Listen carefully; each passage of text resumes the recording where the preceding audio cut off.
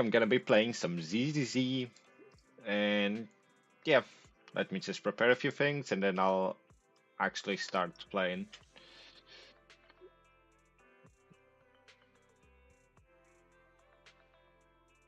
Let me do it like this.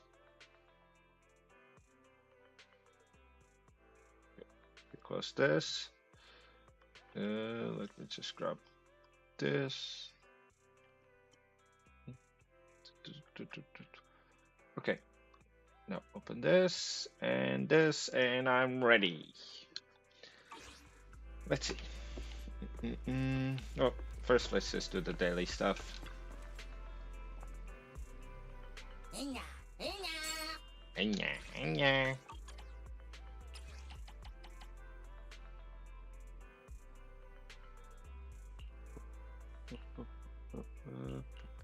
Sure, Piper.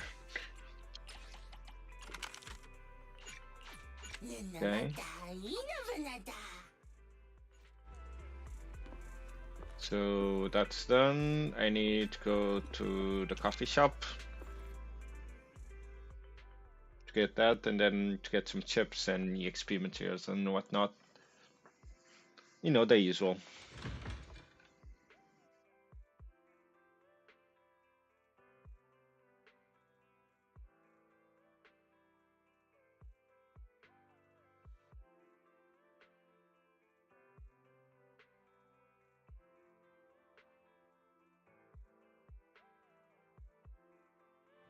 Okay.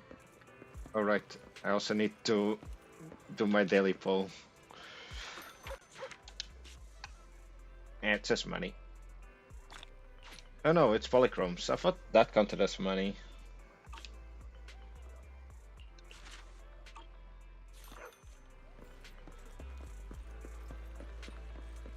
But yeah.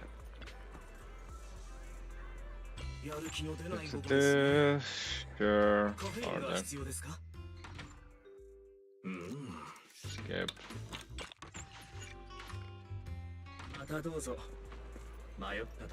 Actually, what's the other things that are locked? I'm curious about it. Guess it's something I haven't unlocked yet. Okay, that's just dumb. Wait. Let me just do this.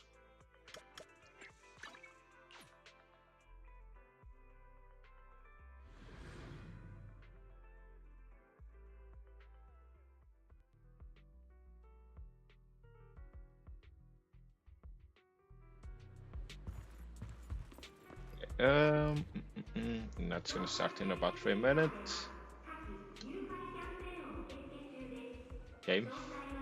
Okay. What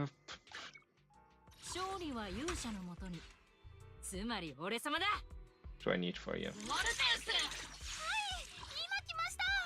Orpheus.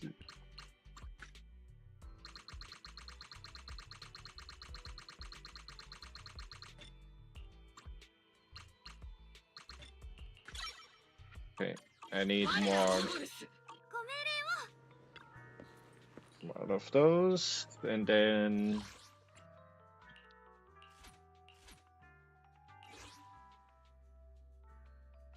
I can actually start doing stuff. Okay, I'm debating on whether or not to bring Ben, because it's Coletta, Orpheus, and Magnus, I don't remember the name, and I'm trying to figure out who else. Oh.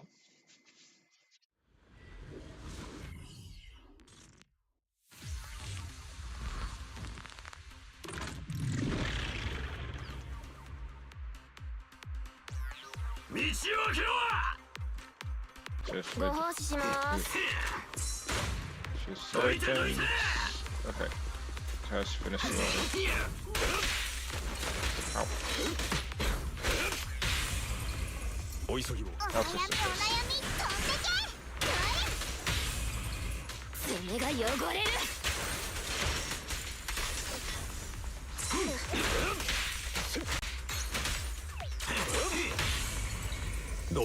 this? めんどいな。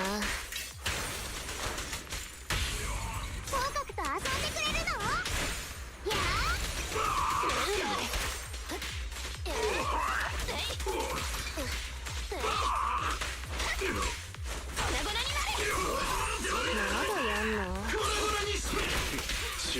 I have to remember how to get more ice darts on her.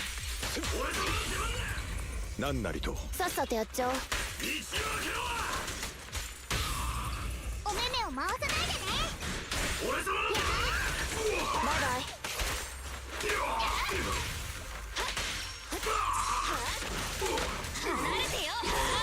エレン交代しましょう。 That was a little bit too far away. 素人どうぞ。めんどいな。Okay. フォーカクと遊んでくれるの？おかえりなさいませ、ご主人様。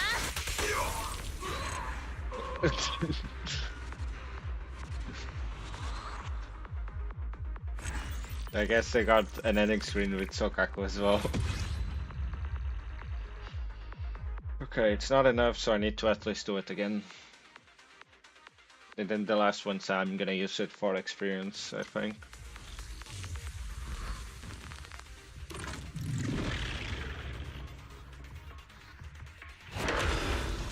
Just robots. Robot it, guys. Transformer. 素人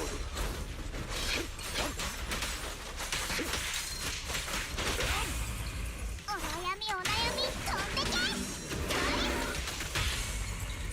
け。清潔にします。了解。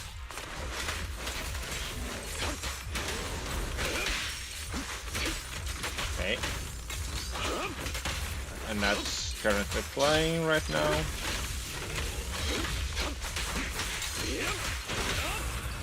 何なりさっさとやっちゃおう。お目目を回さないでね。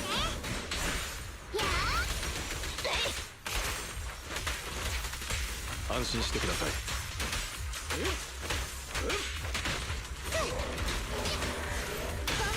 バイバイ。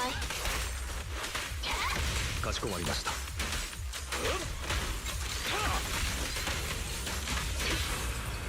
おいしい。めんどいな。 This should be enough to go. Yep.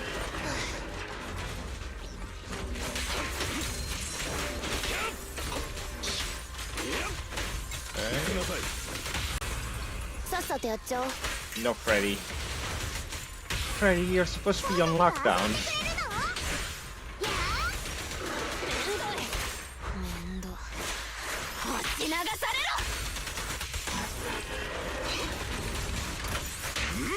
この力で。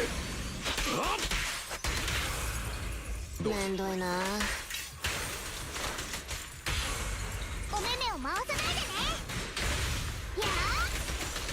じゃあね。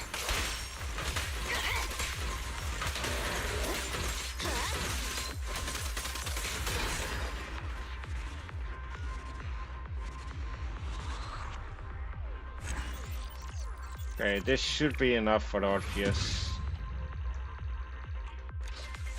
Left me a Predator, and then I'll get EXP ticket.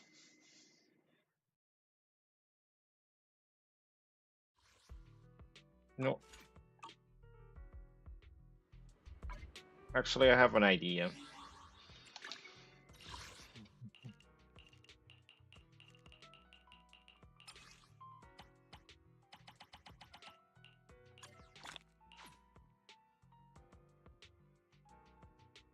Jesus, I can get a bunch of these. Yeah, I have way too much saved energy now to look at. 勝利はいつでも出撃。はい、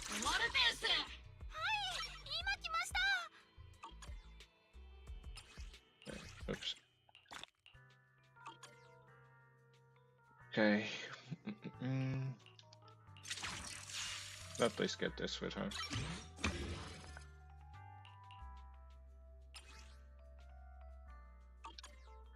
There it is.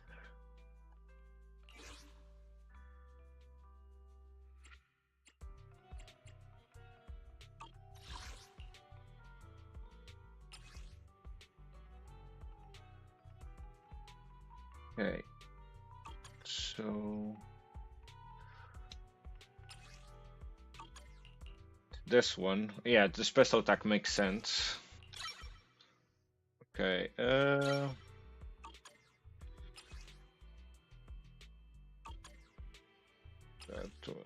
and then those two, okay. And this, but that's gonna have to wait a little bit.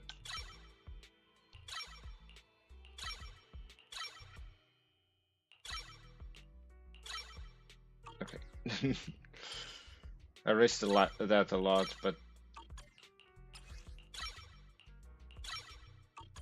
guess I'll or no. Might as well just go for this.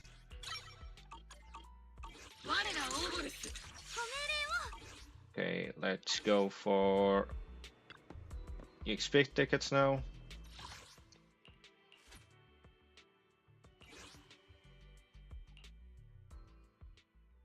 I should read about Ellen's ability, because I forgot how she gets ice stacks. I know doing her special ability gives that, but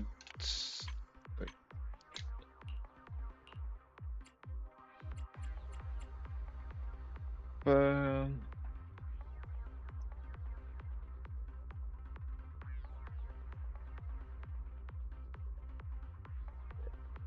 no.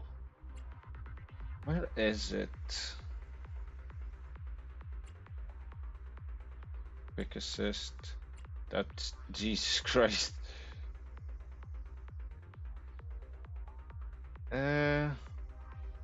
Plus feed charge. I don't remember it. Okay, consumes.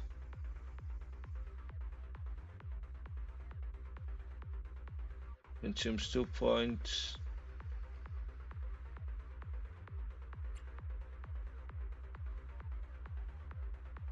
I don't remember how to get more flash freeze other than the special.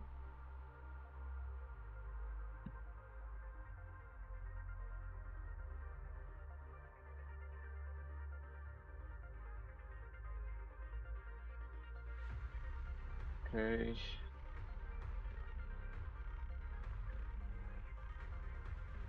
Ah, okay. Let me try this.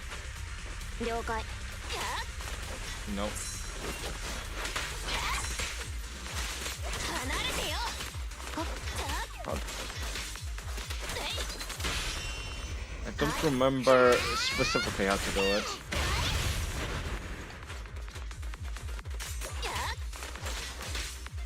そりゃや準備完了。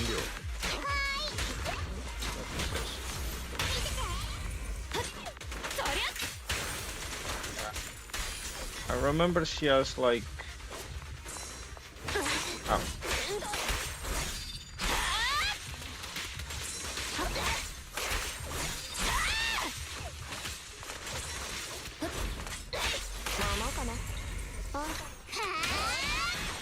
I'm trying to test out the thing and they won't let me. Okay. 早く Okay, missed. おー なんだ。 そりゃ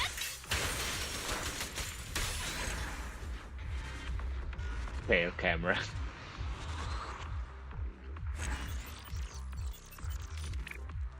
Okay. Let's do it again. 4 more times. Trying to remember how to activate her charge attack because the charge attack gives her.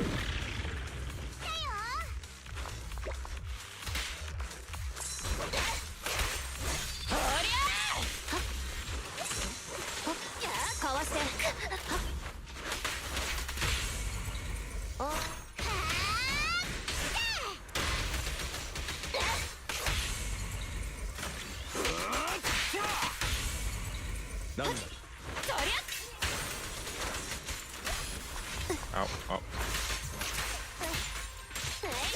Okay, got some ice stacks out of nowhere. あ、そう。 So.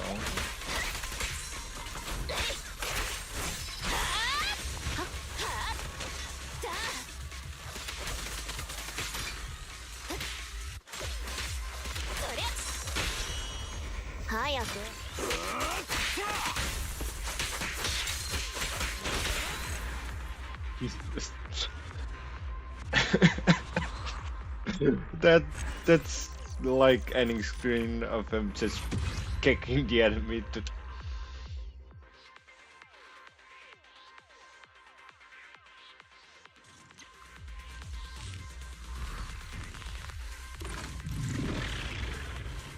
Okay. Ellen. Oh, dang it.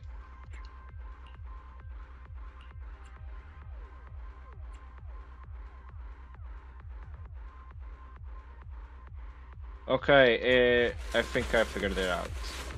Yeah, that's it. Okay, now I remember. お急ぎを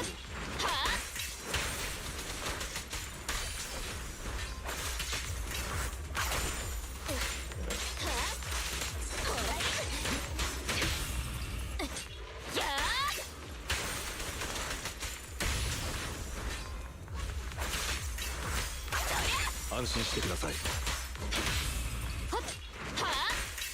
Okay, that's more like it. 準備完了 Ow. Oh wait, it didn't. Okay, now that one hit me. 何なりと じゃあね。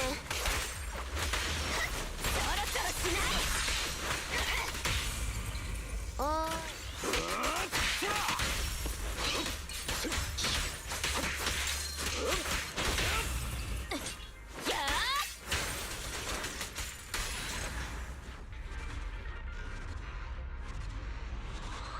Okay, I wasn't remembering how to do the air attack, but now I remembered. Well, I didn't remember. I went to check how to do it again. Okay, now getting the face shards should be a lot easier with her.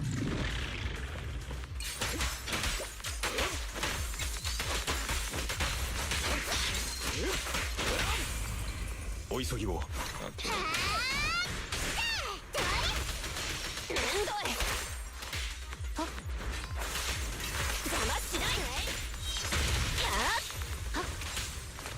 安心してください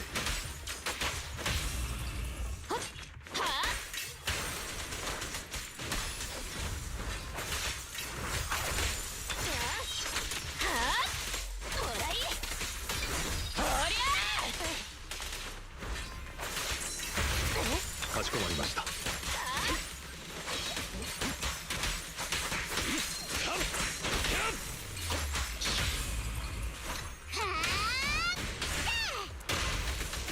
じゃあね。 エレン Oh.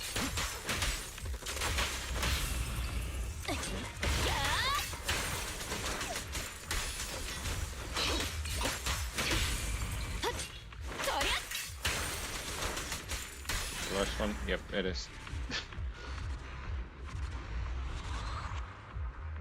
Maybe we shouldn't have stood there for the ending screen. Okay. This is the last one, and then I'm gonna actually do story then.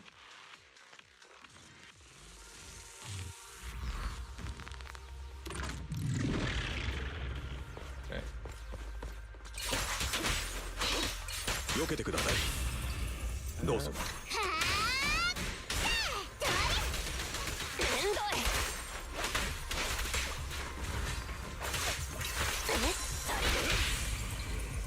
I'll just roll with her.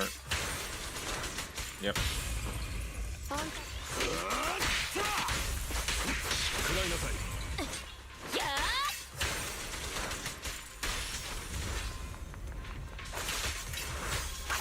エレン交代しましょう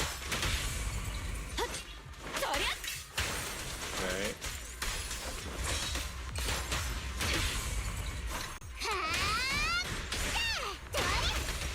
バイバイ。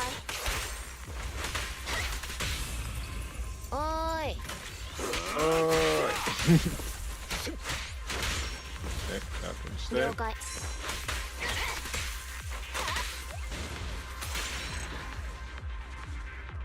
I kept expecting her to do the follow-up attack, but I didn't have enough energy for it.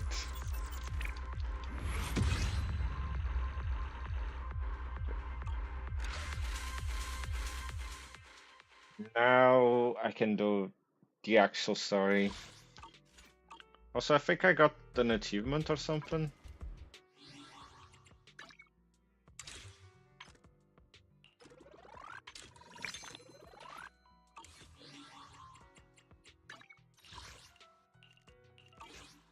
Or I guess not.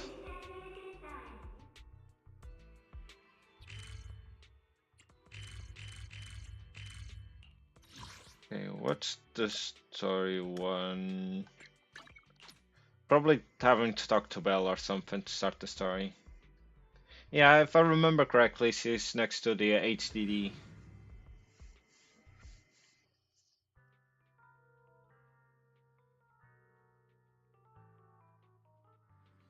Yep, there she is. Okay, I remember reading this. Okay. Let's see who it is. Who can it be now? Oh, it's Hugo. 失敬どうかヒューゴと呼んでもらえるだろうか。差し当たって俺のことは一収集家だと思ってくれていい。起点のことは新エリートで最も趣のあるビデオ屋だと聞いていてね。今日はこうして門扉をくぐる幸運に恵まれたわけだが、なるほど、評判にたがわぬ佇まいだ。つつましやかでありながら洗練され、品格の中にもぬくもりがある。黒夜の中を当てどなくさまよう途上で見つけた高校と輝く灯火。Calm down, Fant. 心休まる店構えと言えるだろう。 Kidding. I thought because of he was gonna stop talking, but then he continued. Calm down, I know you love him. それだけにとどまらない。どうやらここには名のある者たちがこぞって出入りしているようじゃないか。それも治安局や対フォロー行動部のエリートたちが。店長のお二人は若くして有望であるようだな。ご立派なことだ。You give us too much credit. それほどでも僕たちはそこまで大層な人間ではないですよ。これは一点の曇りなく我が心からの言葉だ。起点からは非常に特別な何かを感じる。故にあの情報についてもおそらくは真実なのだろう。そう、悪魔の子。 What are you talking about? I'm not following. すみません、今なんとよく聞こえなかったもので。おっと、お二人とも何やら狼狽しているように見受けられるな。悪魔のことは俺が求めている古い映画のタイトルでね。さして脚光を浴びた作品でもないゆえに状態の良いビデオテープを見つけられていないのだ。それとも何か君たち自身の金銭に触れてしまったかな。 Surprised there's a movie we haven't heard of. 深読みのしすぎですよ。少し意外だっただけです。僕たちでも聞いたことのない映画なんてそうそうないですからね。ああ、お二人に罪はない。この映画はいささかニッチに過ぎる嫌いがあるからな。悪魔の二文字を冠してこそいるが、その実は吸血鬼にまつわる伝説を根幹に据えている。 Yeah, I heard Lucia, I think that's her name, appeared first in an event with her old design, but when she got released, she had the new design. ご存知だろうか。吸血鬼とは旧文明の折に一世を風靡した虚構の概念。青白い肌、仰々しい装い。一見して謎めいて危うげだが、お高く止まった面皮の下には恐るべき牙を隠している。そう、吸血の業だ。You gotta look like one. その話を聞いて思ったのは、お客さんも大概吸血鬼らしいということですね。褒め言葉として受け取っておこう。だが惜しいかな。この新エリートに吸血鬼などというものは存在しないのだ。この俺も血を吸わないと生きていけないような体質ではない。強いて言えば低血糖気味なことが悩みではあるがね。They just gave him an ass. ビデオに話を戻すが、筋書きはこうだ。吸血鬼となってしまった主人公が長きにわたる陰謀の末に在郷深き父親を殺し、自らもまた灰となって消えてしまう。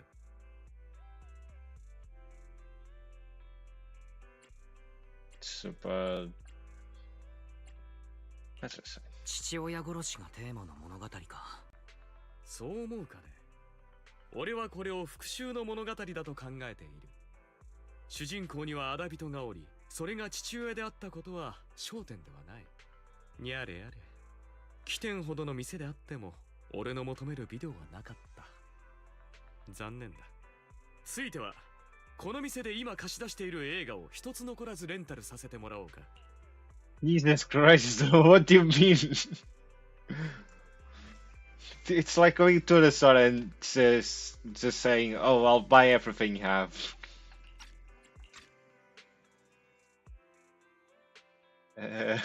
広めてちゃう。ありがたいのは事実ですが、何か勘ぐってしまうような大盤振る舞いですね。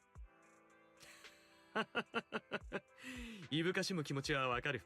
だがこれはニッチでつまらん映画の話に付き合ってくれた例だ。正直に言おう。俺の収集家としての目には起点そのものが大いに伸びしろあるコレクションとして映っている。故に俺がここで使う金のすべては自己満足と投資だと思ってもらいたい。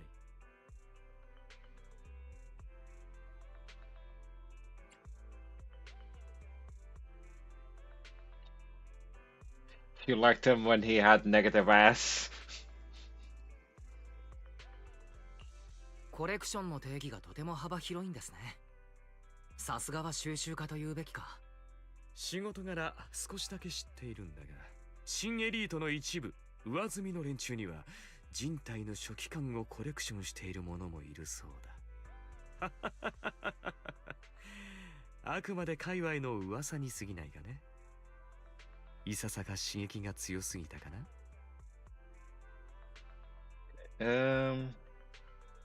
That's nothing. I've seen my fair share of crazy stuff. ご心配なく。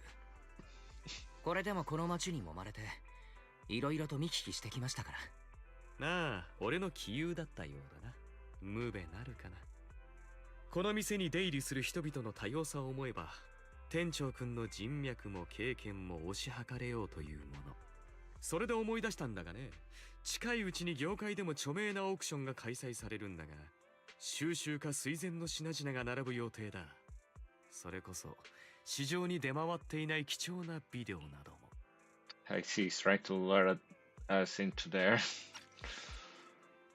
I feel like I vaguely remember a scarf, so think I know what you're talking about. もし参加したいと思ったなら、ぜひとも俺に声をかけてくれたまえ。先ほどルミナスクエアを通りがかった時も、何やら宣伝に勤しんでいるのを見かけたな。抽選会のような催しをしているようだ。興味があるなら運を試しに行くといいだろう。何か面白いことがあるかもしれない。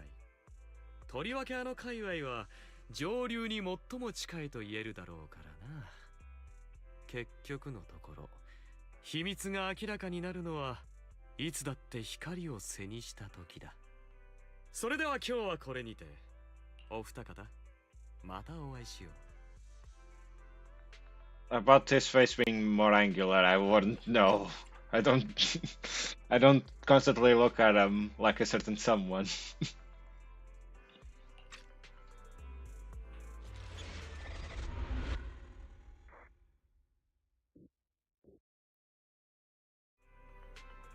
Wise, I feel like this Hugo talks weirdly. He seems a bit suspicious. This must be how people with the delusions of grandeur talk.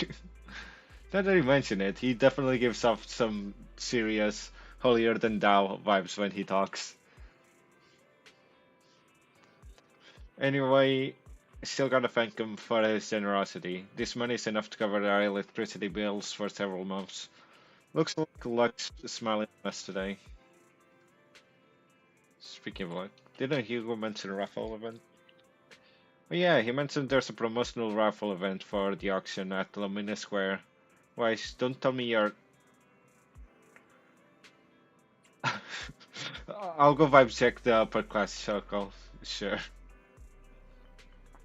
Fine, since we've made so much today, you can go if you like. Just try not to lose too badly. It's the experience that matters, not the result. Got advice. You'll definitely win the grand prize. I'll watch the start today, so don't stay out too late.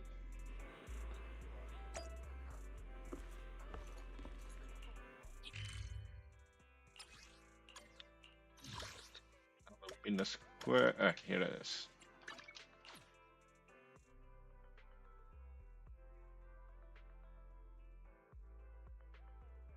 Yeah, you'll totally win, just how you won at the Hugo gacha.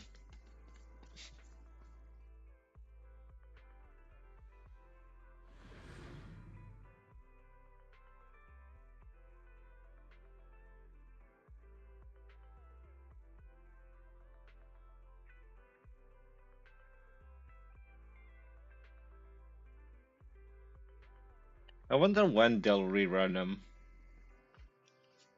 We're currently with Vivian, right? Well, like, Vivian was after Hugo. Well, I think it doesn't really matter which order they pick. Just depends on who gets a skin and whatnot. Let me check. Yeah, we're with Vivian. Have a temple.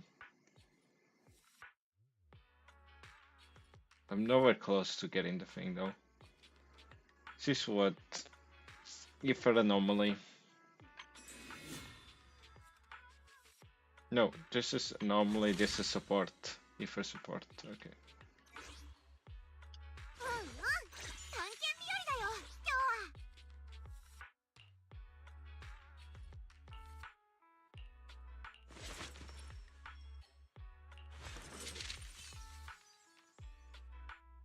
Dulahan. I actually didn't notice you could actually read what it. Well, you can kind of read what it says on the book.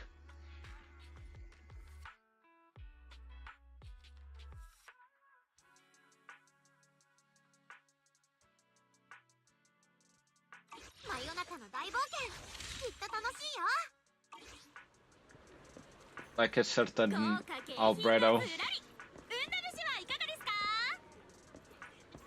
I'm waiting in line. Why am I just going like straight for the raffle? Hi there, are you here for the raffle? We're a bit busy right now, so please head to the back of the line to queue. Yeah, I thought so. Hello there. Managed to see you came after all. You're here too. Luck is always unpredictable, and that's what makes it fascinating. Whenever I get the chance, I can.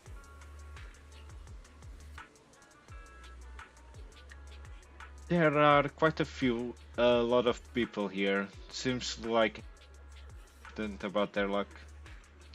That moment, a figure suddenly appears and forcefully inserts itself at the front of the line. Hey, young man, what do you think you're doing? Getting in line. Get in line, do you know who I am? Shouldn't get in line no matter who you are. You clearly you don't know at all. See that poster right there? That's Master Hartman, the current head of our family. The very raffle event you're participating in is sponsored by Master Hartman. Apart from this, our family is also involved in many charity events. And you're quite persistent, aren't you? In short, since our family is hosting this event, it's only natural that I have the right to priority access. Does he even have such a role?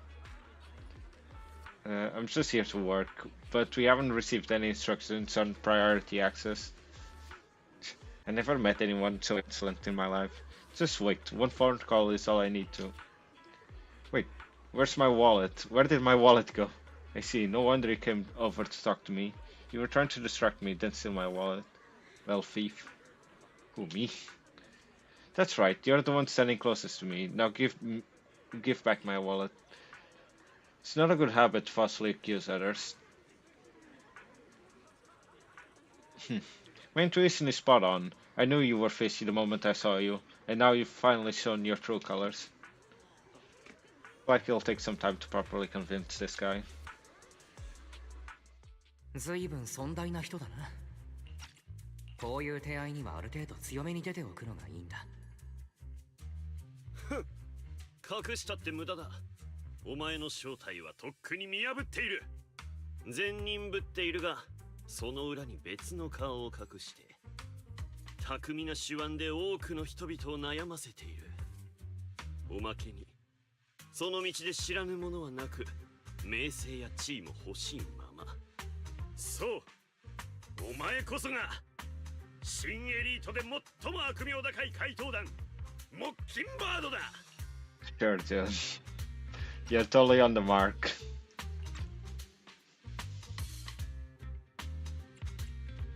Actually, I'm more infamous than Mockingbird.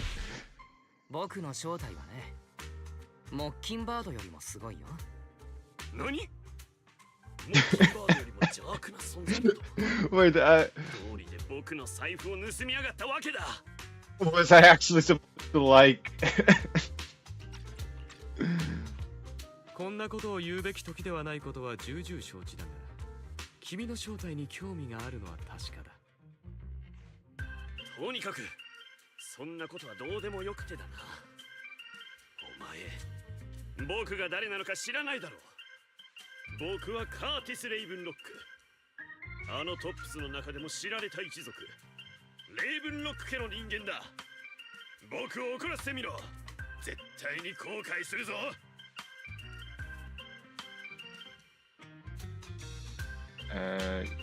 You're from the top and here to join the トッ raffle. プスに連なるような家柄の人間が、なんだって僕たちのような庶民と福引きの列に並んでいるんだい。攻撃は最大の防御。君はそれに長けているようだ。Okay. それはうちの当主がイベントの講演をしてるからだ。いわゆる視察的なあれであって、くじ引きはついでに過ぎない。もう僕が金欠に見えるっていうのか？とにかく僕のそばにいたのはお前だけだ。財布を取ったのはお前に決まってる。さっさと認めたらどうだ。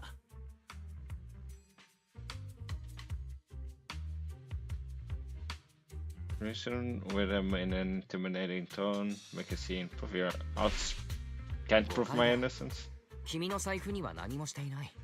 Okay. 近くにいたのだってただの偶然だよ。そんな偶然が重なってたまるか。最初から悪事を企んで近づいてきたんだろう。 I don't know. Yes, I'm gonna prove my innocence by saying I didn't do it. I was expecting him to present some sort of evidence, but I guess not. 甘いな。この手合いはした。 Yeah, I need to be rude. いずれにせよ、僕の財布がなくなったことに変わりはない。ディニーがこれでもかと詰まった財布がな。誰かが責任を取らなくちゃならない。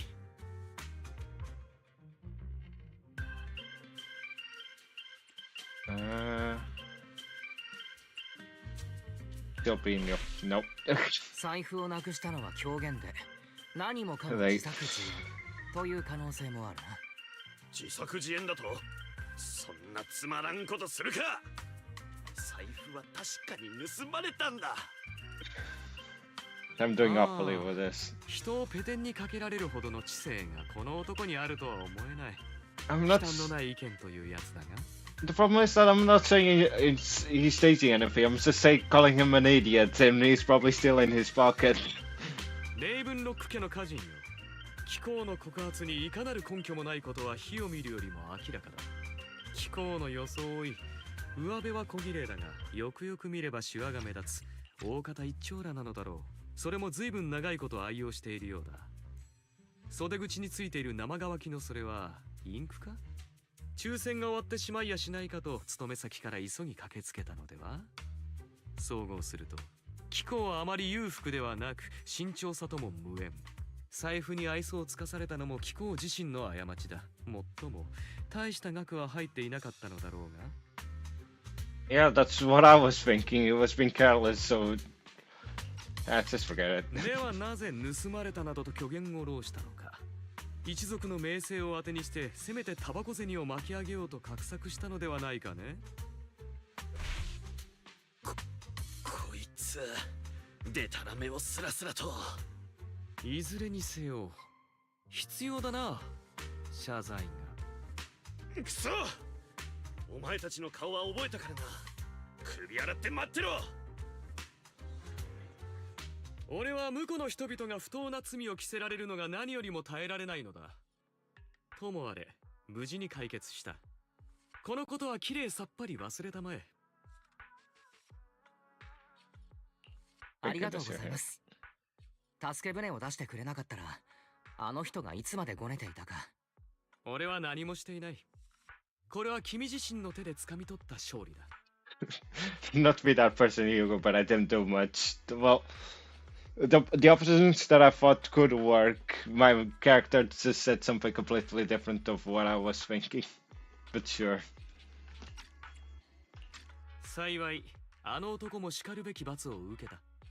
かような愚行に及んだ時点で覚悟はできていたはずだがね。誰かに害をなさんとすれば全く同じことを報いとして受ける。俺に言わせればそれこそが真の公平なのだ。我々の住む世界にはこの種の公平が著しく欠けている。そうだろ？したがって俺は公平を期すためであれば時に特別な手段によることもやぶさかではない。You seem to be implying something. 何やら穏やかじゃないな。まさかとは思うが。秀逸な映画というものが早々に結末を明かさないのと同様に、君には思う存分真実を求める権利がある。いずれにせよ、この場でまみえたことは行幸以外の何者でもない。君と俺の開口を記念して、この抽選券を受け取ってくれたまえ。君に幸運をもたらし、汚らわしき者たちや取るに足らない物事を忘れさせてくれると願っているよ。Alright, I'm sure you are familiar with the Ravenlock family affiliated with Tops. They were once incredibly powerful, a true behemoth among even Tops. Unfortunately, that's all in the past. Now they're not doing so well, be it their funding or reputation. They're far from their former glory. Though of course this is what the Ravenlock family deserves. Do you have a grudge against them? As you know, being a collector means I have to deal with these high society people, and among them all the people I've encountered, the Ravenlocks are the toughest crowd. Cunning and ruthless, these words were made for them. While the same applies to most people in Tops, the Ravenlock family is among the worst. Take that Curtis guy as an example, a Brent's family member at best, but already immersed in his arrogance. Unfortunately, I'm just an ordinary collector below their playing field. Otherwise... In any case, if you run into a Ravenlock, it's best to keep your distance. Same goes for Tops people, of course. After all, the Tops Enterprise Union is one of the top power players in New Eridu, toe-to-toe with the Mayflower-led city administration. These two are at each other's throats behind the scenes. One New Eridu clearly isn't big enough for two behemoths, but if you ask me, it's just dogs eating dogs. I've been going on for some time now. Alright, let's leave it at that. See you again sometime. After Hugo leaves, you see a cat playing with a wallet, and everything inside is gone. Huh? Why do I have some extra Denny's in my pocket? Same here. I don't think I brought this much with me. Oh my, could it be that some kind harder person has given us money? You also tentatively reached into your pocket and filled the raffle ticket that Hugo gave you earlier. In any case, there's a price claim.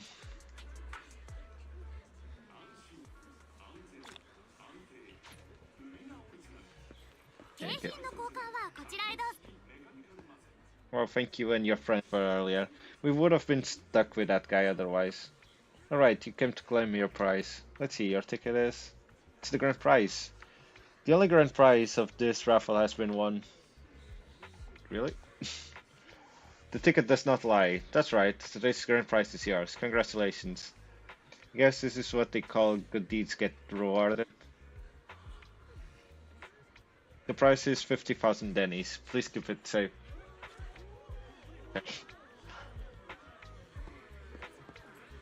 I guess.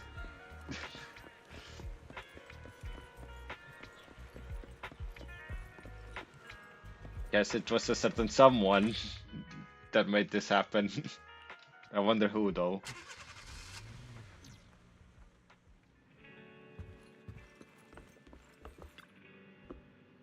What do you really won? And it's the grand prize? Although it's a ticket from Hugo. But the grand prize is only 50,000 dennies. Talk about being stingy. Though from a moral standpoint, shouldn't we share some with Hugo? Make a good point. But then again, we don't have Hugo's personal contact. Guess we'll have to wait until we run into him next time.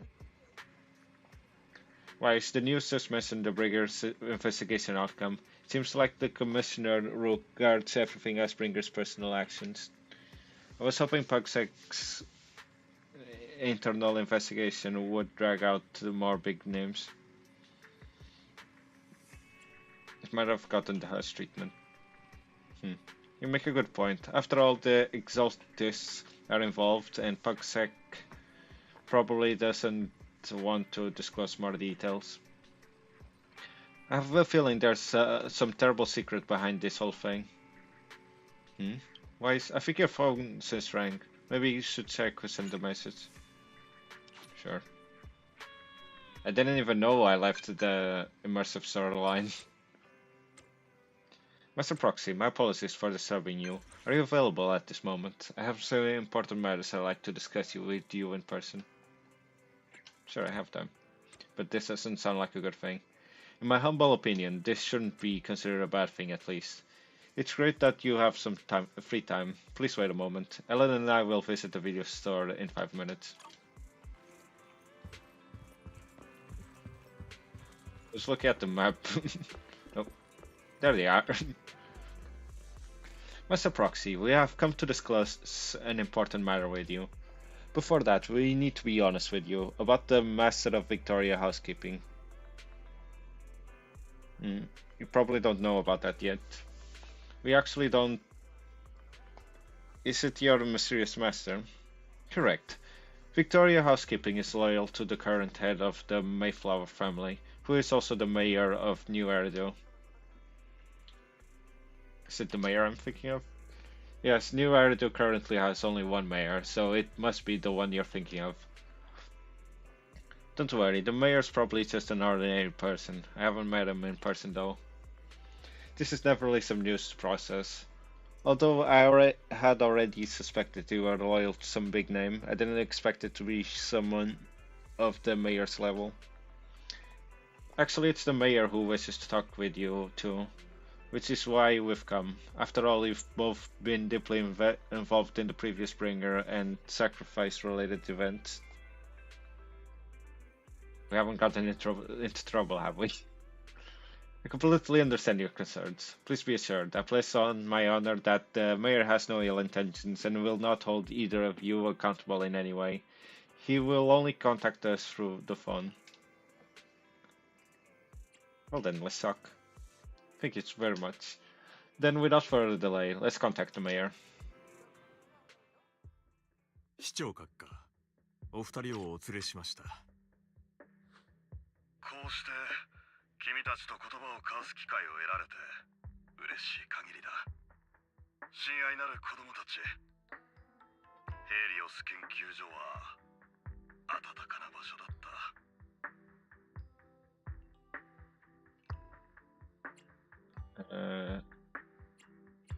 ペイさん。警戒しているようだな。無理もない。だが安心してほしい。誓って危害を加えるつもりはない。君たちの先生、カローレ・アルナ君とは友人だった。素敵な人だったな。キュート陥落の席が彼女にあると聞かされた時は、なんとも残念に思ったものだ。It's more to the story. 先生は無実です。あのことには確実に何か裏がある。ああ、そうであればどれだけいいか。ただ、キュートの陥落がもたらしたものはあまりに大きかった。君たちがその不当な余波を受けていることについても。子供たちよ、この数年の苦労は大変なものだったろう。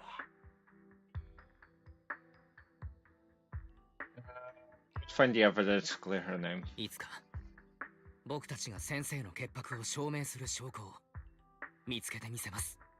ああ、君たちの成功を祈っているよ。今回連絡を取るに至ったのは、ある重要なことを君たちに教えるためだ。君たちの目について。私はカローレ君が生前残したデータを発見した。君たちの目に入っているインプラント、その副作用を緩和する方法を彼女は長い時間をかけて求めていたようだ。Teacher. 先生はずっと僕たちのことを気にかけてくれていたんだな。その通りだ。故に私はこれが彼女の意志に他ならないと考えている。かつての友として彼女の課題を全うする手助けをしたい。簡潔に言うと、君たちの目に埋め込まれたインプラントは大脳と直結しており、その動作は君たちの体がどれだけ負荷に耐えられるかに依存している。このため HDD システムが君たちの身体機能の一部を占有することでいくつかの問題を引き起こしていた。その最たるものがシステムの使用によって君たちに生来備わっているエーテル適性が抑制されてしまうことだ。カローレ君が残したデータサンプルをもとに私は人員を雇い研究を行わせた。時間はかかってしまったが HDD システムのアップグレードプランがついに完成したのだ。これにより HDD システムは動作時の消費エネルギーを大幅に抑えることが可能になる。結果として君たちのエーテル適性は大きく向上。正確には本来の適性に戻るだろう。Do you mean we'll be able to enter the hollow ourselves? システムのアップグレードによって自分の体でフォローに入ることが可能になると。つまりイアスに頼ることなく。そうだ。適応には時間こそかかるだろうが徐々に慣れていくだろう。今後はマルセルグループの技術者に君たちの体の状態をチェックさせる。君たちの消耗を抑えエーテル適性が滞りなく回復するようにな。Feels like there's some kind of catch. 確かにすごい技術です。けれど随分と簡単に教えてくれるんですね。やはり何か交換条件があるんでしょうか。僕たちのことなんてとっくに知っていると思っていたし、このタイミングでというのも少し気になるというか。私から君たちに与えるものについてはいかなる条件もない。だが今の疑問は確かに重要だ。私がこのタイミングで接触を決めたのは、こちらで把握している情報によると、これまでに分かっている以上の力が君たちの目には秘められているからだ。君たちの体内には新エリート全土に影響を与えかねないものが隠されているかもしれない。力とはよく研がれた刃物のようなもの。その刃が正しい方向に向けられるか、それが肝要なのだ。新エリート市長として私には全ての市民の安全に対する義務がある。これまで君たちのことを観察させてもらっていたが、今のところビクトリア火星の面々からは称賛しか聞いていないな。僭越ながらリン様もアキラ様も善良かつ誠実なお人柄でいらっしゃいます。お二人であれば彼らの力を正しい方向に向けることができるとこのライカン信じております。そう、二人とも悪い人じゃないし。なんというか恐縮です。その力っていうのがどんなのかはまだ全然わからないけど、ぬか喜びじゃないといいなっていうくらいかな。無論そうはならない。今はまだ十分な情報が集まっていない段階でね。価値ある情報が見つかり次第共有しよう。ではこれよりライカン君に君たちの HDD システムをアップグレードしてもらう。安心してほしい。アップグレードの全工程は君たちにも見てもらう。君たちにもシステム面の知識はあるだろうから、それぞれの作業がどういうものかわかるはずだ。それではプロ騎士様、失礼いたします。Lycan begins working on the HCD system.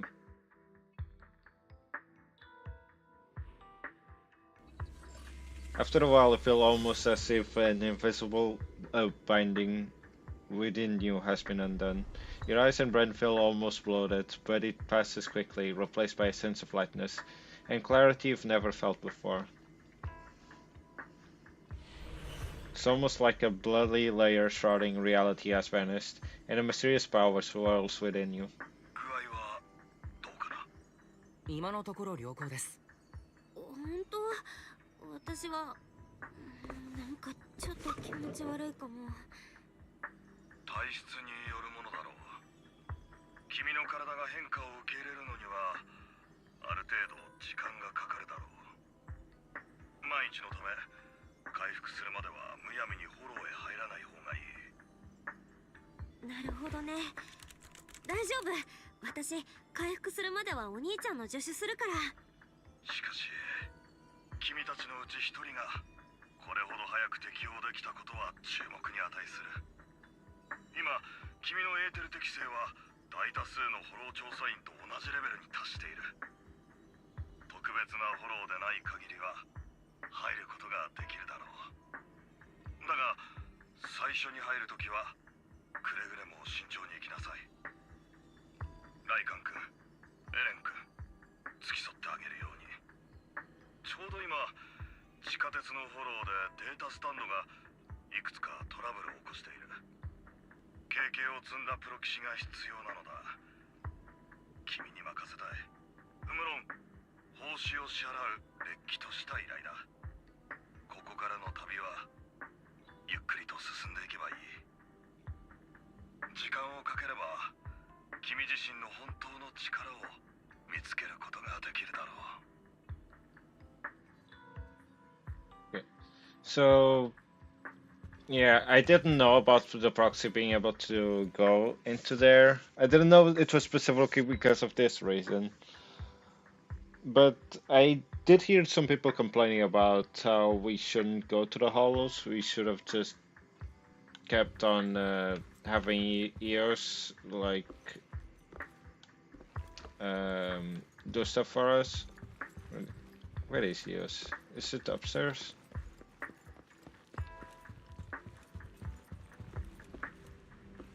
I feel like I remember them being here, like right over here, or am I misremembering? I think it's just the one handling stuff, or is it when it gets to nighttime that they go charged up there? I don't remember. But yeah. Part of me understands their point, The other part of me is like, well, we already had the like situations like Miyabi's situation, so it's not that there's not a precedent to it. Okay. Master Proxy, if you're ready, let's enter the hall together. Please be assured, Ellen and I will protect you and will not let you get hurt.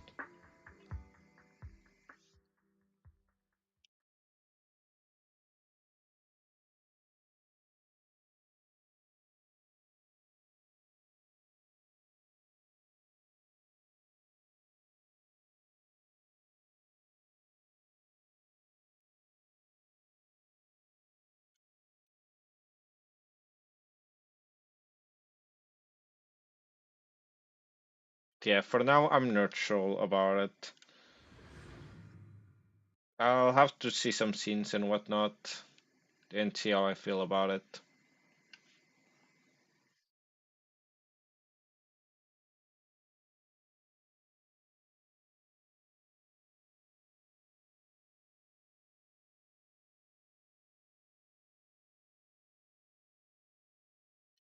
Okay, once the game decides to load, that is. Oh.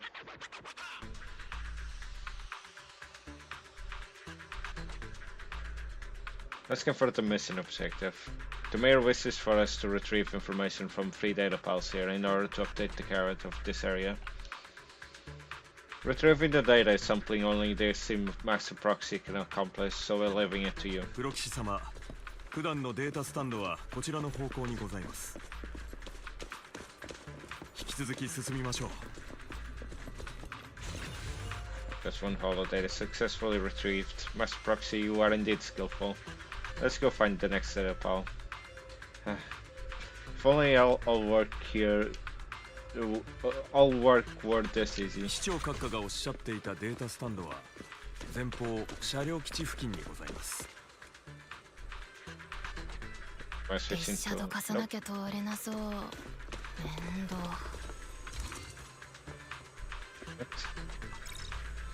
Master Proxy, it seems that this laser dark console requires a password to unlock, but based on current available information, it's up to the password. But perhaps we missed something. Who might be inside of the console? After manipulating the console to successfully hack into its system, although you can't directly crack the passcode, you learn the clues are hidden in a nearby area. You relay this information to Lycon and Ellen. So the information was hidden in the console. Thank you. Good thing we have the proxy here, or we would be stuck right now. Time is of the essence. Let's start searching for clues related to the passcode in the surrounding area. パスワードを探し、レーザーをオフにすれば列車を移動できるでしょう。String of numbers should be the passcode we need. This interface effect seems a bit sloppy. Let's input this string of numbers into the console right now. わかった。これでパスワードを入力できるね。I feel like there's a catch. No? It's literally just that? Okay. That was simple.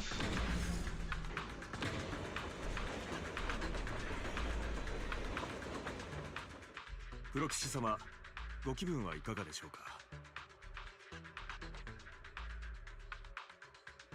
Fantastic. ものすごくいい気分だ。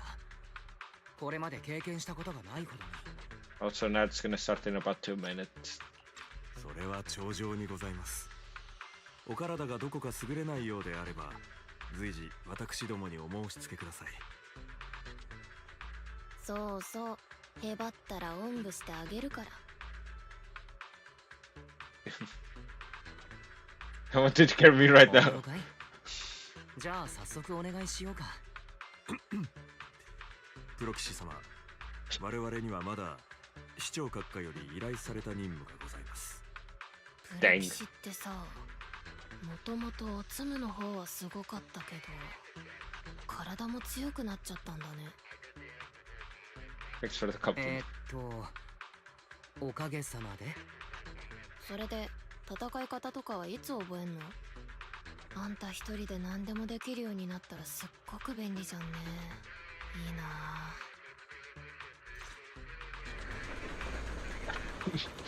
I'm gonna be like doing everything myself. Who needs agents? I can just go to the hollow and just start punching things. Then crack whatever I need to crack. Good with obtaining another piece of data.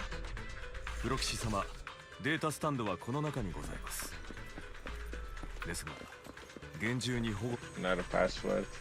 Enemies are approaching. Master Proxy, please focus on obtaining the data. Well handled combat. プロ騎士様、ご安心を。あなた様は私どもがお守りいたします。ありがとう。面目なんだ。僕はまだ守られるぞ。今以上に頑張るべきだ。別に頑張らなくてもいいんじゃない？プロ騎士は十分すごいんだし、できないことは私たちに任せたら？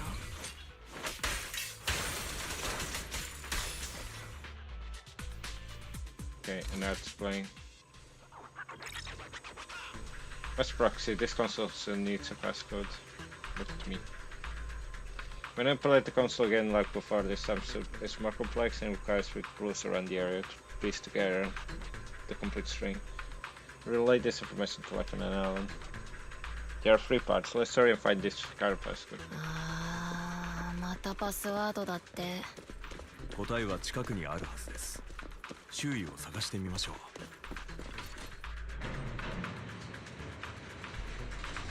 There's a not currently, but I'm just doing this. It's nothing too important, so I'm just gonna continue. Forward and onward. フォロー内のデータスタンドの整備にはやはり最上級のプロ騎士が不可欠ですね。ビクトリア火星にとってあなた様のような卓越した。Oh, there's a fight. 避けてください。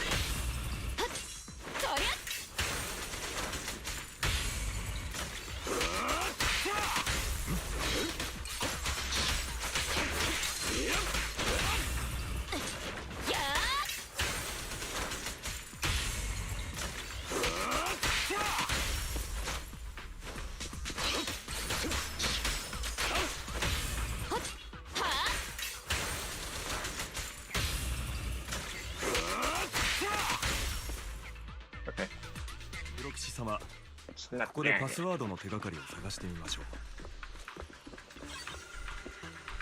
Okay, the first should be 0. Okay.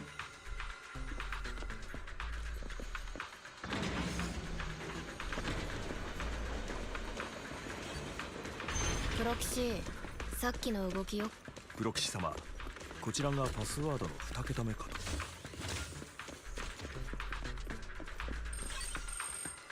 The second should be 4. プロ騎士様、フォローに長く滞在しておりますが、お体の具合はいかがでしょうか。 Okay, that worked. 僕には案外平気かもしれない。それは上々。とはいえ HDD をアップグレードして以来初のフォローとなるのですから速やかに戦闘を終わらせましょう。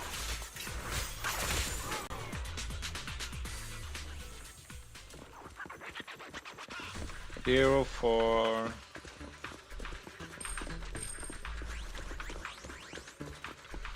最後の一桁も見つかりましたね。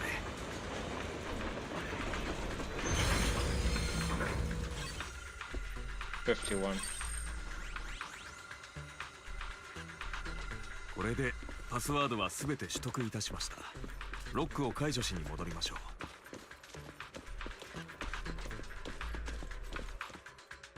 I was wondering. Just this piece together, the 3 passcodes together. Remember, the numbers were 0, 4, and 51. Oh god dang it. 0, 4, 51. In case you forgot already.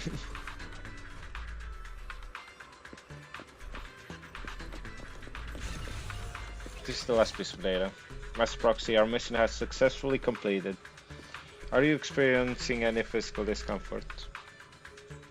Everything's normal. That's wonderful. If that's the case, let's leave the hollow and report the mission results to the mayor.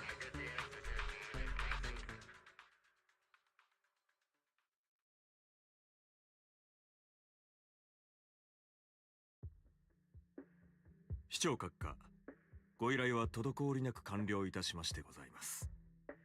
パエトーン様についても大変に優れたパフォーマンスを発揮なされました。よろしい。君たちにはやはり天賦の才がある。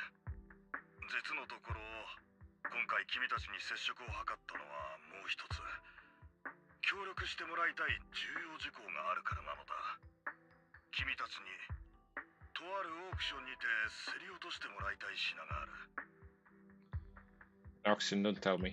聞いたことがあるような気がします。近いうちに上流階級御用達のオークションが開かれると。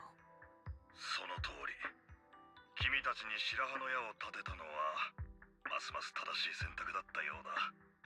担当直入人よ、この件は君たちがかつて遭遇したサクリファイスと関係がある。サクリファイス？まさかまた現れたの？かつて君たちが工事現場で打ち負かしたあのサクリファイスだよ。治安局に回収させ調査を行っていたものだ。その結果サクリファイスはフォローの外でも存在を維持することができるという恐るべき力を持つこと、そして体内には人間の DNA が組み込まれていることが判明した。そのサクリファイスの体内から我々は奇妙なコアを摘出することに成功したのだが、コアにもまたサクリファイス同様謎めいた力が働いており、エーテル環境から離れた場所でも存続できるのだ。しかしあろうことか、コアはしばらく前に盗まれてしまってね。それも新エリートで最も厳重なセキュリティが敷かれたラボからだ。私は内部の犯行と見ている。長いこと行方を探させていたものの、それがどこで見つかったと思う？なんと九段のオークションの案内だよ。何者かが不届きにもサクリファイスのコアを埋め込んだ品をオークションに出品したということだ。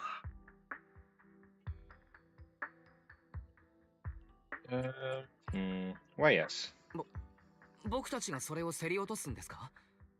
とはいえどうして僕たちが？サクリファイスはその被害をもたらす力もさることながら不確定な要素が多すぎる。現時点であれのことを知る人間は少ない方がいい。そして私は知っての通りオークションという場に出ていくにはふさわしくない立場にある。またコアが盗難にあったという経緯から身の回りを徹底して洗い直している最中でね。率直に言って今の私にとり信頼のおける人材というのは多くないのだ。だが安心してほしい。資金は豊富に用意したし、ビクトリア火星の面々が全面的に君たちを補佐しよう。もちろん全ては二人が私に力を貸してくれるか、その一点にかかっているわけだが。We'll give it a shot. わかりました。やってみましょう。感謝する。君たちはやはり信頼に値する同志だ。目下唯一の問題はオークションが招待制であることでね。主催者がトップスの関係者である以上、招待状を入手するのに遠回りを強いられるのだ。もちろんできるだけ早く手に入れるよう手配はする。そこからはどうか頼んだぞ。The mayor ends the call. プロ騎士様、何か思うところがあるご様子ですね。The relation between the mayor and Tops. どうやら市長さんとトップスはあまり仲良しというわけではないみたいだね。ご明察でございます。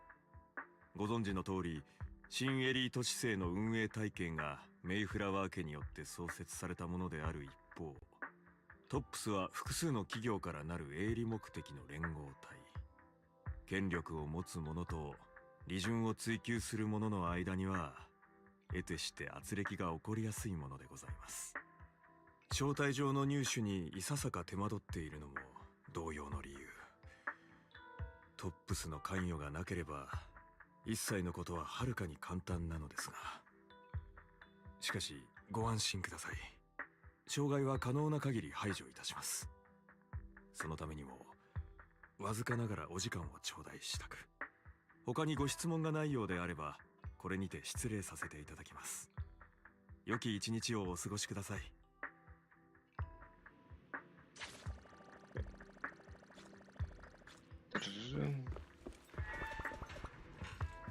Bell. 私たちがオークションのことを聞いたのは自称収集家のヒューゴさんからだよね。あの人を探すのが手っ取り早い気がする。あ、でも連絡先知らないや。変なの、声かけてくれとか言ってたくせに電話番号もくれないなんて。ひょっとしてあの人って結構ドジMaybe you left. Maybe you overlooked ひょ something. っとすると連絡先を残して言ってくれたことに僕たちが気づいていないだけかもしれないな。Is it a ヒュー reservation? ゴさんが私たちにくれたのって言ったら抽選券でしょ。あと帰り際に言ってた変な暗号みたいなやつなんだっけ。秘密が明らかになるのはいつだって光を背にした時みたいな感じだったよね。ふふ中二病あ、わかったかも。 You hold the ticket up to the light and a string of numbers appear. It is literally behind that light. ヒューゴさん、ミステリーの見すぎだね。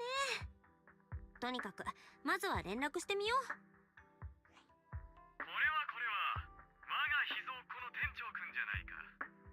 俺が残したささやかな秘密に気づいてくれたようだな。なかなか連絡をくれないものだから、あの時何か粗相があったのではないかと気をもんでいたところだ。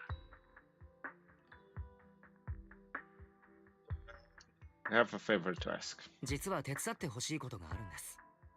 前に話してくれたオークションに興味がありまして、ヒューゴさんなら招待状の方を何とかできないかと。お二人があの催しに興味を持ってくれたとは、このヒューゴ喜んでお手伝いしようと言いたいところなのだがね。折やしく仕事の方が立て込んでいるのだ。ここは公平に、お二人も俺に手を貸してくれればご所望の招待状を探す時間も捻出できよう。いかがかな。It's something I can handle. それはヒューゴさんの仕事によりますね。僕にできることならいいですけれど、危ないことなら。安心したまえ。秘蔵っ子の店長くんを危険な目に遭わせたりするものか。具体的な話は面と向かってするとしよう。ルミナスクエアのガーデニングショップ朝露にて待っている。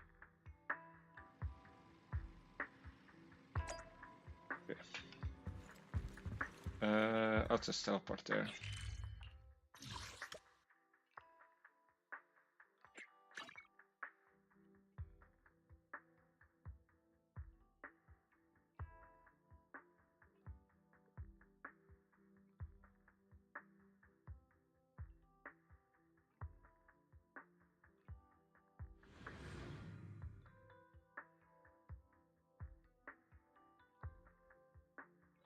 So yeah, I guess now we can handle.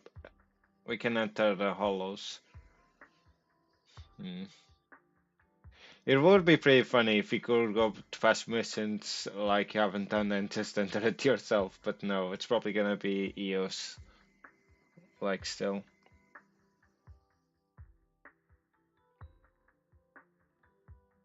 Like it makes no sense for you to like reveal yourself to strangers after all.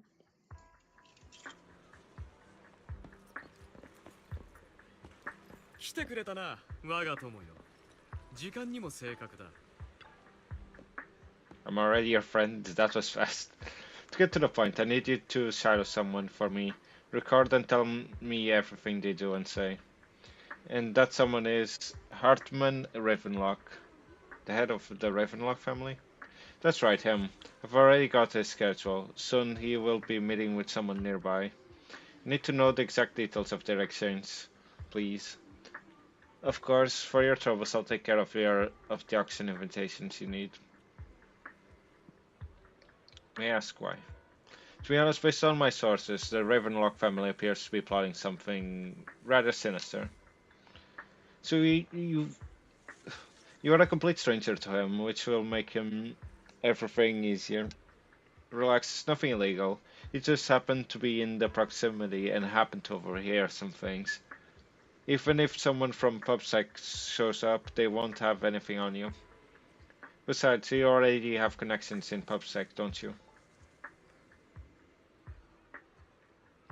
You know that too? Well, I'll be waiting for your good news then. Hello there, I didn't expect that one gentleman to be your friend as well. Do you know him? Of course, he often comes here to buy flowers and he's always very generous. However, he always buys flowers for memorial purposes, says they're for his deceased loved ones. He seems like someone with quite a story.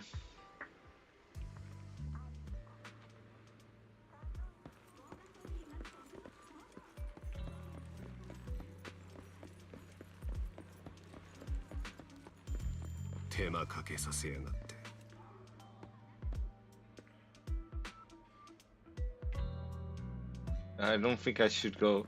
Maybe I should go the other way around.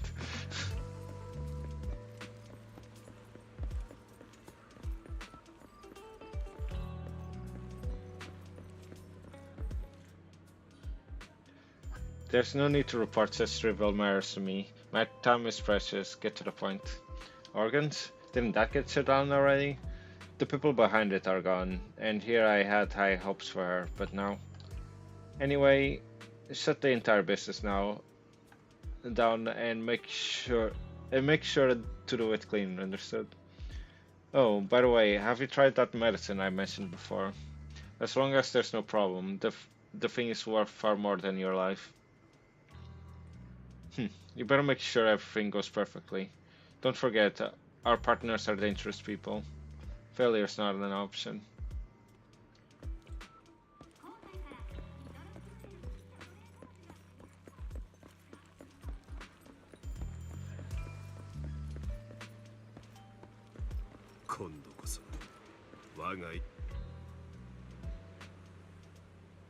How is the new insurance project going? It's progressing smoothly. However, Master Hartman, can this thing really profit? Our funding chain is already... Of course it won't earn much. Breaking even would already be good enough.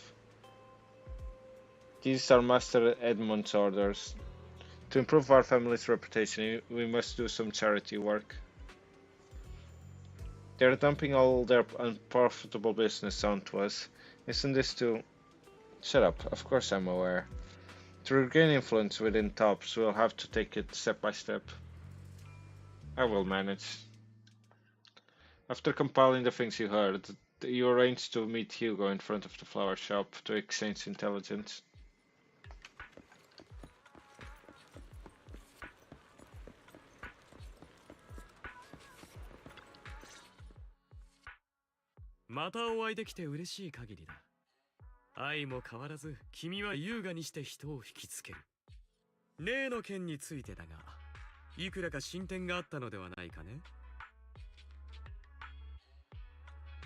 You share your findings on Hartman with Hugo.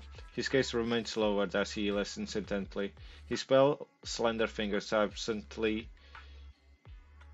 flipping two intricate coins with practiced ease. At key moments, he asks thoughtful questions to clarify the details. Who knew this guy could be so serious? なるほど。俺が想像していたよりもことは複雑なようだ。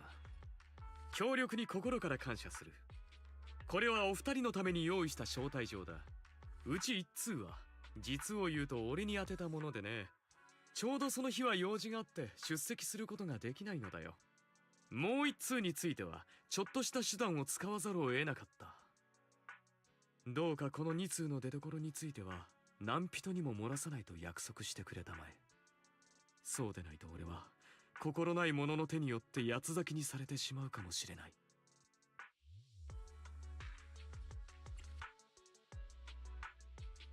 The auction that 八つ先 dangerous. だって。どうもそのオークションは危険極まりないものみたいだな。虎に向かって川をくれと求める者が無事で済む道理もあるまい。常にある程度のリスクはあってしかるべきだ。何より公平のために。だが俺は店長君の人となりに全幅の信頼を置いているのだ。この命は君に託そう。My lips are sealed. 安心してください。誰にも言ったりしません。リンにもしっかり言い聞かせておきますよ。実はかねてより言おうと思っていたのだがね。君たちご兄弟の関係は実に素敵だ。羨ましい限りだよ。教えてくれ、店長君。君は肉親との関係というものをどう定義している？ The bond you must maintain with care and understanding. 守っていかなければいけない関係と言っておきます。たとえ家族でも 100% 互いを理解できるわけではない。僕たちの母親同然の人は僕たちをとても大事にしてくれたけれど、同時に隠し事もたくさんしていた。母か。その言葉はどうも恐怖や苦痛、そして憎悪をかきたてる。俺にもかつて妹がいた。腹違いではあったがね。Bad? かつてとは喧嘩別れでもしてしまったんですか？喧嘩などしたことはない。してみたいとは思っていたが、惜しいかな。その機会はついぞ得られなかった。彼女がいなくなって随分経つ。もはや顔もおぼろげだ。すみません。そんなことがあったとは。お悔やみを申し上げます。何？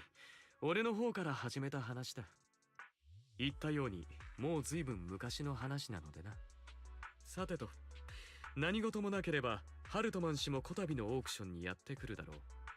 君も見た通り、あの男はレイブンロック家の家督を継ぐ者だけあって身分にふさわしい秘密を抱えている。彼と言葉を交わすようなことがあればくれぐれも用心したまえ。地位ある者はそうでない者をあまねく見下し、自らの野心を満たすために一切の代価を惜しまない。上流階級が聞いて呆れる。こういう手合いにこそしかるべき罰を期待したいものだが、惜しいかな。運命の天秤にはいつだって傾きが存在するのだ。進んでそれを正す者が現れない限り。またしても話がそれたようだ。今日はこの辺りにしておこう。これからちょっとした用事があるのでね。これにて失礼する。オークションを楽しんできたまえ。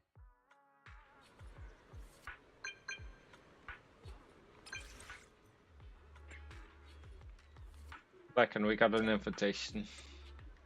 As expected of you, I, on the other hand, am a bit behind on my progress. Now I'll head over to confirm some follow-up matters with you. Please wait a moment. Also, it just clicked with me. With the raffle, was the other Ravenlock dude supposed to win with the grand prize ticket? So that way the money wouldn't actually leave the Ravenlock family? And Hugo just like swiped it and gave it to us.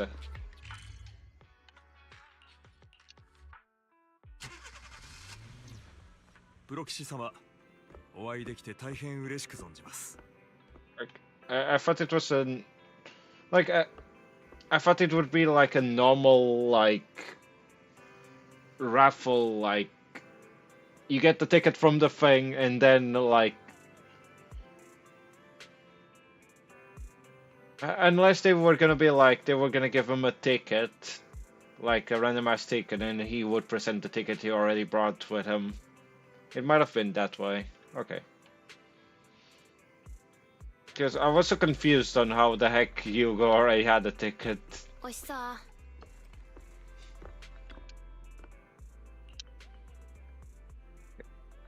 You look concerned. I seem to have caught a whiff of... No, it's nothing. Probably just my imagination. Mr. Proxy, may I have a look at the invitation you received? This can't be fake, right? It is. This is indeed an authentic invitation. It's truly impressive that you were able to obtain it in such a short time. However, if I'm not mistaken, this invitation came directly from Tops. So you are in contact with Tops as well? Uh, hmm. Let's just say my friend has. I'm not gonna say who it is, but I feel like if I say I myself have connections, it's gonna be easily disproven. Oh, a friend, I see. They must be quite the character. Don't worry, I won't pry further if you're reluctant to share. Well then, I'll take my leave. See you at the auction later. Have a pleasant day. Right, so now that we've sorted out the invitation, let's get some good rest and get ready for that auction.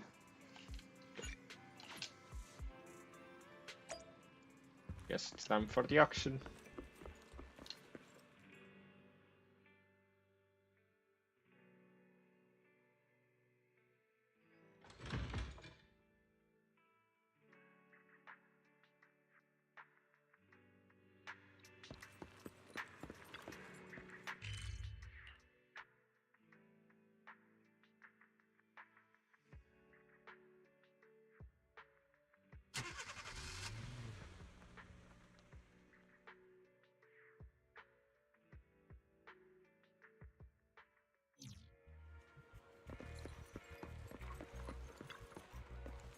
Your invitation has been confirmed, esteemed guest. Would you like to enter the private suite now? Yeah, let's enter.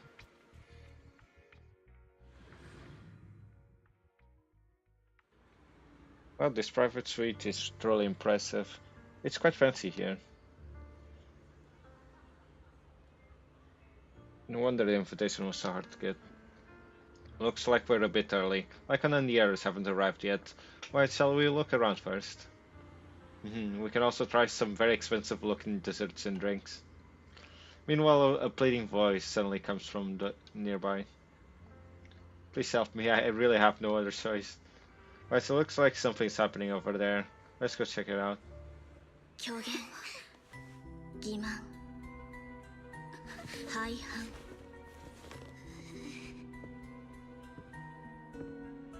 名夢が立ち込め真相は底知れぬ幻の中見つけたのです。運命の人。 What the heck did she do? Why are those people scared of her? What the heck did he do, Vivian? 思った通りなのです。 What do you mean by the chosen 運 one? 命の人って何のことだい？久しぶりに聞いたよ。そんな懐かしい口説き文句。言葉で表現できることには限界があるのです。今のあなたに理解できないとしても、それは普通のこと。 Vivian out here acting like the ex-maniac scene first saying you're not the one. すぐにわかるのです。私が何を言わんとしているか。お嬢さん、私を詐欺師だと疑っているのは分かっています。でも、あれは本当のことなんです。あのコレクションは私の夫が残したものです。生活が苦しくて質に入れざるを得ませんでしたが、誰ともわからない人の手に渡ってしまうところをただ見ているのは耐えられないんです。だからどうかあれを競り落とすのを手伝っていただけませんか？あのコレクションには実は傷がついています。競り落とした後、裏で手続きをする際に運営へ指摘してください。そうすれば出品そのものが無効となり、質屋へと戻っていくでしょう。あなたがお金を払う必要もありません。もちろん手間賃としていくらかお支払いいたします。多くはありませんが、私の用意できるすべてを。だからどうか。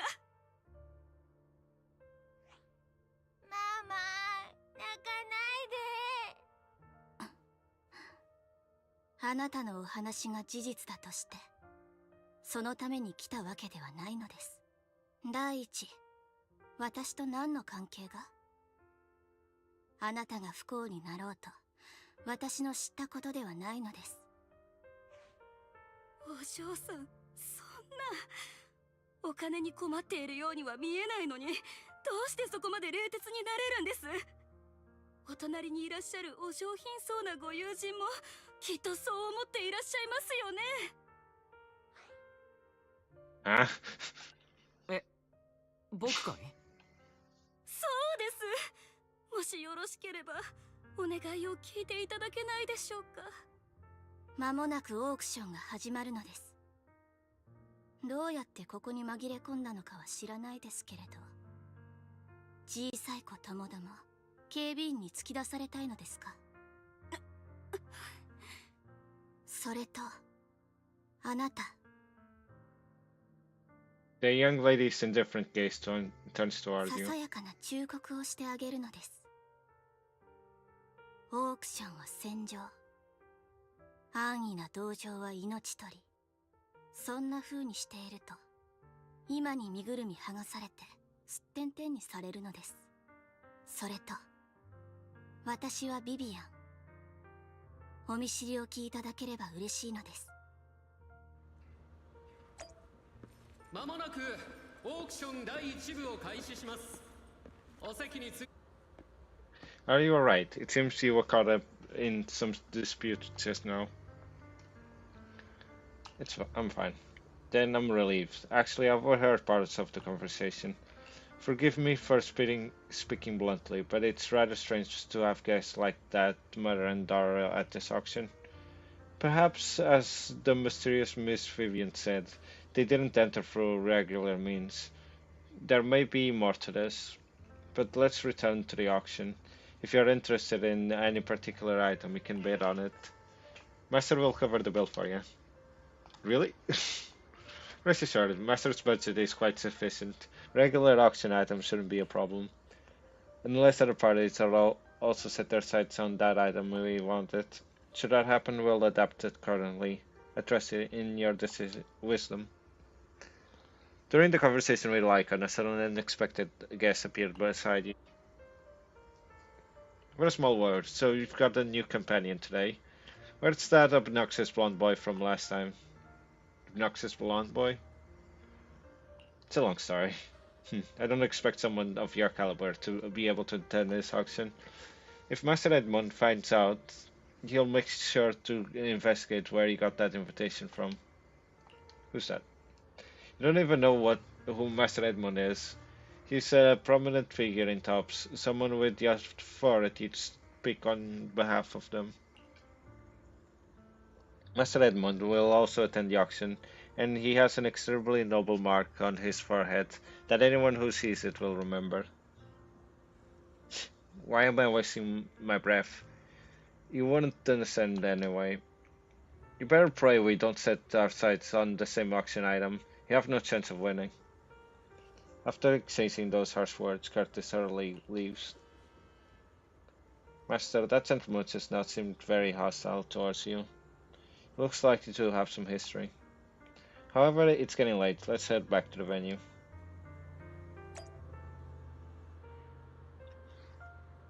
But I'm thinking back to the raffle. Even Bell said the grand prize wasn't anything that special. Did they really have to rig so that they wouldn't lose 50,000 Denny's? How many Denny's do I have? Once the game decides to load it, Yeah, I have way more. I have a bunch of Denny's compared to them, and I've been spending a bunch.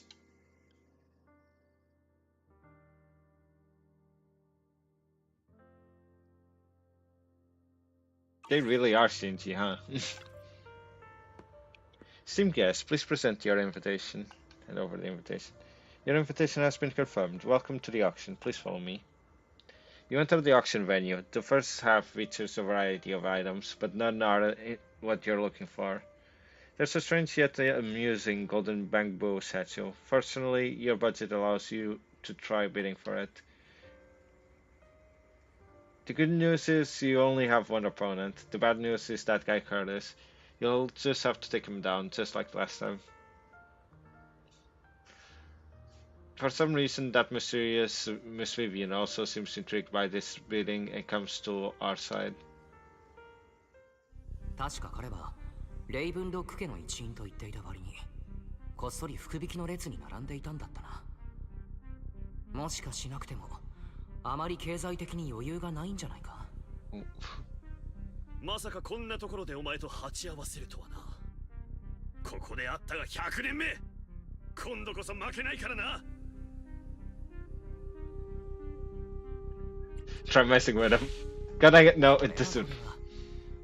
レイブンロック家の大物がご登場とは恐れ入った。I guess I'll just have 僕たち to. みたいな庶民とオークションになんて興じていていいのかい？お前、この世界じゃトップクラスのオークションだぞ。どうやって招待状を手に入れたのか知らないが、 I どう guess せ it's 何 just か again. 汚い手を使ったんだろう。何やら表情が険しくなったのです。まさか図星では。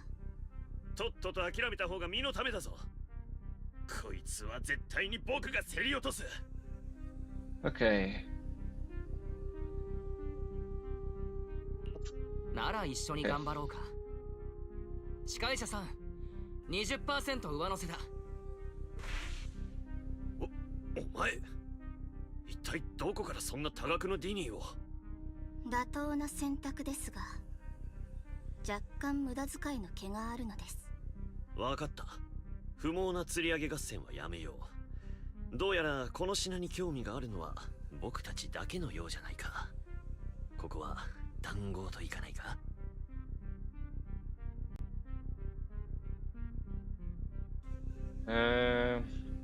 He's trying to bargain.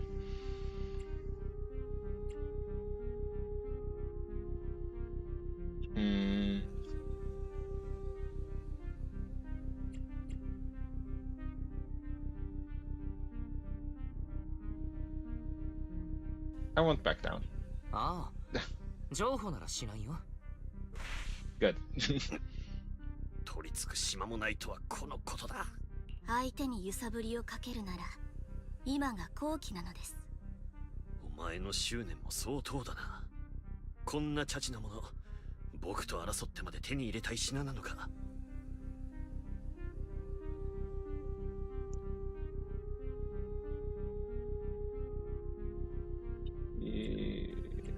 Pressing your bid without flinching or raise your bid slightly.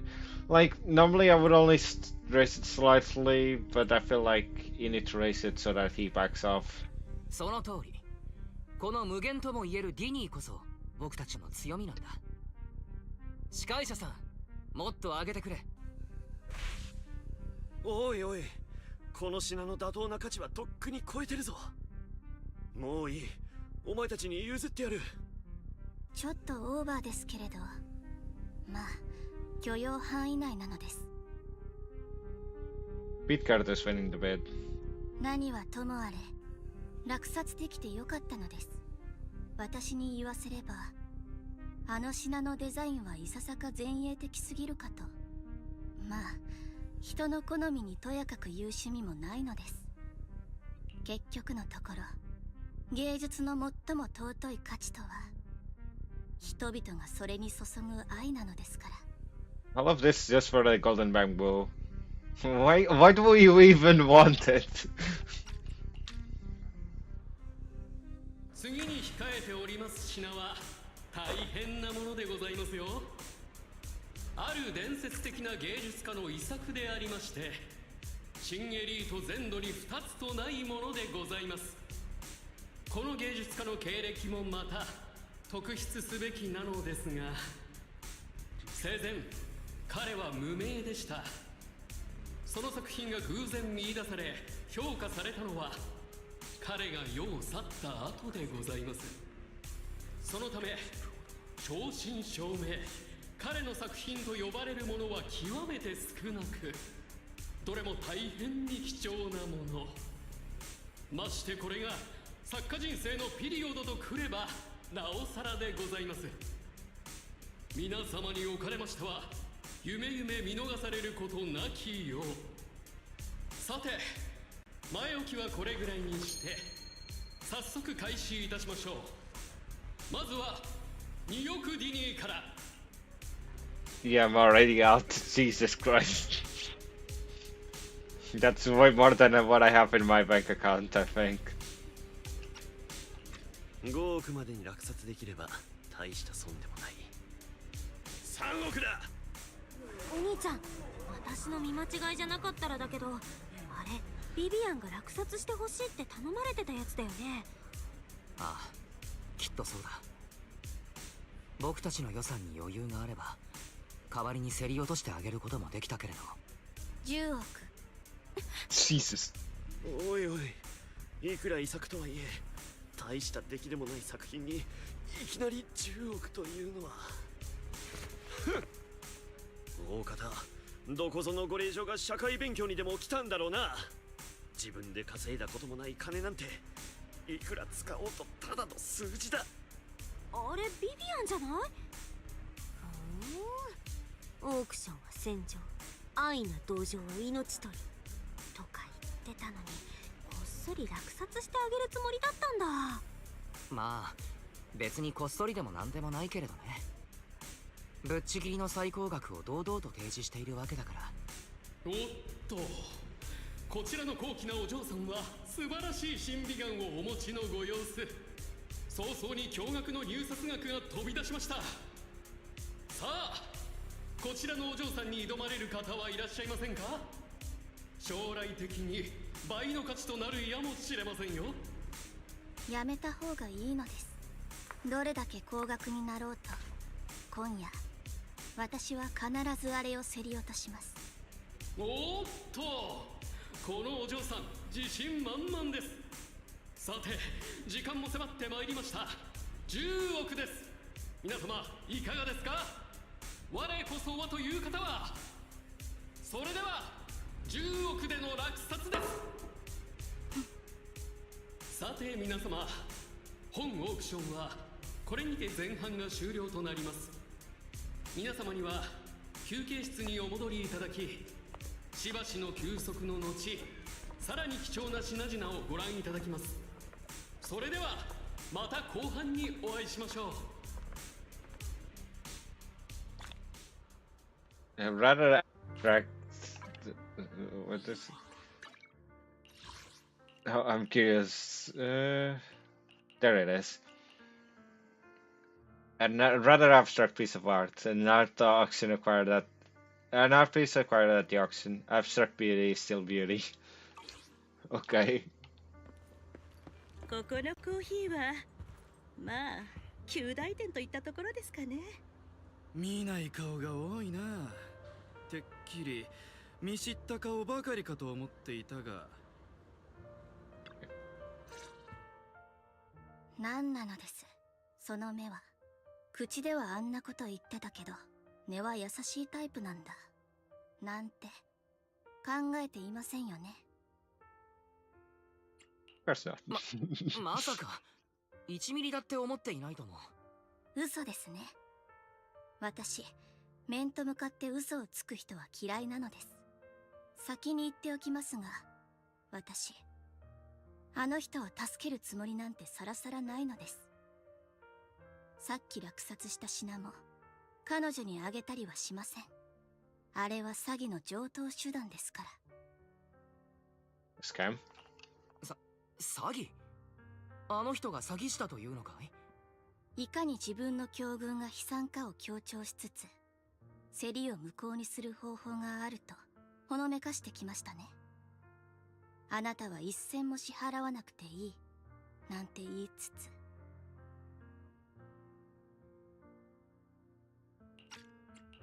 ですがそんなルールは存在しないのです。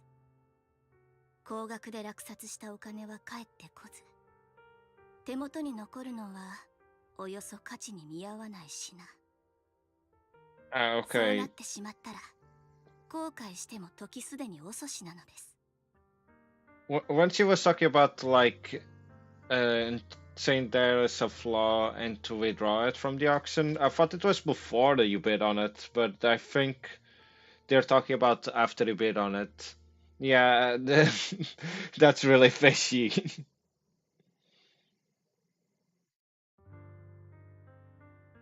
Like I thought like Vivian would have a connection with the auction, and she was trying to tell her, oh, just before the auction goes live, say about the hidden like thing, and then it goes back to the pawn office or whatever she said. I didn't think she meant it after she like paid for it.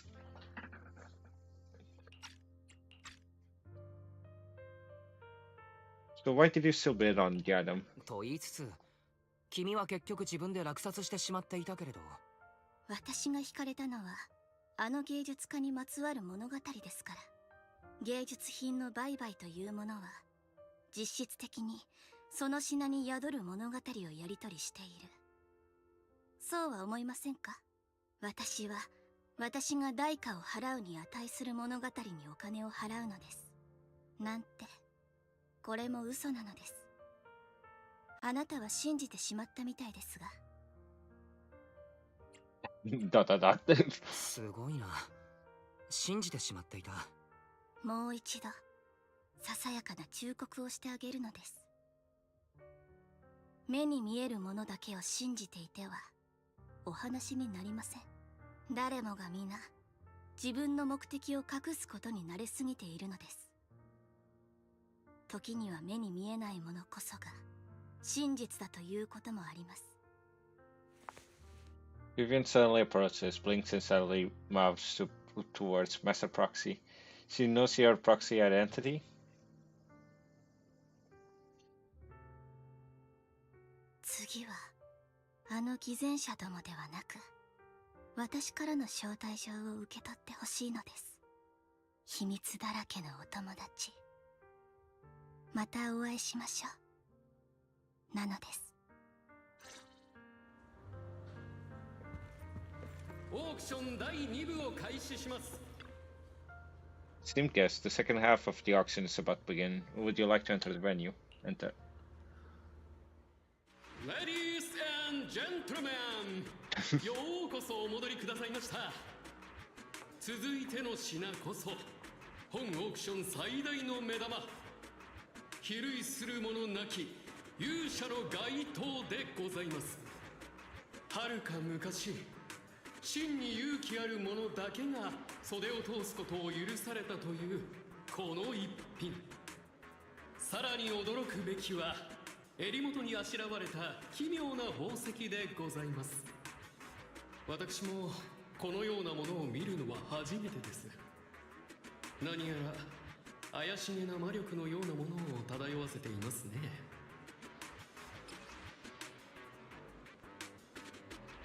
Sacrifice score. A weird card extracted from a sacrifice rating in Minnesota. お兄ちゃん、あの宝石みたいなやつ、私たちが探してるあれだよね。Maybe Wise got bitten while we were talking. Well, either by Hugo or Vivian over here. 妙だな。あんなに重要なものが無防備な状態で服の一装飾になっているなんて。仰々しいったらありゃしないのです。今日は随分と賑わっているようじゃないか。ふさわしいものから場違いなものまで、あまねくこの場に寄せ集めてしまったようだな。勇者の街頭か。センスのかけらもない名前だ。だが何としても手に入れてやるぞ。レイブンロック家の栄光にかけて。はい、例のものです。どうやら本物のようですね。あ、見張っておきます。After some intense waiting, only two containers remain. You and Hartman, the current head of the Ravenlock family. まさか俺相手にここまで食い下がってくるやつがいるとはな。Didn't they say he had like what's it called, something on his head? Like a mark or something? このまま値の釣り上げを続けたところで意味がない。はっきり言って、俺は金なんぞより時間の方が惜しいのでな。Or am I confusing it and it's... Oh, it might be Edmund. Hartman is someone else. そこでだ。正直に言ってみろ。何が欲しい？一筋縄ではいかなそうな相手だ。ここは駆け引きしてみるか。Okay, matching his dynasty. What can you offer? 僕の欲しいものか。それはそちらが何を差し出せるか次第かな。ほう。質問で返されるとはな。悪くない。知恵の回る人間との会話は好きだ。勇者の街灯以外にも価値ある品はまだまだ存在する。焦ることはない。より魅力的な品に出会えるかもしれないぞ。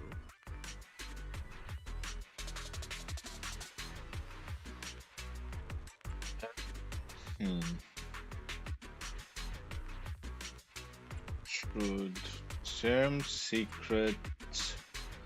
I feel like if I say these two, it's just gonna make him more interested on the robe itself. Nope. 僕はコレクターではないし、珍しいものを集めるのが目的でもない。ただ、あの服が気に入っただけさ。I probably should have just said the secret about the robe. But like, I feel like if you say him outright what you want, it's just gonna make it worse for you, no? なるほど。実のところ、俺が欲しいのは宝石の方でね。今すぐ手を引いてくれるようなら、服だけはお前にやろう。どうかな？芳しくありませんね。足をすくわれてしまいました。欲しいものはどんな手を使ってでも手に入れる。それが我々レイブンロック家のやり方だ。信じられないのならどこへなりと言って聞いて回ればいい。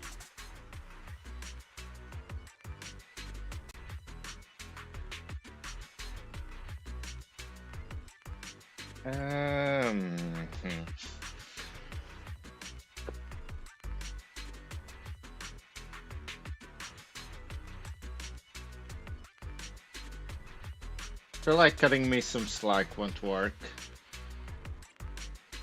Feel like what a coincidence, as do I. He's just gonna call us our bluff.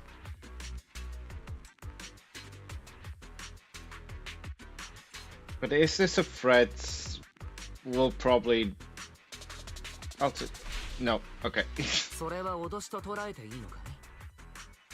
レイブンロックの仮名を背負って立つあなたに大衆の面前でどんなことができるか。何も。ただ、俺が欲しいものを横取りする気なら、それなりの覚悟をしていただきたいまで。How is that? How is this scornful bad for us, like right now? かの手のものは少なくない数が会場入りしているはずです。我々は警戒を強めた方が良いでしょう。いいか友よ。俺の時間は貴重なんだ。お前とこうして問答をしている間にも随分と損失が出た。例と言ってはなんだが、ディニーはいらないか。それで手を引いてくれると助かる。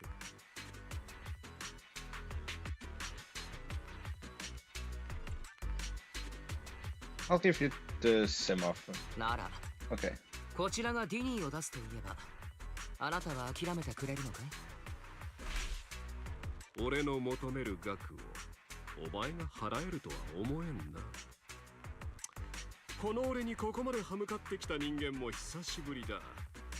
もういい。交渉で拉致が開かないのなら実力行使に出るまでだ。言っておくが、どれだけ高額になろうと俺は譲らんぞ。市長さんから大金を預かったとはいえ、この資本家の財力に勝てるかはわからないな。After a round of intense bidding, Hartman secures the robot at a ridiculously high price. どうもどうも。やはり最後に勝つのは俺だったようだ。これにてこちらの品は俺のものとなった。改めて皆には心からの感謝を。あとちょっとで勝てたのに、悪徳ションカメ。ヒューゴさんから DM だ。上を見たまえ。何が起きたの？明かりが消えた？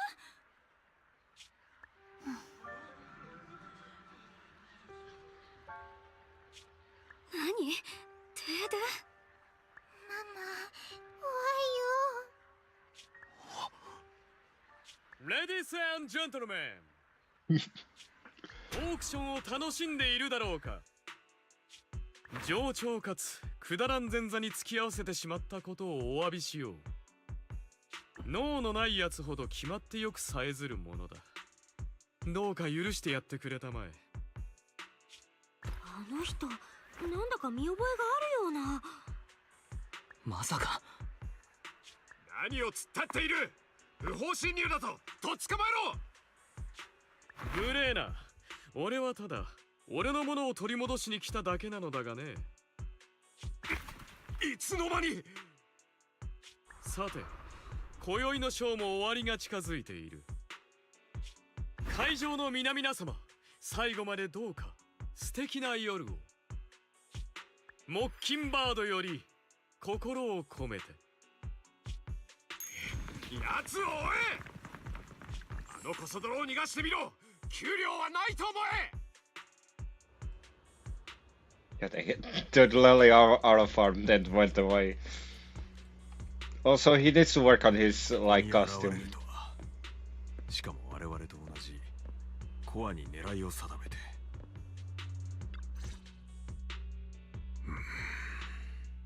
真実を申しますと、先ほど現れたあのモッキンバードなる輩とは面識がございます。I'm acquainted with him as well. 信じてもらえないかもしれないけれど、実は僕もあの人知り合いなんだ。なんと、あなた様も。You brief Lycan about your encounter with Hugo, and you emphasize that you had no intention of keeping him in the dark. あの男との間にそのようなことが。もう随分昔のことでございます。私がヒューゴと共に怪盗団モッキンバードを立ち上げたのは、幼稚で壮大な夢を掲げ、自分たちが正しいと思うことを一つずつ成し遂げていきました。当初は全てが順調だったのです。あんなことが起こるまでは。今思えば予兆はあったのかもしれません。誰も気づく者がいなかったか、あるいは気づくこと自体を避けていたか。いずれにせよ、私はモッキンバードから足を洗い、市長閣下が差し伸べてくださった手を取りました。当然穏便に別れることは叶わず、今やヒューゴとは祝宴の中というありさまではございますが、恐れながらあなた様はあの男をどう見ますか。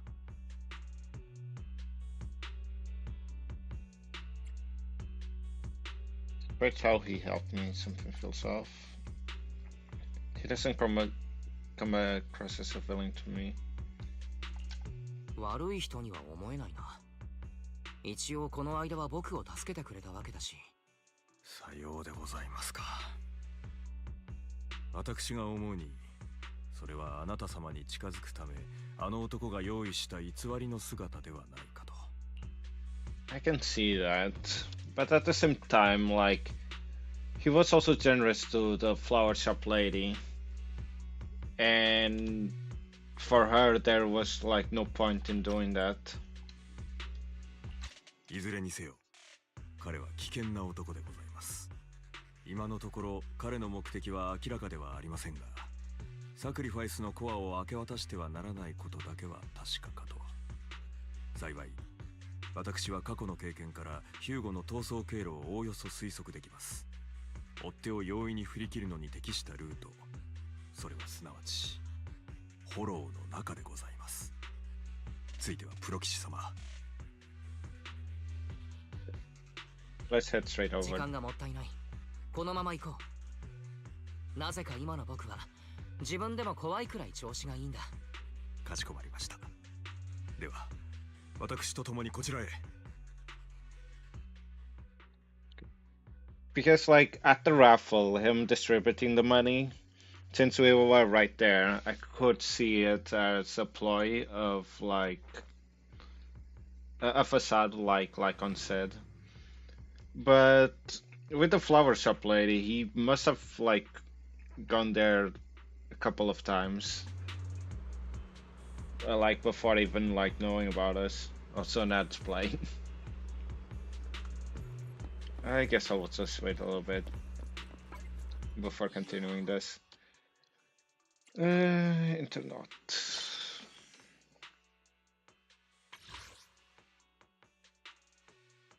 Okay, this is the first part. I'm around halfway there apparently. Just kiddie movie. No adults. Actually, okay,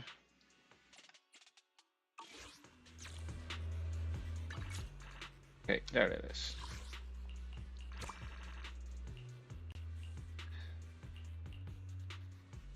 Oh, I'm right here. I might as well just do this then. Good thing I checked, huh?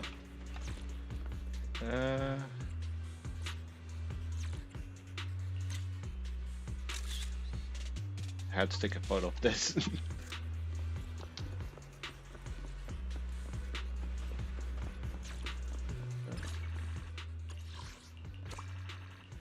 I need to play Godfingers.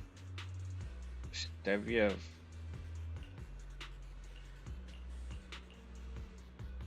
And Lost and Found. I'll just collect all of this for now. And this as well.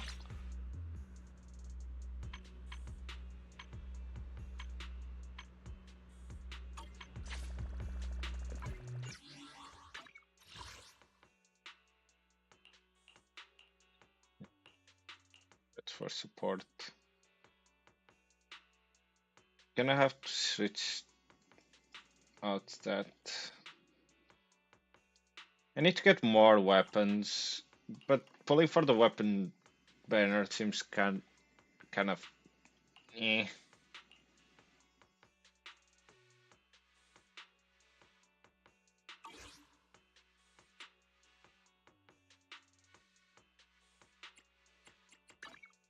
So let me something. Okay, he's not level 10. Let me get him to level 10 then. 今度は16戦場と台所どっちにお呼びだ This way I can get a free pull.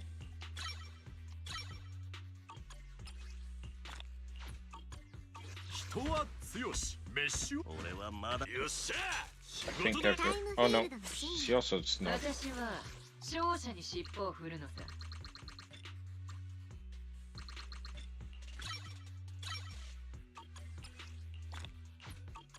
I think I just need one more pull then. それとも私 Yeah, just one more pull. Okay.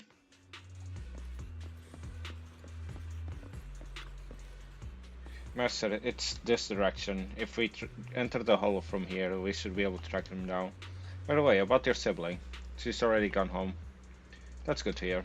Worry not, I'll ensure your safety at all times within the hollow. You seem to know him well. We were best partners after all, and that won't change. Master Proxy, if you're ready, let's enter the hollow now. I'll see if we can finish this chapter before ending stream.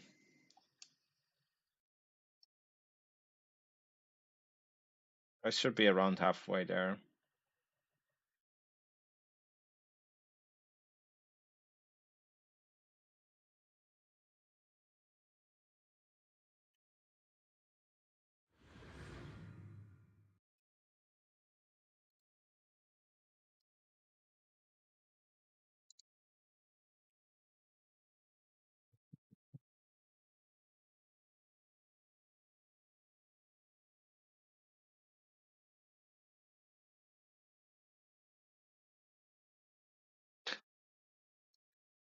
Just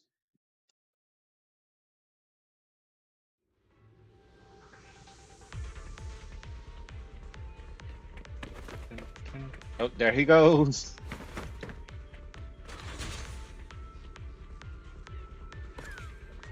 Oh, just Lycan? Okay. I have experience with Lycan, so that's fine. かつて行動を共にしていた頃、彼は守りやすく攻めにくいルートを選ぶ傾向にありました。ご安心ください、プリンシス様。あの男は私が捕まえてご覧になります。プロ騎士様、港は入り組んでいるためエーテリアスの待ち伏せに遭う恐れがあるかと。くれぐれもお気をつけください。すごいな。エーテリアスに囲まれながらあの身のこなし。不本意ながら認めざるを得ません。あの男はかなりの手だれです。立ち回り方もよく心得ているよ。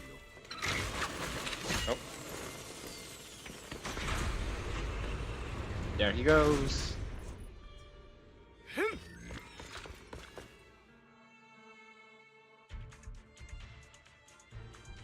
Master Proxy, the container console here has been destroyed by Hugo. He really went to great lengths to block our path. But don't worry, once we find the specific container console, we'll be able to repair it.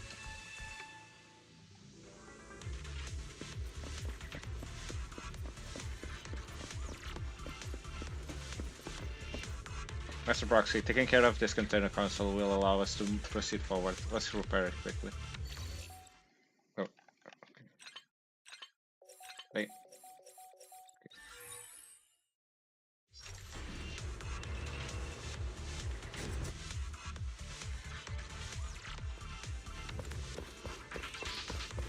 There's nothing, yeah, there's nothing there.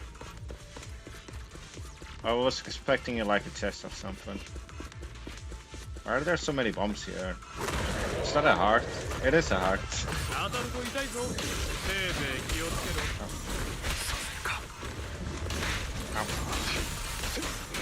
プロ騎士様、あれはヒューゴの持つ武器の一種。くれぐれもお気をつけください。効果を模していますが、その実はダーツでございます。アタッシュケースの中に様々。あの男はこの場所を熟知しているようですね。プロ騎士様、長引いてしまえば我々にとって不利になります。速やかに突破いたしましょう。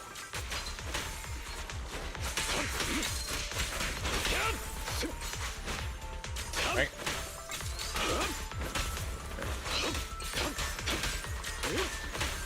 撃てなさい。ここの仕掛けは依然として正常に作動している。どうも引っかかります。こうも順調ですと、これすらも計画のうちかと疑わざるを得ません。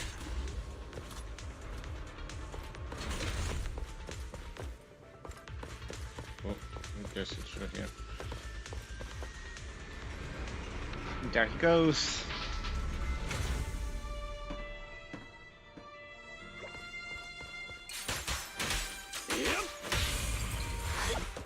どうか落ち着いて。友よ、何を急いでいる。時間ならいくらでもあるだろう。卑怯にも程があるだろ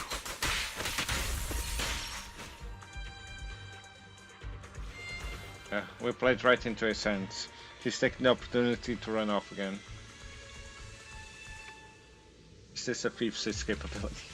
You're right, this kills on through countless practical experiences. He's very good at this.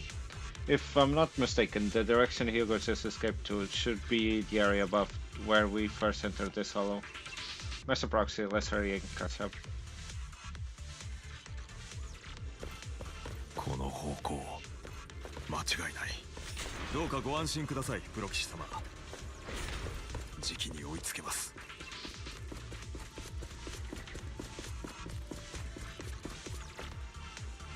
Master Proxy, repair this console as you did before. Hugo hasn't gone far yet. おそらくこの方角でしょう。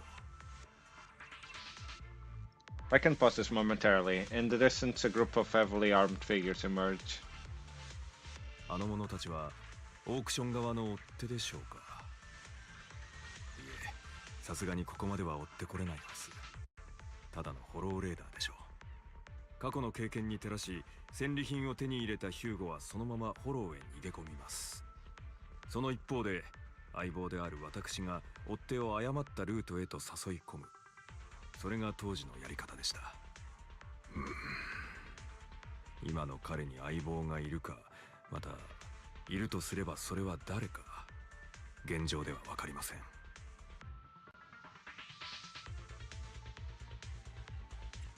He seems to be alone. He must have a new partner. He seems to be alone. 僕たちが会った時はヒューゴさん一人しかいなかったような気がするけれど。そうであれば良いのですが、サクリファイスのコアは必然的にあの男が持っているということになりますから。とはいえひとまずこのホローレイダーたちから身を隠すといたしましょう。対峙すること自体は訳もありませんが、ここで衝突しても時間の浪費となるだけでしょう。何よりあなた様を危険にさらしてしまう可能性がございます。まずはヒューゴを追い、市長閣下の求めるものを取り返すことが先決かと。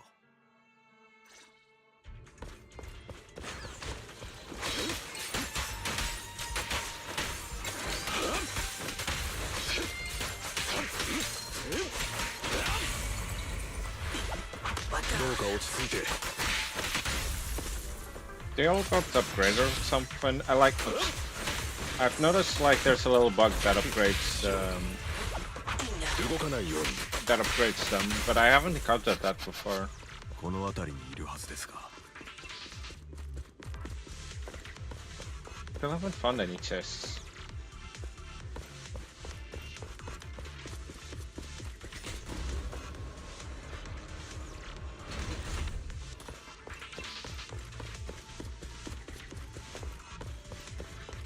Wow, a big open area. I wonder what this is for.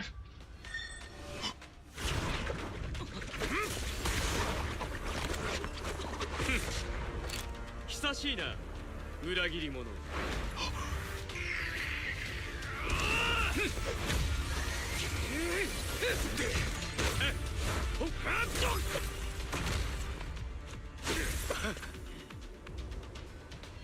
視界に背いたのはお前だ。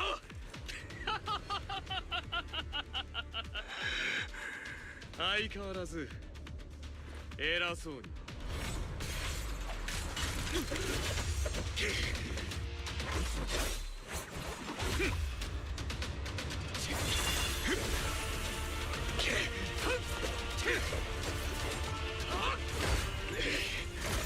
孤独な。二人ともやめるんだ。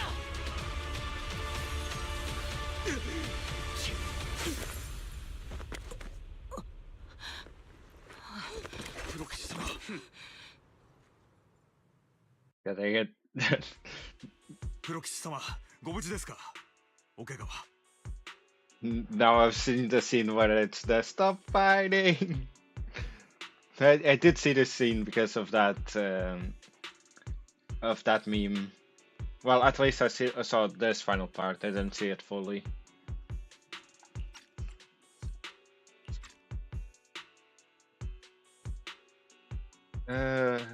I'm fine. 平気だ。うっかりしていたよ。イアスの中にいるつもりで君たちの間に入ってしまった。あの子の身長なら届きっこないだろうと。安心したまえ店長君。君が何度飛び込んでこようと、俺はその度にすぐ刃を収めよう。俺の鎌が志を同じくする者に向けられることはない。他でもない。君には。だがそこにいる男に関しては何とも言えん。昔のそいつは喧嘩となると誰かで構わずぶん殴るものだから手に負えなくてな。そのような物言いはよしていただきましょう。何か間違ったことを言ったかね。俺が嘘をついているとでも。 At that moment, the Hollow Raiders you encountered earlier close in on you. Those two are like cats and dogs.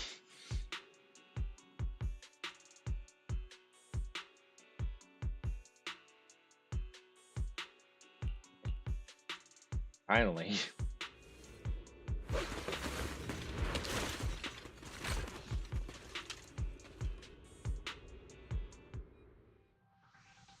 今日は坊主だと思ってたが、最後の最後で月が回ってきたら、おとなしくしろ。エーテル物質をありったけ差し出せ。金目のものがあればそれでもいい。ただで逃げられると思うなよ。皆様と事を構えるつもりは毛頭ございません。ここへ来た目的はエーテル資源の採掘ではなく、単なる私事ですので。ごちゃごちゃ言ってんじゃねえ。今日の稼ぎは散々でな。何かで埋め合わせなきゃなんねえんだ。お前らの目的が何であれ、通行料なしにここは通さねえぜ。通行料？ここはフォローだ。まさかキコーラ、自分がフォローの主だとでも言うのかね。新エリートの市長殿でもそんな大口は叩かないぞ。なあ、メイフラワー家の番犬くん。なんだ、もやしみてえな体で偉そうな口聞きやがって。差し出す気がねえってんなら、こっちも遠慮はしねえ。こちとらもう何人もあの世送りにしてきてんだぜ。さあ、お前らはどうしてやろうか。やめておけ。残念だが止めるには一歩遅かったな。俺はとっくに切れている。 Hugo swiftly deals with the Hollow Raiders. 勘弁してくれ。恐怖で取り乱すくらいなら初めから手を出すべきではなかったな。道を選んだ以上は代価を支払う覚悟をしておくものだ。俺が間違ってた。どうか命だけは。もうこんなことしねお前も気が済んだだろう。命まで奪う必要はない。俺が治安局に引き渡す。何？貴様、いつから俺へ指図できる立場になった？ I think mom and dad are fighting again. Or dad and dad. こちらを殺す気で喧嘩を売ってきた連中だぞ。貴様はそれを許そうというのか？ないか。あれからもう随分経ったにもかかわらず、貴様は何一つ成長していないのだな。その救世主じみた幻想をさっさと捨て去れと言ったはずだ。道端の野良犬を片っ端から拾ってくような聖人君主にでもなるつもりか？それとも目玉と足だけでは教訓として不十分だったかね？俺の信念は変わらない。お前も分かっているはずだ。何人も人の命を奪う権利などないのだと。悪党に罰を与えるのに何をためらうことがある？こいつらが今まで手にかけた命の数を知っても同じことが言えるか？俺はただこの世界にしかるべき公平を取り戻しているに過ぎない。その審判を下すのは俺たちではない。これ以上の問答は無駄だ。だがお前が何度繰り返そうと、その度に俺が止めてみせる。やってみろ。何度だって貴様を打ち負かしてやる。いつくばる準備はできているか？ I'm actually gonna fight him. 喋りが過ぎるぞ。Okay. 逃げるのかね？ Oh Jesus, it's a laser. Okay. 食らいなさい。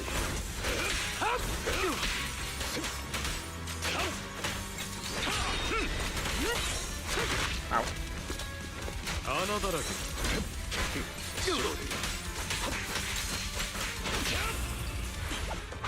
黒騎士君。That thing kicked us a lot of damage. これはお目汚し失礼。どうもこの男を殴らずにはいられなくてね。あれ白で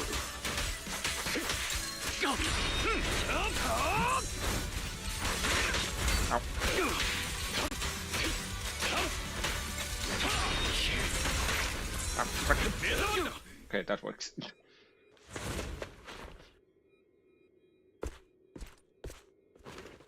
There he goes.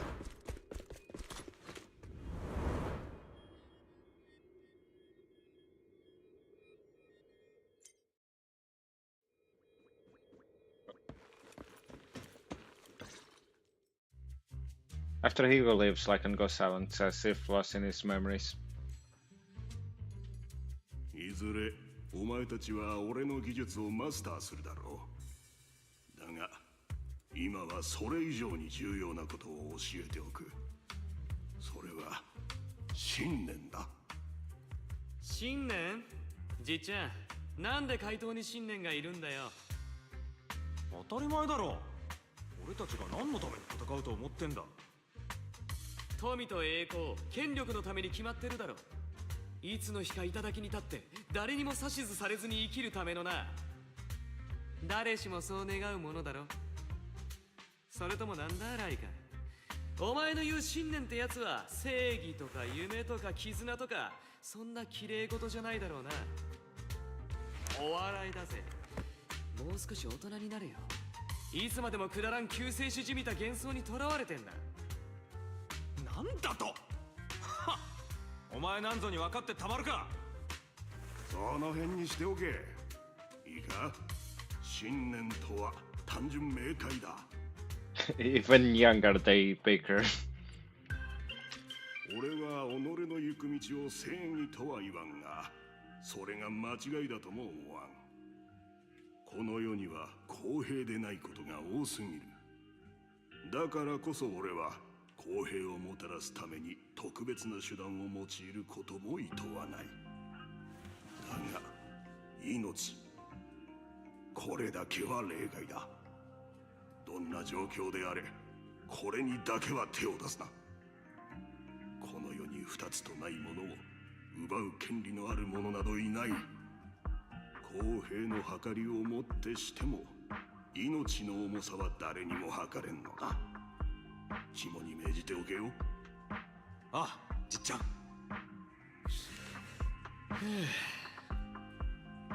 返事が聞こえんな、ヒューゴ。じっちゃんの言う通り、この世は不公平だ。公平さをもたらすというなら、誰かを傷つけた者には同等の痛みを与え、命を奪った者には等しく死を与えるべきだ。それに命の重さなんて持ち主によるだろう。一人殺せばその他大勢を救える命だってある。お前はやや傲慢に過ぎるところがある。そいつに身を委ねているといつか道を踏み外すぞ。じっちゃん、俺は俺の道を行く。何が正しくて何が間違っているかは俺が決めるぜ。おい、なんて口の利き方しやがる。ジャックのじっちゃんに拾ってもらわなかったら、お前も俺も今頃どうなってたかわからないんだぞ。ヒューゴ、お前は頭が回るし実力もある。お前自身で他者を罪人と定め、その命を奪うのもたやすいことだろう。だがある時それが濡れ衣だと分かったら、お前が手にかけたものを生き返らせることができるのか。そんな間違いは犯さない。人は人である限り必ず間違いを犯すものだ。無論率直にものを言えるところがお前の長所でもある。ただ過去に縛られすぎるなよ。憎しみは人を育てなどしない。ただ破滅に導くのみなのだから。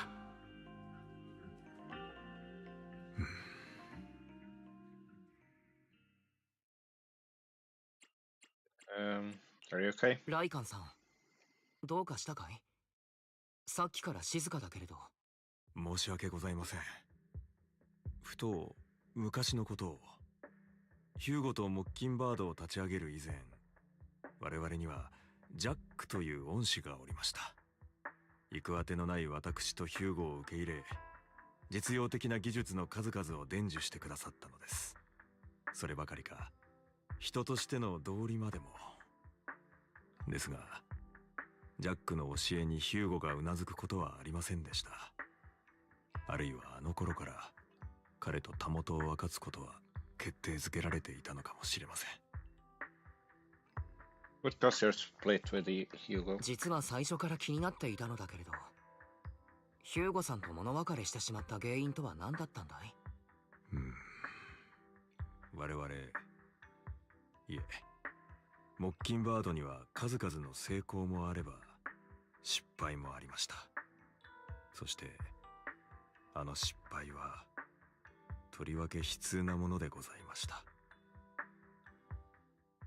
ヒューゴ、これは。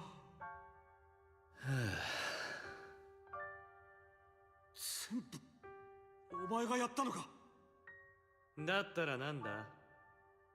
お前ついにイかれやがったか。初めからこれが目的だったんだな。お前の個人的な復讐のためにこんなにも多くの人々を道連れにしたというのか。どいつもこいつも死んで当然の連中だ。特にこの父親とは名ばかりの男はな、もっと早くに殺しておくんだったよ。ずっと前に。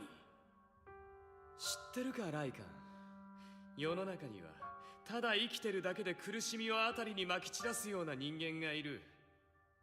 だから時には殺すことが救いになるんだ。この世界に公平をもたらすために。俺がこの両手を血に染めなきゃならないんだ。お前の利己的なナルシズムにこれ以上付き合う気はない。俺はモッキンバードを抜ける。今すぐにだ。抜ける？それでどこに行くつもりだ？どこでもいい。ちょうどメイフラワー家の人間が俺を探していたことだしな。正気か？お前も分かってるだろライカン。市政の偽善者どもはトップスと何も変わらない。これだけ長いこと上流の連中と戦ってきたのは何だったんだ。今さら奴らに尻尾を振るってのかよ。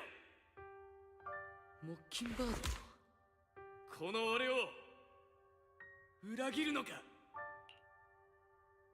Well, it's kind of your fault, Hugo. There was literally only one rule: don't kill someone.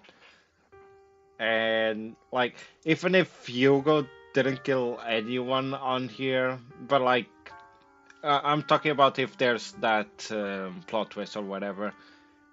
He's still like heavily implying that he did. So like, Lycon has like all of the reason to just leave. But like, he's not proving his innocence. It does really look like he killed everyone here. 市長と奴らは違う。だがもういい。お前を説得するつもりなんぞ毛頭ない。友として最後に忠告しておく。ここまでにしておけ。さもなくばいつかお前は自分の憎しみと野心を制御できなくなる。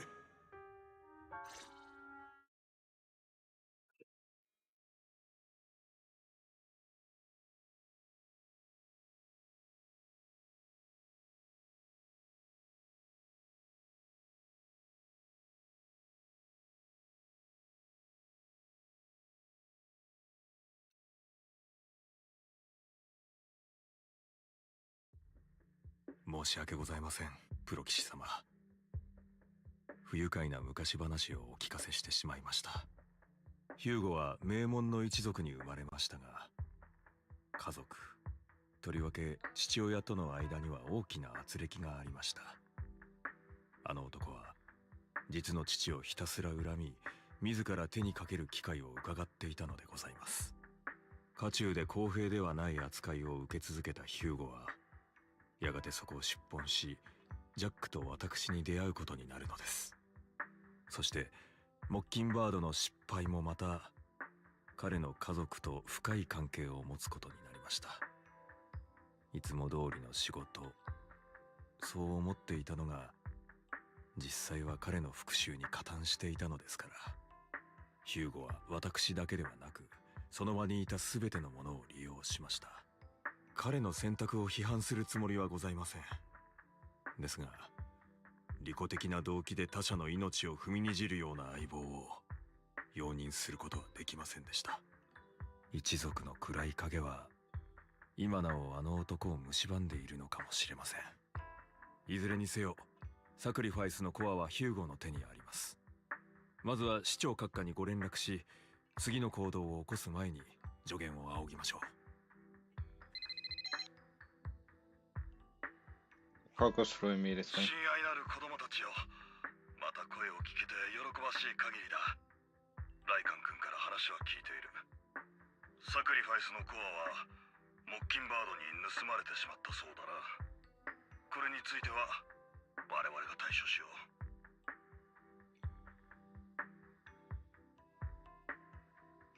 Is there anything we can do to help? 何かお手伝いできることはないでしょうか。僕たちはその任務を果たせなかったことですし。いや、君たちはよくやってくれたよ。ただこれから起こるであろうことに君たちを巻き込むわけにはいかないのだ。 We should be able to handle it. 危険なことならもう随分と経験してきましたし、今さらどうということもありません。それにモッキンバードの彼とはやり取りしていたこともあります。お力になれるかと。その気持ちはしかと受け取った。ただそうだな、君たちのことは十分信頼している。この際だから正直に話してもいいだろう。少し前私は一通の予告状を受け取ったのだ。視聴覚か。ライカン君、彼らを危険な目に遭わせたくないという気持ちはわかる。私も同じだよ。だが本当のことを知っておくべきだ。予告状はサクリファイスの力を利用して新エリートに復讐を果たすという旨の内容だった。 Vengeance. 復讐とはどういうことでしょうか。予告状を送りつけてきた人物、あるいは組織かもしれんが、サクリファイスを用いた新エリートへの襲撃を計画しているようだな。これまでの調査で判明していることのいくつかもこの推測を裏付けるものだった。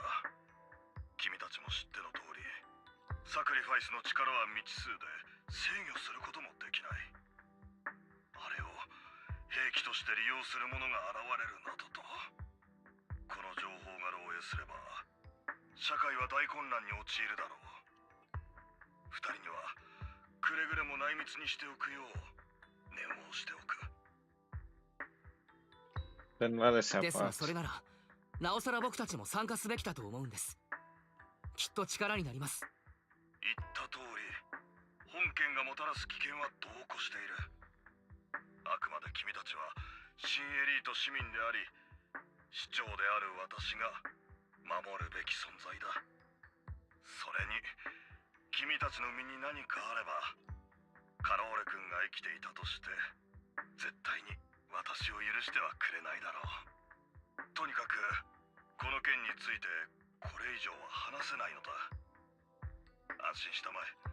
新エリート姿勢がうまく対処する。その通りです。プロ騎士様、どうか私どもを信じてお任せください。では今日はここまでとしよう。また会おう、子供たちよ。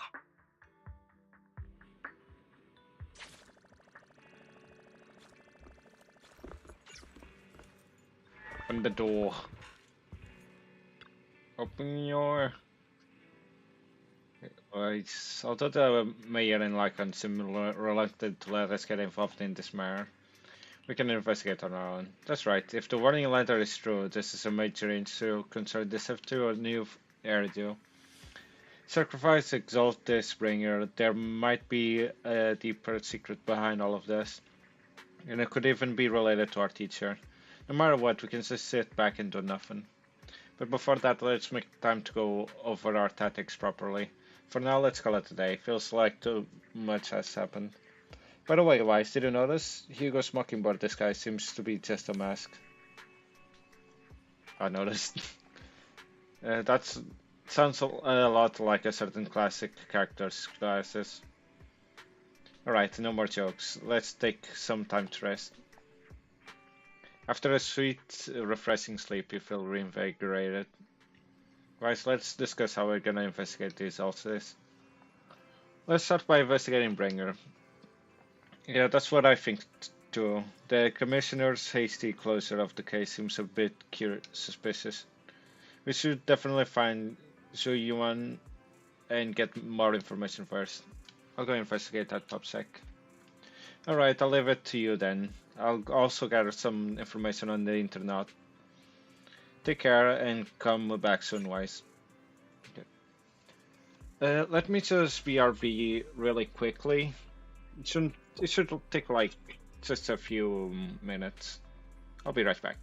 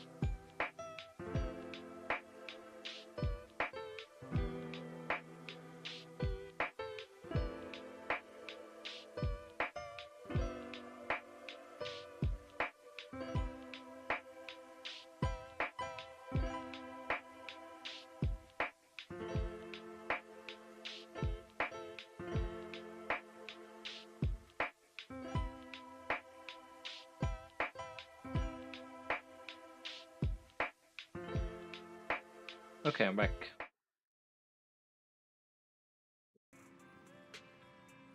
Let's see how long this one takes.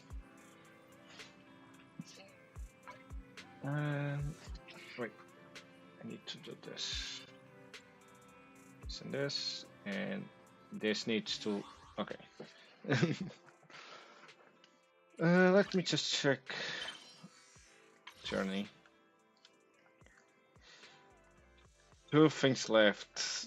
I want to see if I can finish this today, though, so that I can finally start the next season.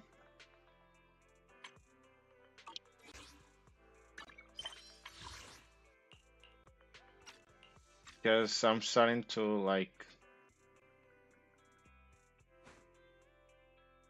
Oh, there's a bunch of functions here. Okay. New clothes, divination, which is the daily thing. The temple. Then goods, pawn shop, that. And then the rest is a story. But I am starting to like. I'm starting to catch up, but at the same time, it's also like. I still have a lot to go through. Let me see if I can finish this today. Well, at least Hugo's story. Wait, wrong button.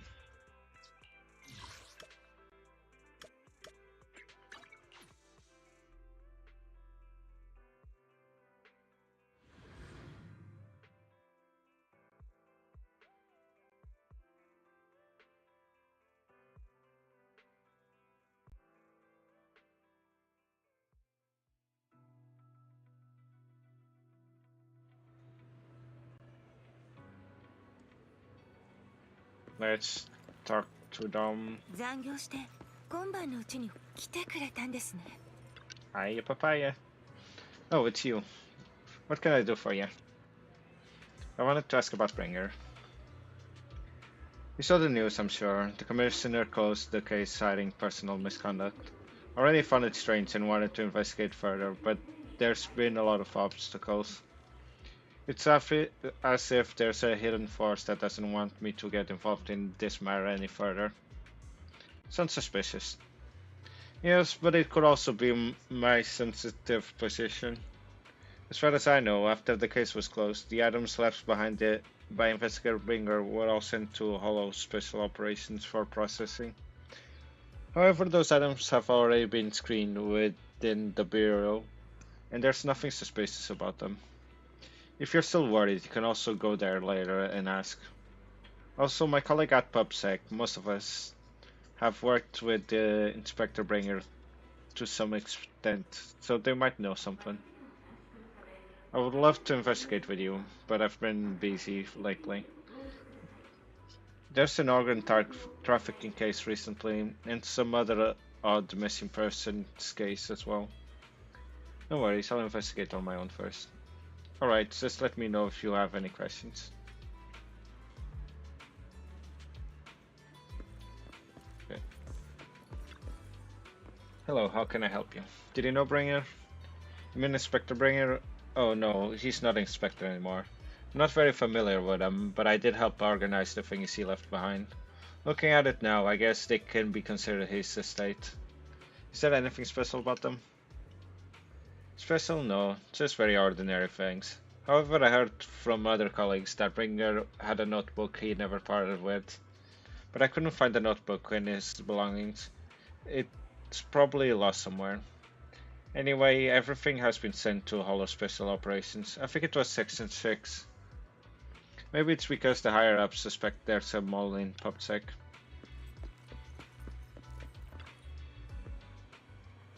Hello citizen, is there anything I can help you with? Did you know Bringer? It's Bringer, I know. I once caught him in the bathroom secretly recording his to-do list for the next day with a tape recorder. Probably worried that he would forget otherwise. Is human memory really that short, or was it just Mr. Bringer? However, if there had been others in the bathroom at that time, Mr. Bringer probably wouldn't have done that. It's because I'm a bang boat that I happen to witness something like this. Okay. Why a bathroom of all things? No problem, citizen. Do you know Buttbringer? Buttbringer. Wait, you're not a reporter, are you? Of course not. Oh good. Bosses told us not to talk about Bringer. Probably worried about reporters being careless with what they write. I really don't know why he turned out this way. He used to be a good person. Many years ago, after he came out of a hollow, his entire personality shifted. I thought it was because he was injured in the hollow or had witnessed something terrible. But that operation was very successful. He rescued many citizens from the hollow and emerged completely unscathed. How strange. Do you have any other information?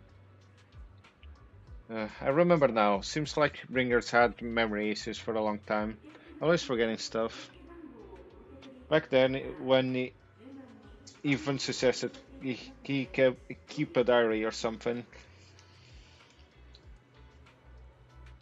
Though I'm not sure if he ever listened to us. I don't know anything more than that.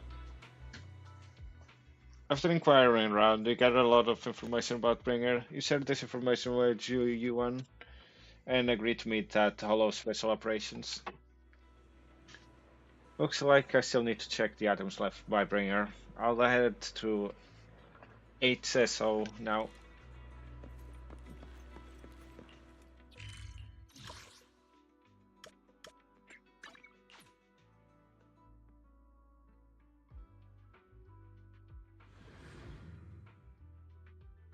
It's been a while since I've come to this place. I feel like the last time I went here was with Jane though? Oh, it's a cactus book. No, I'm thinking of the other place. I don't remember ever coming to this place. ABC handwriting, so it looks like on cactus steps and filling cabinets. Want to read through them? Sure, take a look. Based on Tsukak's excerpt inside, these aren't so much ABC handwriting books as they are ZXY mistake-making books. Okay. So, okay, this is Harumasa's medical record. There's a medical file on Harumasa's desk. Do you want to go through it? Sure, take a look. Harumasa is the picture for health, judging by the various indicators on his report. Let's double check the patient's name. It's got nothing to do with Asaba Harumasa. Getting it. It's all these doodles. So calculating it's hard to tell who the girl standing beside her is. Suppose that triangle poking out of her top of her head is feet and ears. And suppose new Eridu's youngest white hunter portrays a cute and charming spell like this. Then that's Miyabi. Sukaku really has an eye for painting. Wait, can I? Ah,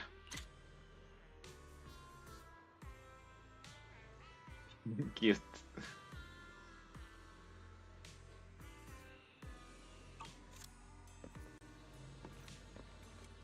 Yeah, Gami's Pao. An impressive stack of official documents has piled up on the filing cabinets beside Yanagi's desk. So do you look through some? Sure, take a look. There are 32 documents tagged due EOB today, and another 56 documents tagged due EOB tomorrow. And that's not even counting all the photos on the desk.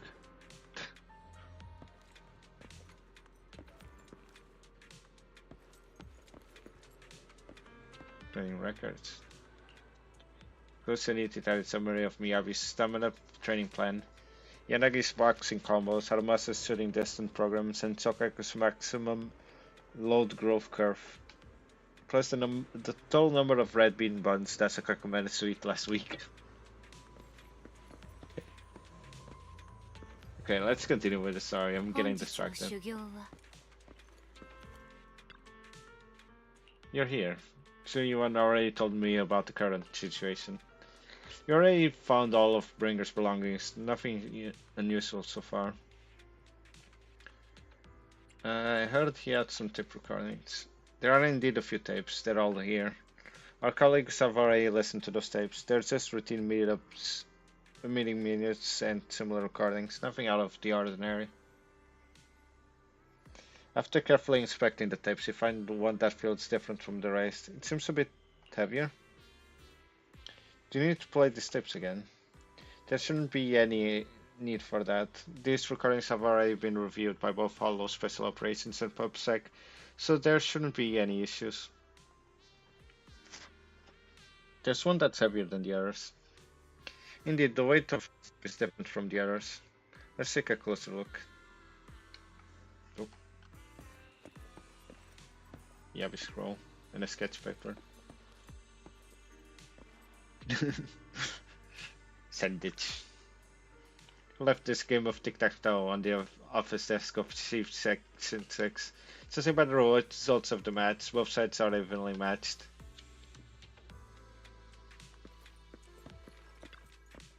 Miyabi's desk is literally scrolls and parts of you can make out appears to be secrets of clan swordsmanship. Should you unroll one and take a look? Sure, take a look.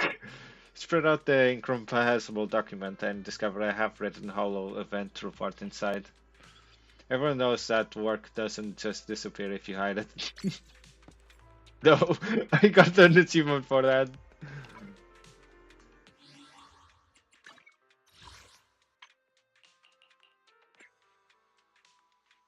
Check through everything on the desk of Section 6 office. After carefully examining the special tape recording, you discover that there seems to be an encrypted message within. I see, this must be the reason for its weight. But how can we decrypt it? I can try to crack it. Then we'll leave it to you. Oh. Okay, I guess we're just doing it here.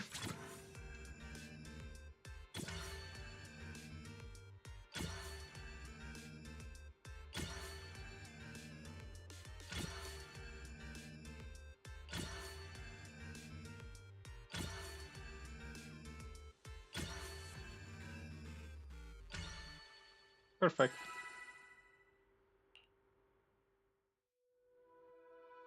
You did it, as expected. Looks like there's new content that can be played on the tape now. That's interesting. I didn't know secret information could be hidden this way. What secret? Sokaku wants to know. Yuan, are you nervous? I don't know, but I have a bad feeling about this. After all, he put so much effort into hiding it. There might be really an answer inside. Let's listen to it now. You're right. No matter what, I have to face the truth. それでは始めます。 The cassette that Bringer left behind starts playing.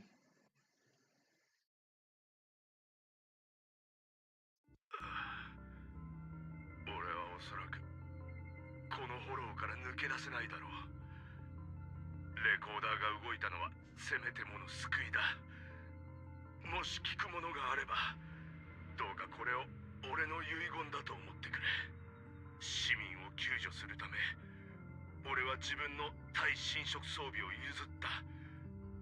そうしなければこの傷を負うこともなかったかもしれないが、それでもそうすべきだと思った。しかしお次は運悪くエーテリアスの大軍との遭遇だ。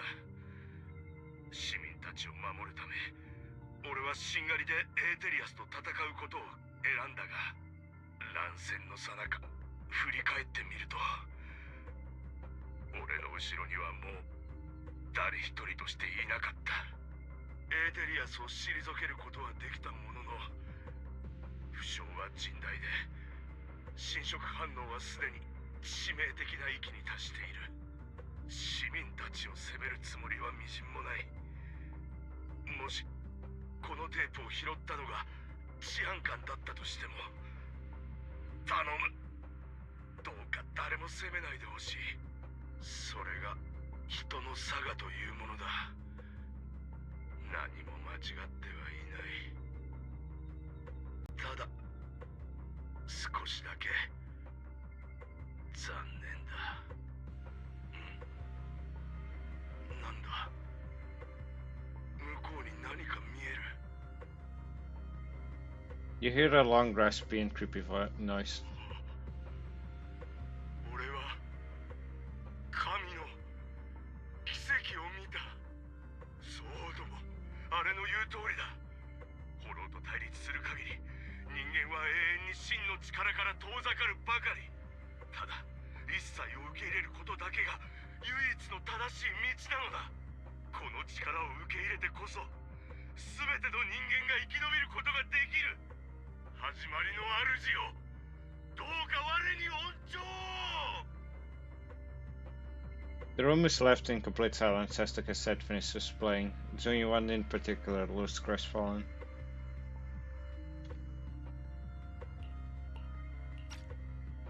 Are you okay, Zhunyuan? シュエンさん、大丈夫かい？気を確かに持つんだ。ありがとうございます。大丈夫です。ただ、ある程度予想はできていたとはいえ、改めて聞くとやっぱり。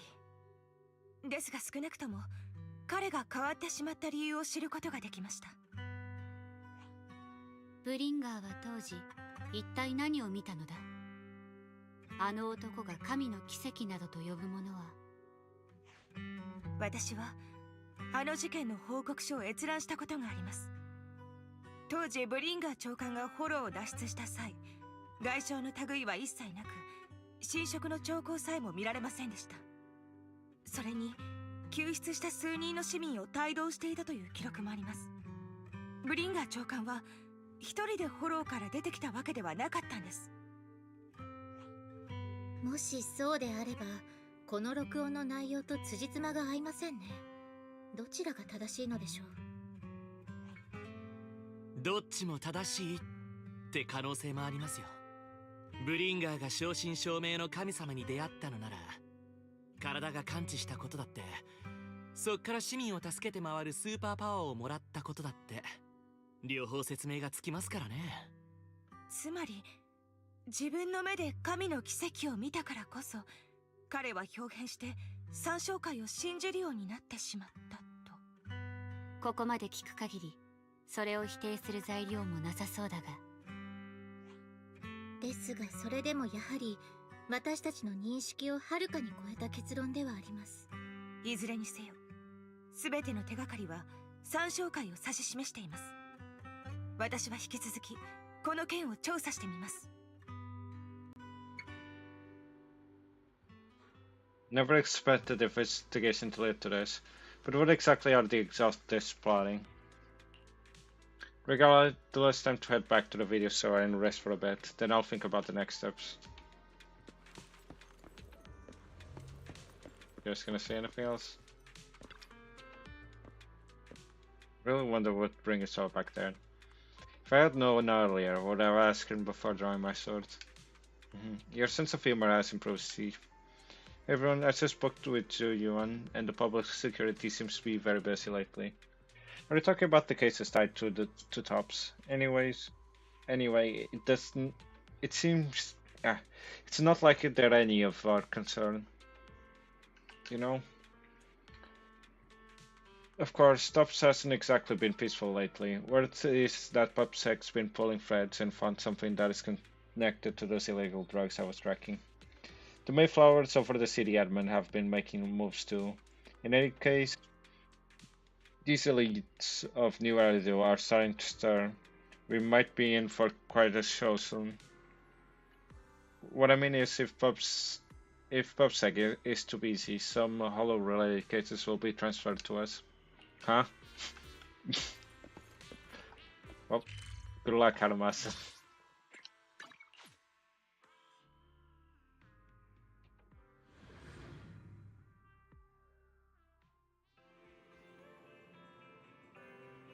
Yep. You're here. お待ちしていたのです。またお会いできて何よりなのです。親愛なるプロ騎士さん。こそこそと嗅ぎ回っている人たちからとっくに聞いているとは思いますが、サクリファイスを利用して新エリートに害をなそうとする者がいるそうですね。Only just heard about that. そんなことまで知っているのか。僕だってさっき聞いたばかりだぞ。あなたのことをずっと見ていたのです。知っていることはこれだけではありません。ですが私はあの偽善者たちと違ってあなたに全てを教えることができます。協力関係を結ぶ以上当然の誠意なのです。私はブリンガーの遺物を見つける必要があるのですから。Bring your belongings. ブリンガーの遺物？本当にそんなものがあるのだろうか。もちろん私自分の情報網には結構自信があるのです。だからこそ協力関係を結ぼうと提案しているのです。ブリンガーの遺物は例のサクリファイス襲撃事件を調査する上でキーとなるのですから、あれを見つけることができれば彼らの企みも丸分かりなのです。 What do you mean by that? その彼らとは？もちろん三商会のことなのです。サクリファイスにまつわる事件の裏には必ず彼らが暗躍しているのですから。実を言うと私と三商会にもいくらか因縁と呼べるものがあるのです。当然これ以上の情報は私との協力関係を承諾していただいてからですが。Fine. わかった。手を組もう。グーなのです。態度がはっきりしている人は好きです。そうそう。念のため確認させてもらいますが、フォローの中であなたは戦力になるのですか？ I'm a proxy after all. それはご存知の通り、僕はプロ騎士だからね。やっぱりですか。構いません。あなたは貴重なプロ騎士。進む道を示してくれさえすればいいのです。我が最愛のパエトーン様でさえフォローで戦うことは増えてでいらっしゃるのですから。さもありなんなのです。Hang on, what did it just say? 待った。今なんと？最愛のパエトーン？そうです。新エリートで最大最高最強のプロ騎士パエトーン様のことです。まさかあなたパエトーン様のアンチですか？ It's not that I don't like them. いやいや、そういうわけじゃないんだ。ただ事情が込み入っているというか。アンチではないならつまり好きということ。そうですね。とてもよくわかるのです。私のパエトーン様に対する愛も非常に複雑にして深淵なのですから。全く水臭いのです。あなたもパエトーン様のファンだったのですね。ですが考えてみれば当然のこと。この新エリートにいてパエトーン様に憧れないプロ騎士なんて存在するはずがない。というか存在してはいけないのですから。Jesus, calm down. You know, I saw friends like commenting on her being like, I guess you could say a fanatic. But I did kind of think they were probably just exaggerating a little bit, which like it's normal. But I guess not. You're right, I'm a fan of そう、それが言いたかったんだ。僕も実際はパエトーン様のファンだという。つまり私たちは同担ということ。素敵です。ぐっと距離が縮まった気がするのです。Yes, he is just like that. Let me. The ads are currently playing, so I'm just gonna wait 3 minutes before continuing. She's just quirky like that.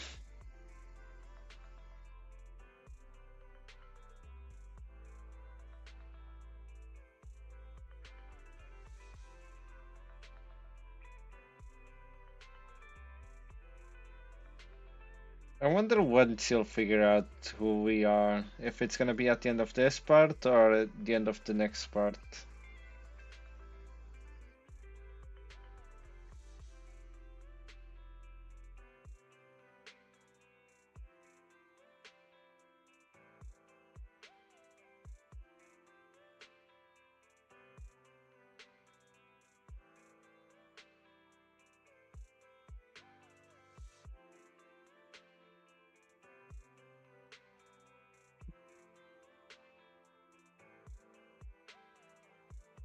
Yeah, and I wonder if this part is like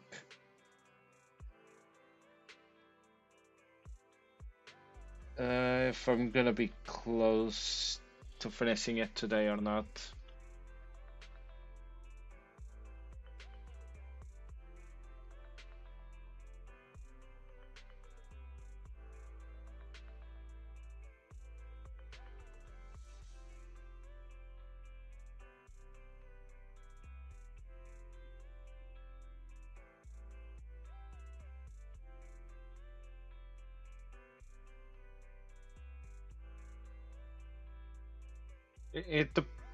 Okay. I was gonna say it depends of this if this counts as a part or not, what I just did. If it does not count, then I'm probably gonna take like 2 more hours. If it does count, then it's probably around 1 hour.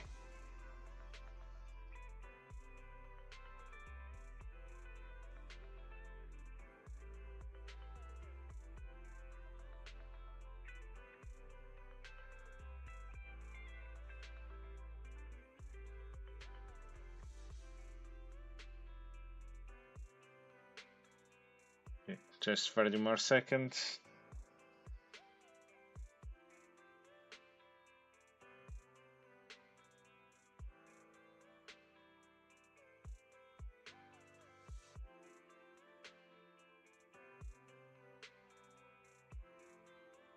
I'm hearing weird alien music in the background. What's happening? It's probably something on TV or whatever.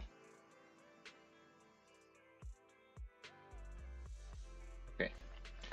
Ad break's done, so I can continue now.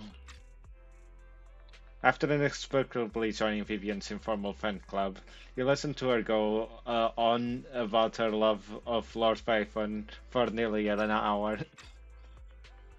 もうこんな時間なのです。私としたことがパエトン様のこととなるとつい歯止めが効かなくなってしまうのです。今日はここまでとしましょう。また後ほど連絡を差し上げます。I was so caught up chatting with a fellow friend that I almost forgot why I'm here. I found out where the remainder of Bringer's belongings ended up. They should be hidden in a hollow in the outer ring. I'll need to make some preparations. Let's meet up in Blazewood later. Don't worry, I'll protect you, Proxy. I won't let you get hurt. How did you know we were proxies? Because I gathered information from my intelligence network, of course. I may look this way, but I've got a pretty impressive job, and I know many secrets. What's the deal with you and the Exaltis? Must follow the Exaltis skin. Whatever they're playing, I'll stop them. This time I absolutely cannot. Look, just think of it as my personal beef with the Exaltis. Whatever the case, we're on the same side here. It's getting late, so I need to go back and make some preparations. See you in Blazewood. Vivian leaves in a hurry. She seems rather reluctant to discuss her relationship with the Exaltis in detail. Wait, are you sure you want to head straight into the hollow? Or should we use the old trick and connect to EOS instead? That would be a bit safer. But if we connect to EOS, Vivian might recognize us. After all, she's our friend. Let's just go in. If you say so, Wise. Alright, but if anything happens, you have to stay safe. Even though we can stay in touch at any time, I'll still worry. Vivian will protect me. I'll protect you too, Wise. If anything goes wrong, I'll get back up for you right away.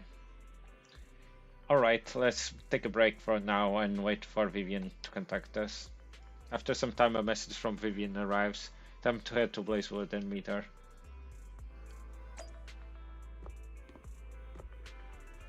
I was expecting to get a message, but I guess not.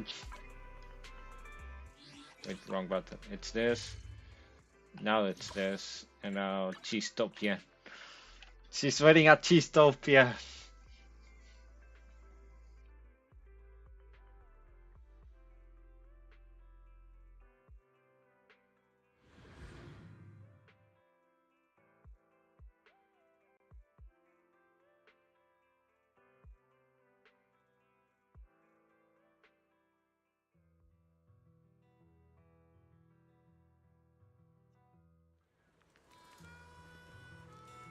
Pleased to meet you.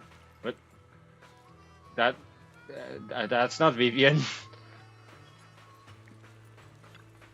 Okay. Scatter wants to see Karina. And when it's up like okay.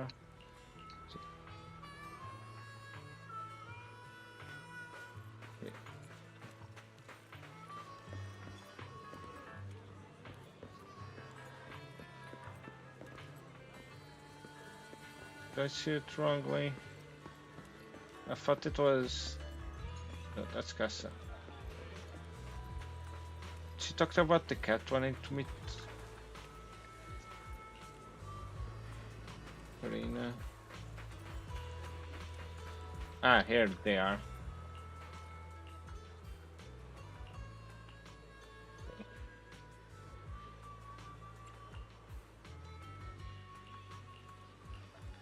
He's the leader of the cat thieves, I guess.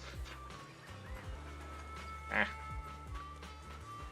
Also, you guys are here. I wasn't expecting you guys to see you guys here. 黒騎士先生、あなたもいたの。ここでお会いできるとは予測していませんでした。Also, because I haven't done her story. Well, at least, unless her story is unlocked after this. But I guess Ezra and Camby is here. What are you two doing here? どうして君たちもここに？というかアンビー、まだその格好でいるんだね。Okay, it was probably I did probably unlock the story that I haven't done yet. The side one. I need to do that one. But oh well, for now let me just continue. 調査しに来たの。この間の件について。You recall the incident you experienced with Ambient Trigger. The details have been recorded as tapes and logged into the video archive. If you have time, you should go and refresh your memories with them. 黒幕の手がかりがようやく最近つかめたから。でも情報提供者は警戒してて、私の素性を確かめたがってる。だから、この格好で会うことにしたの。あのことならもう決着がついたから。この制服には何の意味もないと思う。今の私からすれば、これはただの服。結局のところ私たちは前に進まないといけないから。私はアンビーの助力となるべく同行いたしました。もちろん黒幕を捕らえたいという思いは同じです。ところでこちらの女性は？ Her name is Vivian. She's my friend. 彼女はビビアン。友達さ。ここで少し調査したいことがあってね。ジャトヤの最高戦力が1、アンビーさん、そしてオボルス小隊狙撃手トリガーさん。お会いできて光栄なのです。私たちを知っているの？事前調査は徹底されているようですね。プロキシさんに起因するものでしょうか。あなた方はとても有名なのです。お仕事上、新エリートで名を馳せている人々については把握するようにしています。そういうわけですか。どうやら立派なお仕事をされているようです。私たちはこれからフォローに入るのです。お話が済んだようであればここで失礼したいのですが。フォローに入る？でもプロキシ先生、あなたは生身。Abby, shush. Don't speak more. Yeah, that's right. 実は最近体の調子がいいんだ。防護装備がなくてもフォローに入れるくらいにはね。You should have winked at Ambi and Traeger, who both notice your signal and don't ask any more questions. Right at that moment, a particular familiar-looking lady appears.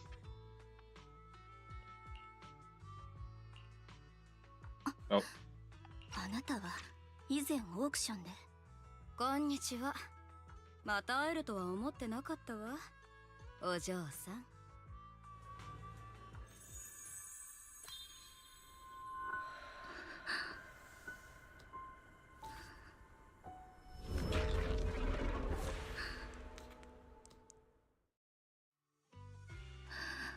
Just happened. ビビアン、大丈夫？すごく悲しそうだわ。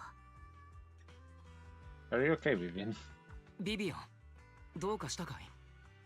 具合が悪いのか？少しぼんやりしていました。大丈夫なのです。それはそうと、どうしてあなたがここにいるのです？安心して。今日はあなたたちのお金を騙し取る気はないわ。ここで待ち合わせをしているだけだから。情報提供者というのはあなた？そうよ。あなたがかのシルバー正体のアンビーね。会えて嬉しいわ。それじゃこちらの方と情報交換してくるから失礼するわ。Diana steps to the side with Ambi as they discuss something. Meanwhile, you look at Vivian with some concern. You aren't looking so good. ビビアン、顔色が良くないようだ。後で詳しく話すのです。今はダメです。以上、私が把握できてる情報はこれだけよ。交換条件と言ってはなんだけど、ちょっと私を手伝ってくれないかしら。フォローの中に連れて行ってほしいの。大事なものを落としたから見つけたくて。私たちもちょうどフォローへ入るところだったのです。そういうことならついていってあげないこともないです。私は構わないわ。けどあなたたちは別の用事があるんじゃ。大丈夫なのです。私たちは急いでいませんから。そうですよね、プロ騎士さん。Yeah, there's no rush. 確かにそこまで急ぎではないけれど。じゃあ一緒に行こうか。探し物なら人手が多いに越したことはないのです。何より安全ですから。ありがとう。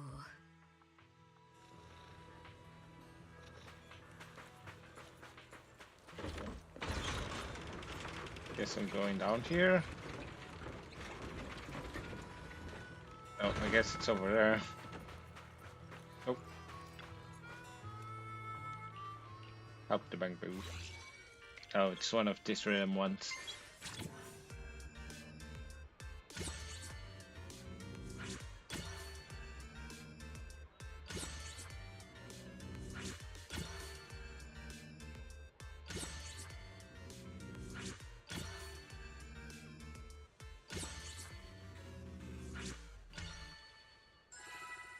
This one was super slow, Jesus. Again. You need anything. Okay. feel like that was one of the weeklies. Or not. It was just a random back bull.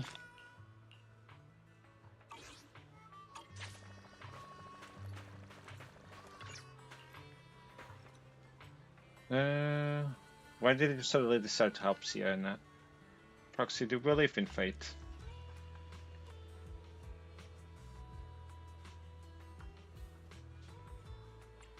With what you said before about the chosen one. Still remember that. That was something else. Proxy, I actually... No, it's nothing. Let's hurry and head into the hollow. Yeah, I guess it was just a random back bull that needed repairing. I thought for sure it was gonna be like a weekly one, but nope.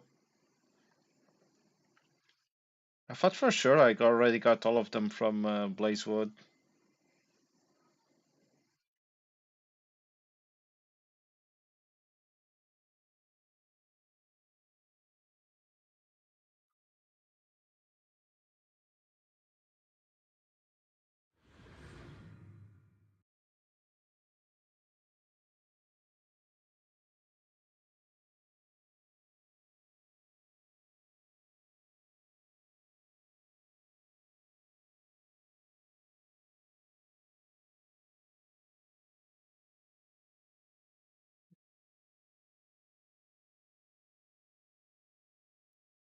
Takes so long to load, Jesus.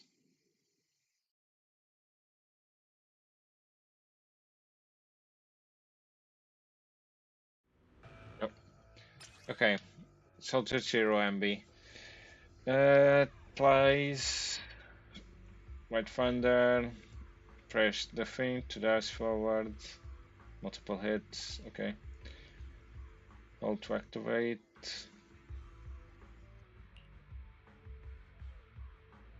Okay.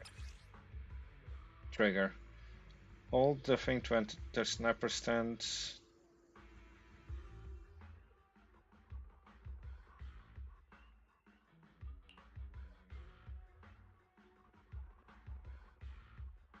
Okay, you need to activate Purge.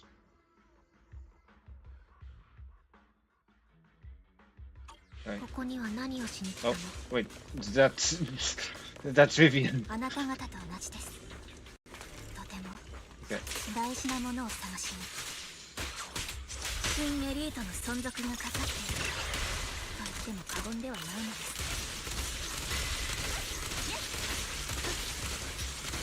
Am I?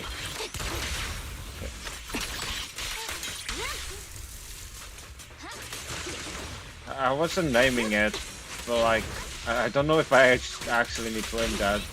If I do, I just missed everything. No, it's automatic. Oh, no. Well, kind of. This is really awkward to aim.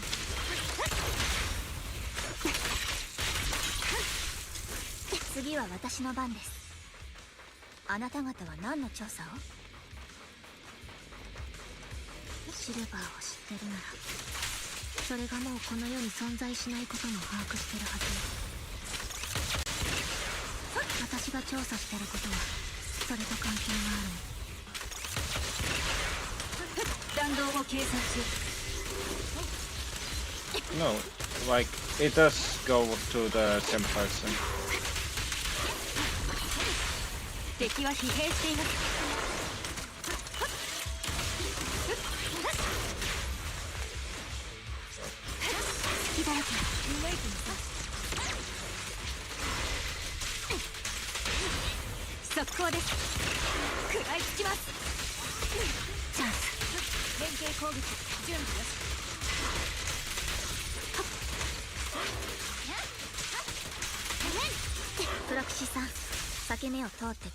I don't know what I'm doing, but it's working, so that's all that matters. Cyrano, yeah, I guess not. Oh, wait. I'm surprised I'm not like playing with Vivian right now.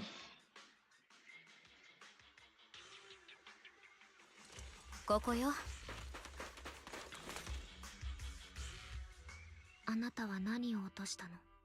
指輪よ。以前エーテル資源を探しに来た時、この近くでうっかりなくしてしまったみたいで、手分けして探してもらっていい？この辺りのごちゃごちゃしたもののどこかにあるはずなの。分かったわ。私は向こうに行く。同行します。私は残るのです。誰かしら彼女のそばにいるべきですから。心配ないわ。あなたも彼女たちに加わって。あまり時間をかけさせても悪いし、手早く終わらせましょう。でもありがとう。こんなことを言うのはおかしいかもしれないけど、娘が大きくなってあなたみたいな人になってくれたら私は幸せだわ。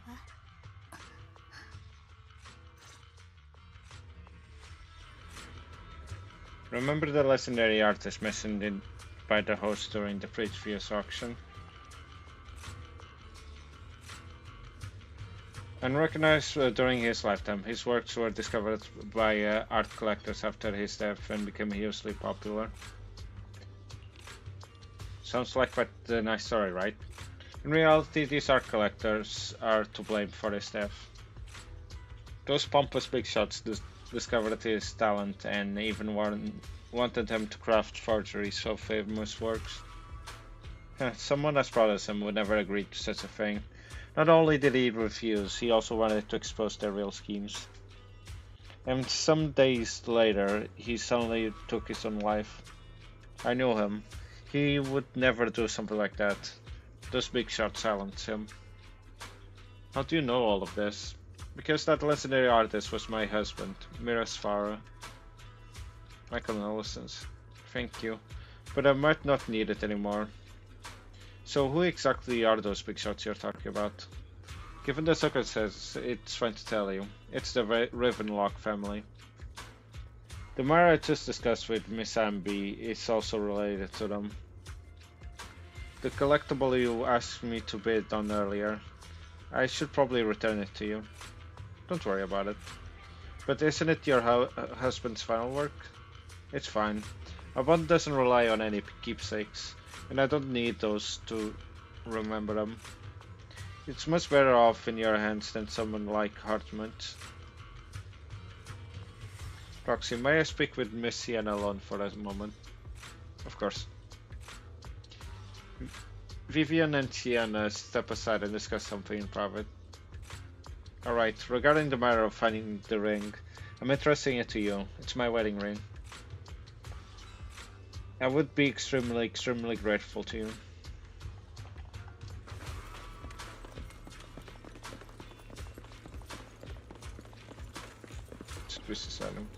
Find some food left in the hollow for unknown reasons. Clearly, there's no sign of the ring Sienna is looking for among those items. Roxy, if you're hungry, I've brought some food with me.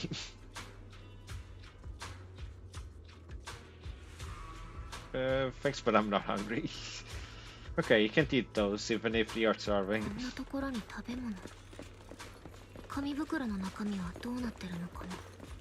There was no... Well, it's on the other side. God dang it.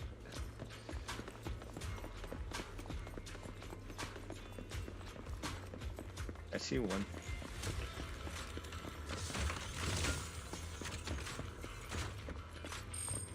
You find a Blastoise. After squeezing and eating it thoroughly, you realize it doesn't have what you're looking for. No one would hide a ring inside of the stuffing of a Blastoise, right? Don't worry, there's nothing inside. I've already gone through it.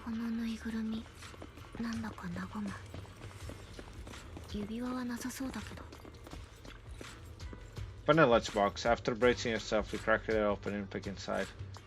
Whether lucky or unlucky, the box is empty. No one would put a ring in a lunchbox. It would spoil the taste. Is that the main concern? 随分と繊細な作りみたいですね。お弁当箱でしょうか。持ち主が無事だといいけど。Let's just get this.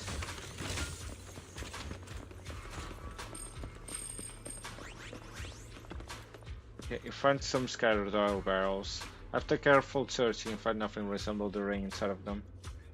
Does Sienna actually want to find the so-called ring? What do you mean? She said she's looking for the wedding ring, but she also said she doesn't need any objects to remember her husband. We've been searching here for so long and found nothing at all. Maybe the ring never existed in the first place. It was just an excuse. Let's go back. Vivian, どうしたんだ？さっきから何やら思い詰めている様子だけれど。彼女のことが心配なのです。あそこは安全よ。だといいのですが。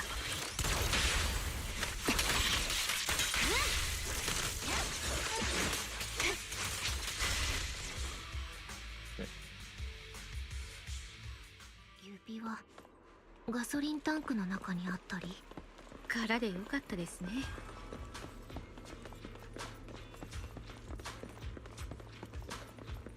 Oh. He's dead, Jim.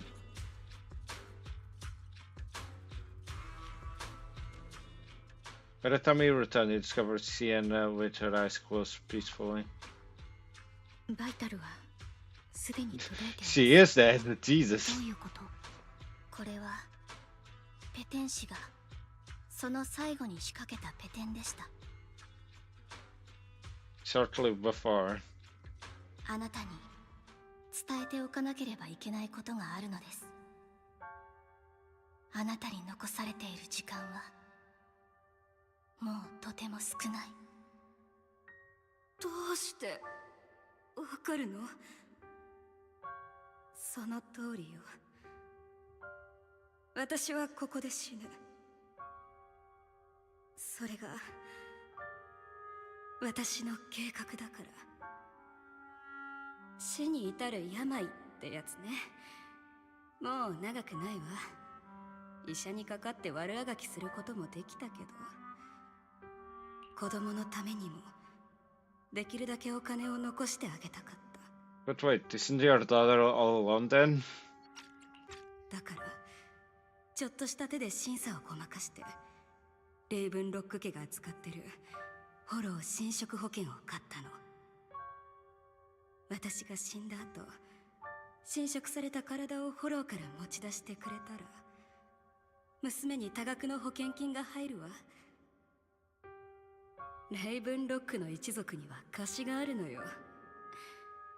こんなやり方になったのは残念だけど、きっちり清算させてもら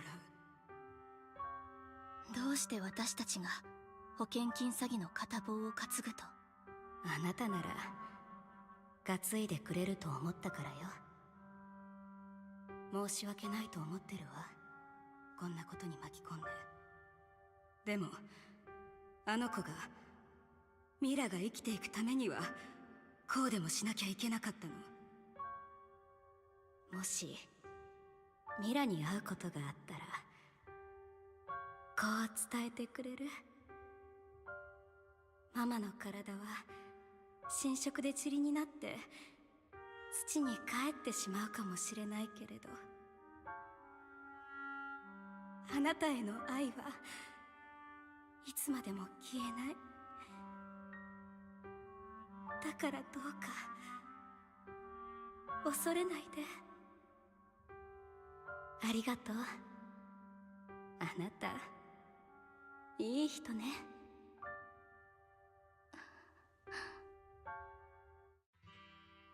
After this, Vivian falls. 彼女は賭けをしていたのです。私たちが手を貸すかどうか。あなたがそれを察知していたのはなぜ？見えたのです。Vivian falls silent for a moment, as if recalling the memories of back when she shed a tear in front of Sienna. 信じてくれなくてもいいのです。私は子供の頃から様々なことを予見する力がありました。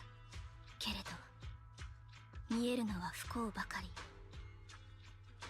病に死、災い、ずっとそういうものしか見えなかったのです。このガキのせいだ。縁起でもないこと言いやがって。見かけたら周りにした方がいいよ。また何か不吉なこと言われてその通りになったらたまったもんじゃない。よくもまあ予言だなんて言えるよな。あの子自身が招き寄せてるんじゃないのか。違う、私じゃない。違う。ごめんなさい、ごめんなさい。謝ってどうなるっていうの。あなたがあんなこと言わなければこんな。君が悪いったらありゃしない。あの子はここにいるべきじゃない。みんなもそう思うだろう。どこかへ行ってくれたらいいのに。私はただみんなに教えなきゃって。ごめんなさい。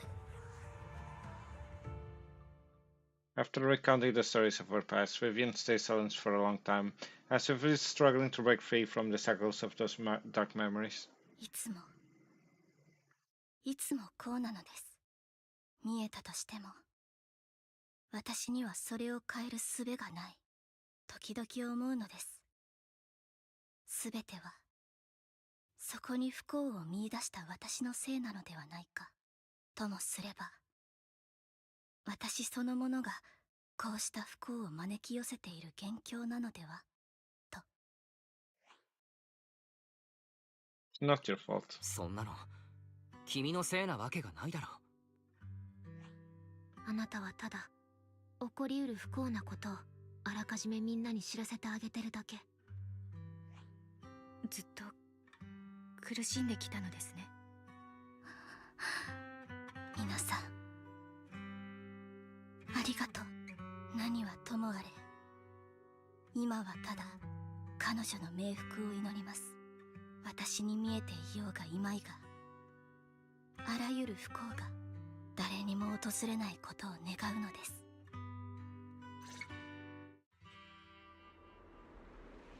So, Miss Vivian, do you always cry when you have a prophecy?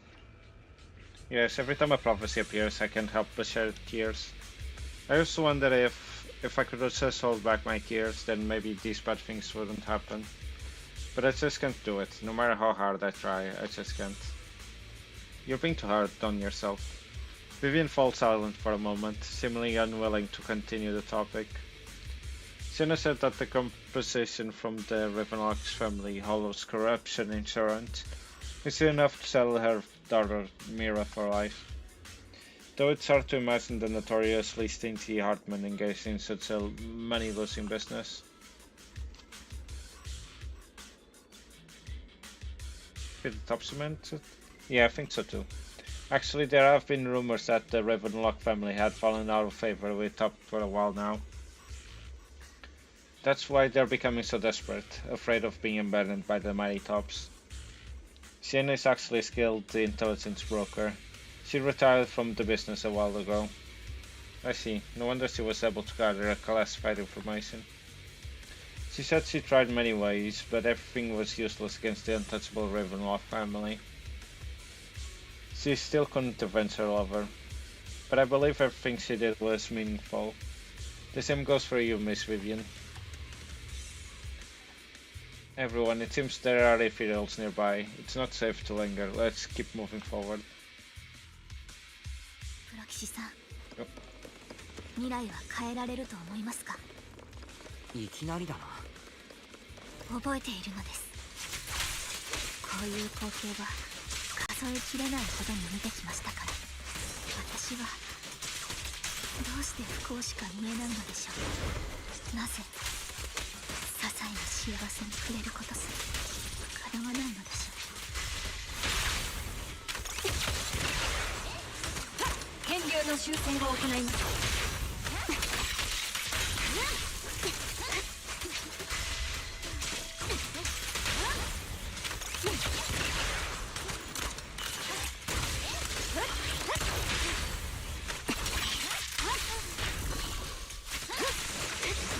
プロ騎士さん、お目当ての裂け目が見えたのです。Another Fisher.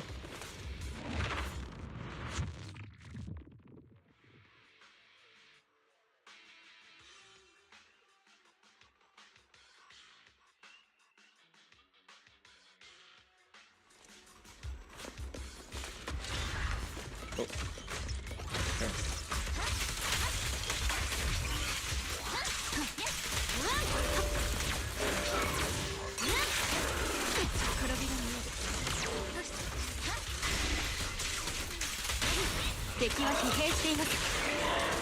弾道を計算中。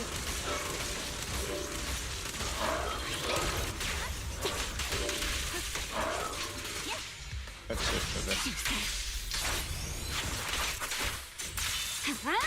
にさせません。体勢が崩れ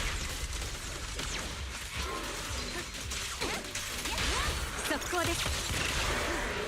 狙撃の心情は一撃必殺。いい戦術。Just enough to kill. Okay, now it's dead. 時間はあまりないわ。彼女を運び出すのは私たちにお任せを。あなたたちはすべきことを継続してください。感謝するのです。彼女は情報を提供してくれた。当然のことよ。そっちもうまくいくよう祈ってる。プロ騎士さん、聞きたいことがあるのなら遠慮せず聞いてくれていいのです。Let's wait until you feel comfortable telling me. もちろん気になることはいろいろある。けれど、ビビアンが言いたいタイミングで構わないと思っているよ。大丈夫。僕は気長にその時を待つ。そんな風に言ってくれたのはあなたが初めてなのです。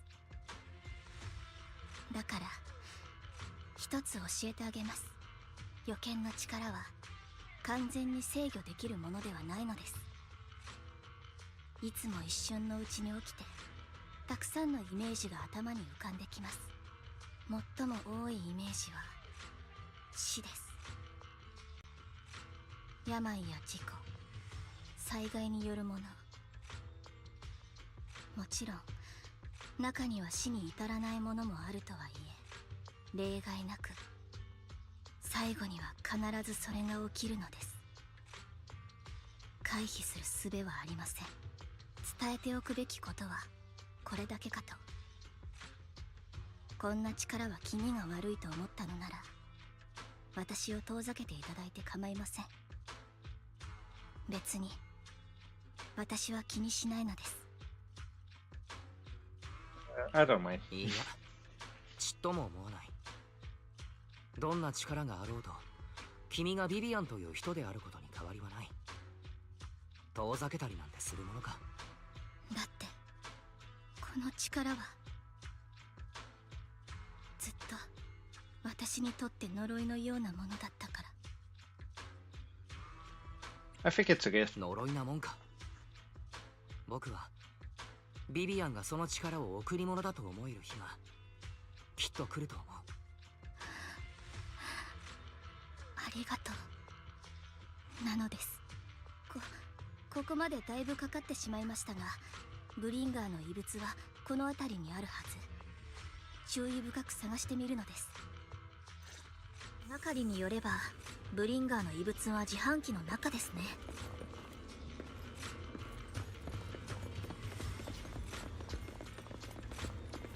Vending machine. Found it. The vending machine.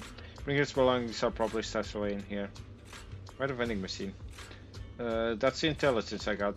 Maybe Bringer thought this was a good spot. Anyway, let's look around first. Search the vending machine up and down, but find nothing. ブリンガーの遺物、ここにはないようですね。Get the box. この自販機に隠されているかもしれませんね。では早速。We're gonna have to expect all the vending machines. I know it. There must be other vending machines nearby. This should be the one. Bringer's belongings. What could they be? Search the vending machine in front of you thoroughly. Still nothing. 変ですね。ここにもないのです。こ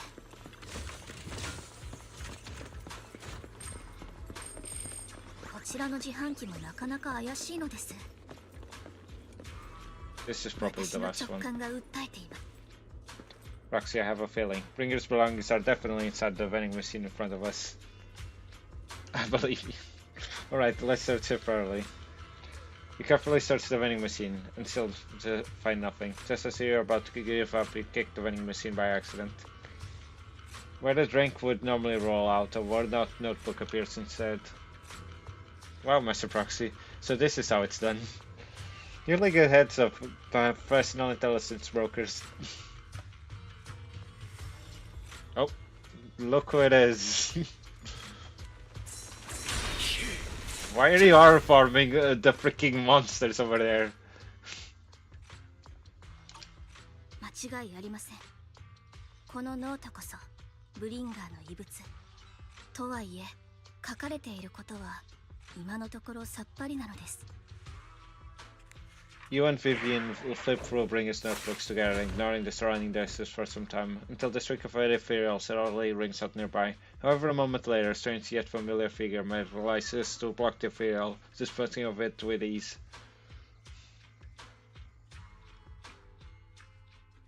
これは久しいな、プロ騎士君。たった今君たちの命を救った男に対してその驚愕した眼差しは正しいのかね。どうしてのこのこ出てきたのです、ヒューゴ。あなたがいなくてもプロ騎士さんは私だけで守れるのです。何、ほんのついでだ、ビビアン。仲間の実力に俺は絶対の信頼を置いている。I find it interesting because on the text itself doesn't say like they say each other's names, but on the text it doesn't say it. So you two know each other. 今仲間と言ったかい？君たちは顔見知りだったのか？すみません、言うのをすっかり忘れていたのです。私は怪盗団モッキンバードの一員です。その通り。俺があのオークションにたやすく潜入できたのも全てはこちらのビビアン城が会場のバックヤードに再興してくれたおかげというわけだ。So you were only bidding on the collection so you could get backstage. あの時コレクションを落札したのはバックヤードに忍び込むためだったのか。忠告したはずなのです。目に見えるものだけを信じていてはお話にならないと。だが安心したまえ、プロ騎士君。俺たち誓って悪意などない。君も知っての通り、新エリートを震撼させた怪盗団モッキンバードのメンバーたちはその長年にわたる暗躍にもかかわらず依然として謎に包まれているのだ。だがたった今君にその正体を明かしてみせた。これは怪盗にとって示すことのできる最大級の誠意だとは思わないかね。I'd like to say. けれどライカンさんは君のことを危険人物だとわざわざ名指して。あの男のことだ。大方俺たちの昔話でもしたのだろう。このような複雑極まる関係を前にして片方の言い分だけを鵜呑みにするのは公平ではない。俺たちの目的は至ってシンプル。モッキンバードとして君という優秀なプロ騎士と長期的な協力関係を結びたい。それだけなのだ。私たちにはあなたの力が必要なのです。もっともすぐに答えを出せというのも酷だ。まずは我がモッキンバードの理念を知ってもらってからでも良いだろう。俺たち皆が嫌というほど知っているように、この世界は公平ではない。富の分配などはその最たるものだな。トップスの連中が派手な収集品に湯水のごとく金を使う一方で、貧しい人々は今日の糧を得るために命を賭している。はあ、この世の公平でないものには枚挙にいとまがない。幸福と苦痛、希望と絶望、愛と憎しみ、何一つ均衡の取れたものなど存在しないではないか。そう、誰かが進んで天秤の傾きを正さなければならない。モッキンバードはそのために生まれた。身の丈以上のものを抱え込んで離さない連中から奪い、それを真に必要とする者の手に届ける。それこそ正義だと信ずるがゆえに。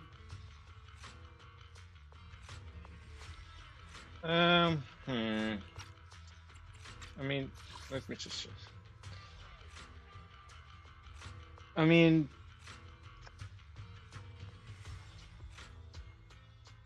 I guess on the conceptual point, I do agree. But I feel like Lycon also used to agree with us until Hugo, decided to break the only rule. 道理だな。賛同できる理念だ。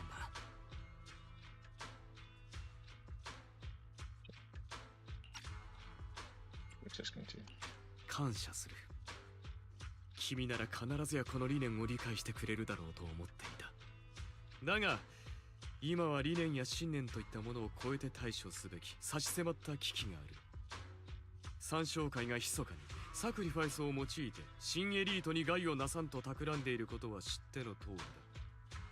俺たちはその最新の手がかりを提供できる。先ほど君がビビアンと見つけたノートもその一つと言えよう。高みで物憂げなふりをしているだけの連中には決してできない援助だ。そしてこたびの駆け引きにおける最も重要な鍵、サクリファイスのコアもまた俺の手中にある。またとない取引だと思うが、降りかからんとする最悪を阻止する。この一点において今だけは互いの目指すところが一致しているはずだ。Need some time to think about it. もう少しだけ考える時間をもらってもいいかい？こうしよう。まだ君に憂慮があるというのなら、こたびの協力にはライカンを連れてくることを許そう。いかがかね。あの男の存在だけでも俺への牽制としては十分だろうが、奴のバックには主張勢力がついていることだしな。君もさぞかし安心だろ。無論他のお友達を連れてくるのもいいぞ。治安局や対フォロー行動部はごめんこう無理だね。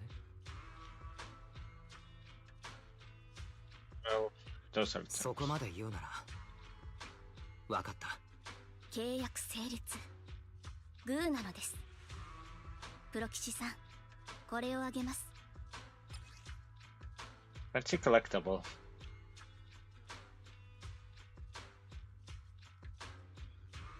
Looks like an expensive, exquisite piece of art, but it seems hollow inside. Might that mess it with its value? 私たちの最初の協力を記念して取っておいてください。これより我々でノートの内容について詳細に調べるつもりだ。何か情報が見つかり次第、俺から連絡を差し上げよう。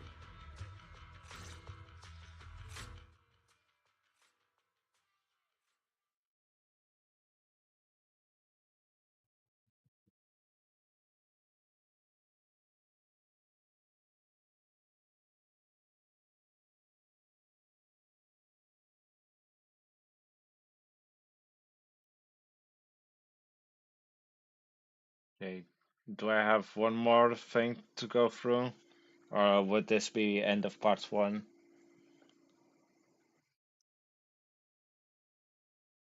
But I feel like I should have played with either of the characters. Don't remember if Vivian or Hugo came first. I think it was Vivian first, right? After leaving the Hollow, Hugo and Yaris returned to the video store. Oh. Dr. Vivian. Since we're already at the video store, should we ask Master Proxy to recommend us some film? My apologies everyone, but I need to take my leave and go take care of my art gallery now. So you actually own the gallery. I also need a convenient social identity for various reasons. The title of a gallery owner works quite well. Alright, I'll stay with Master Proxy for a bit longer. But Hugo, you've been oddly busy lately. You're not hiding something from me, are you? Well, subtle before.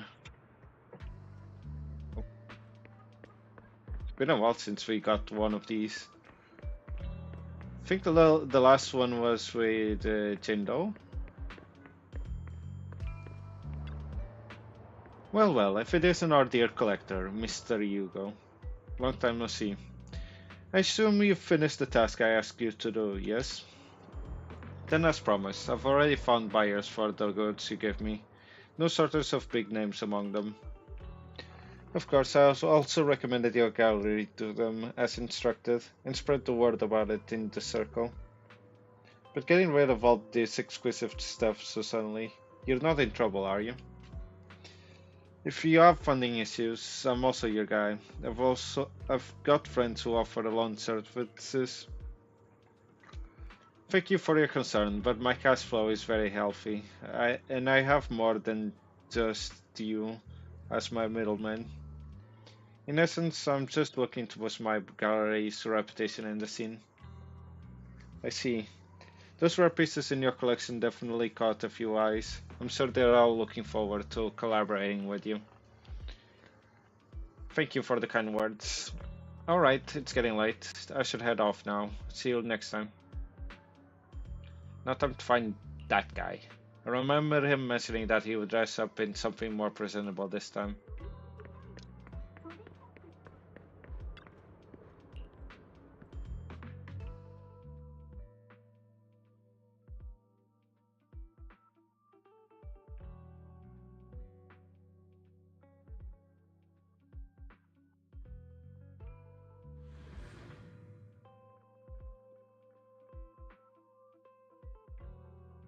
Still haven't finished, like... They still haven't asked me to start the next immersive storyline. So I'm curious if I'm still on the third one.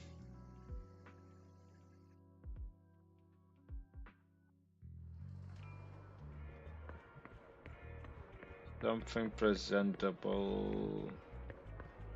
I mean, this looks presentable. When the musician's third string breaks, the gatekeeper whispers to me, in which hand hides the coin for the underworld ferryman. The left hand holds death, the right hand holds deception, but the raven has already flown away with the answer. I can't get over the embarrassment every time I say this.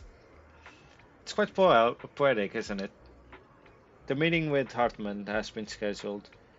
He'll be waiting for you in the same private suit. Or should I say, waiting for Hugo, the renowned collector and gallery owner. Thanks, I knew I could count on you. Still, I have to ask, you're not looking to make the Ravenlock your enemy, are you? And if I say I am? Not like I can stop you anyway. You've already caused a scene at the auction.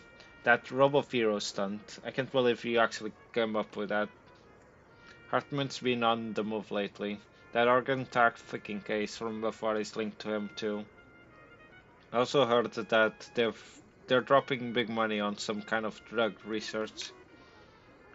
The Ravenlocks have always had a bunch of cold-blooded bastards doing all kinds of messed up things that make your blood boil, and swept everything under the rug with money and power, leaving the victims with no justice.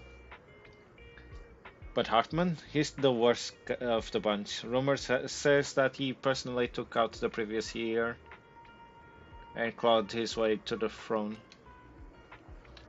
I know, relax, I don't plan on clashing with a man head on. You'd better not. I don't want to witness Mockingbird's folly of trying to crack a stone with an egg. I prefer to see it more as a gambit. I can never win an argument against you anyway. Don't forget, the Ravenlock family is in bed with those exaltist lunatics. Who knows what awful schemes they've been cooking up lately.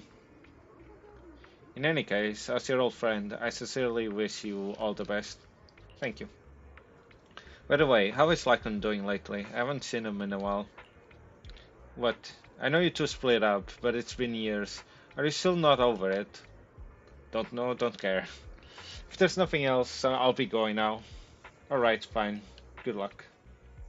The students nearby seem to be having an intense discussion, and you hear a familiar name. So that Mockingbird Phantom Thieves Syndicate only looks flashy, but hasn't actually accomplished anything, right? Tops remains unshakable, and those big families are just a step away from getting total control. It's possible that even the mayor can't keep them in check. But doesn't the mere existence of Mockingbird serve as some kind of warning? Every time they release a crime warning letter, fear erupts among those evildoers. Really? But what can they actually change? In the end, it's probably just a game. To the big shots, the Mockingbird is like a fly. Annoying but not deadly, so they just let it be. So what do you think should happen? If you ask me, it just have to dismantle everything from within if you truly want to change. Without power or influence, it's all futile. The first step should be accumulating resources by any means necessary, and if possible joining tops. After all, to establish a new order, the old one must be demolished, just like creation requires destruction. That sounds exactly like something a villain would say. If it's really possible to join tops, many would probably defect immediately. True, who would turn down money? It's almost time for a meeting with Hartman. Time to go.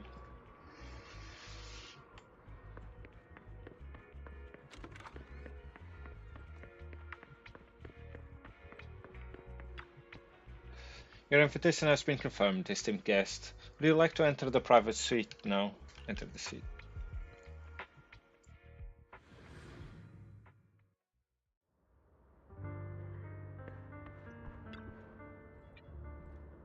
You the one who has business with Master Hartman? Correct. Master Hartman's time is extremely valuable, and he has graced you with this meeting amid his busy schedule. I sincerely hope you bring something substantial to the family. Haha, worry not. I stand here precisely because I have enough leverage. You had better. 俺と手を組みたいだと？そうとも。回りくどい話はよそう。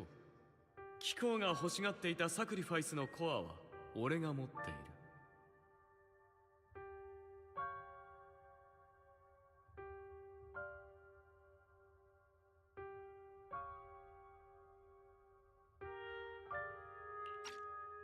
モッキンバードたるこの俺がな。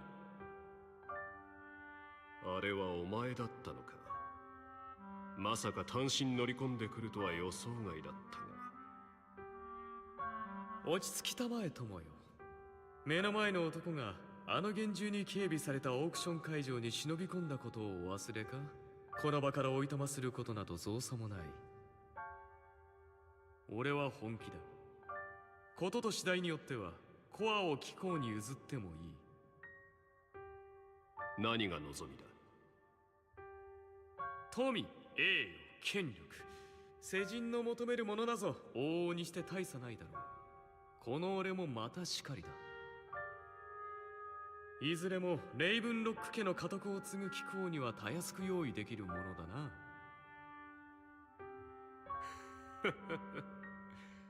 な。ならば正しい男のもとに来たと言っておこ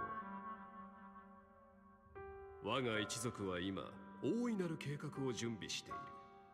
これがなった暁にはトップスにおけるレイブンロック家の地位は大躍進を遂げるだろう。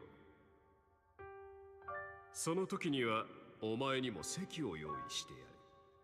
外様の人間である以上家業に関与させてやることはできないが、そのおこぼれだけでも優に一生遊んで暮らせるだろう。ハルトマン殿、どうやら誤解しておられるようだ。俺はレイブンロックの傘に収まるつもりはない。実は俺個人の名義で画廊など持っていてね、収益もそこそこのものだ。ついては俺をトップスへ推薦していただきたい。お前トップスに加わりたいだと？容易なことではないぞ。我が一族の力をもってしても大変な労力が。イエスかノーか、二つに一つだ。お互い時間の浪費が許される身でもなかろう。いいだろう。推薦して。ただし条件がある。先にサクリファイスのコアを渡せ。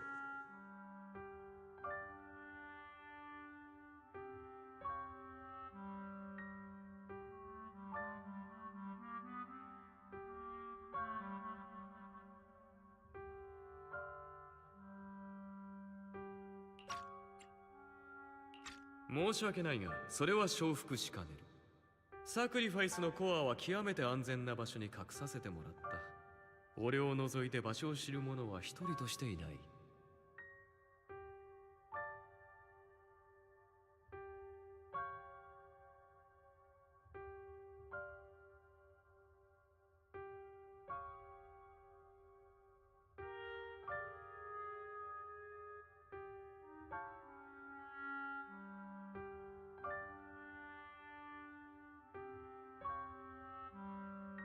So at first I was thinking Hugo like was doing this beforehand, like the trade beforehand, before the it's not a raffle, the auction. So this dude could spend whatever money he wanted. But no, this is like after the auction. So Hugo literally stole from the freaking. Hugo's literally stole from the auction. It's like, yeah, I stole from you guys. Here, do you want to trade for it? Also, I see Fent struggling with Freddy Fazbear. Freddy Fazbear.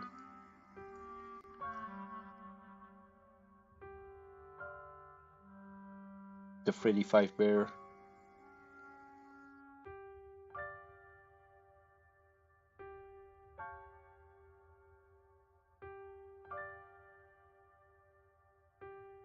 Okay, just a minute and a half, and then I can continue.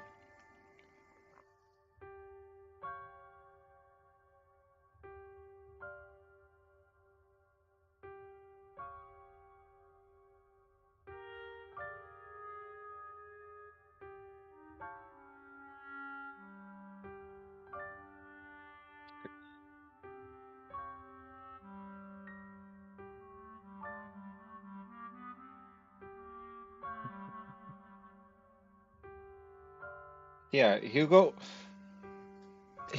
pretty bold, huh?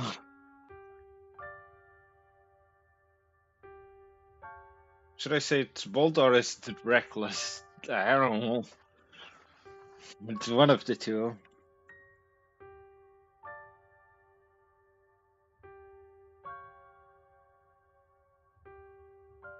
Well, I guess he does have the leverage of like, oh, only I know where it is, so you guys will never find it if I die. But at the same time, it's like, you know, they can just like capture you and torture you, right?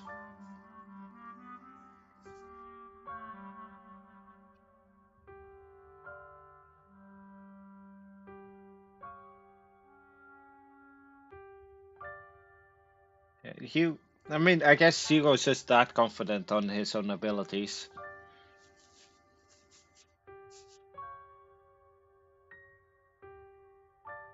Okay, add is done. トップスに連なる方々を相手に渡り合うのだ。切り札の一つもなくては心もたないだろう。その程度は理解しているつもりだ。そういうことであれば、音に聞こえたモッキンバードと渡り合う俺も何かしら手札を揃えておいた方がいいだろ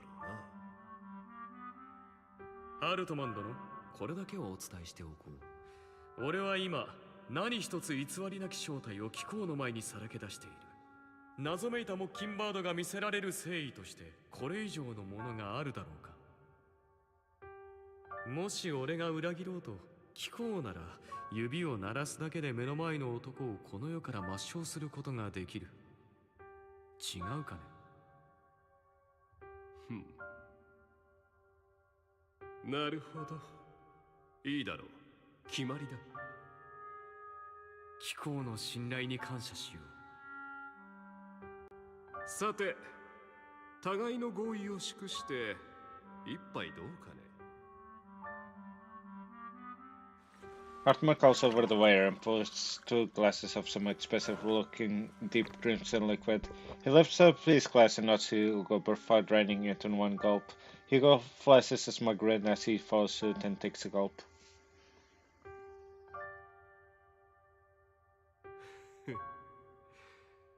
我が一族のしきたりでな。大事の前にはまず一杯干す。験担ぎのようなものだ。俺のようなよそ者には身に余る光栄だと言っておこう。それはそうと、組織にいるのはお前一人じゃないだろう。お仲間もこの取引には乗り気なんだろうな。貴公が案ずる必要はない。もし首を縦に振るのを渋るようなら、どうと別れさせてやるまでだ。ほう。手段は選ばないか。お前はいずれ大きく化けるぞ。よし、では今日はこれまでだ。帰って俺の連絡を待っておけ。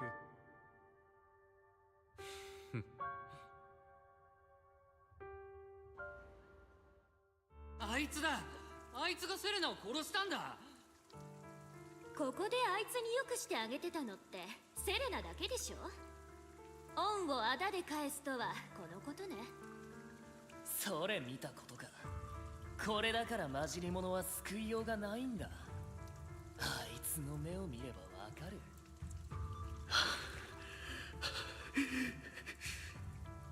父上、ヒューゴに罰を与えてください。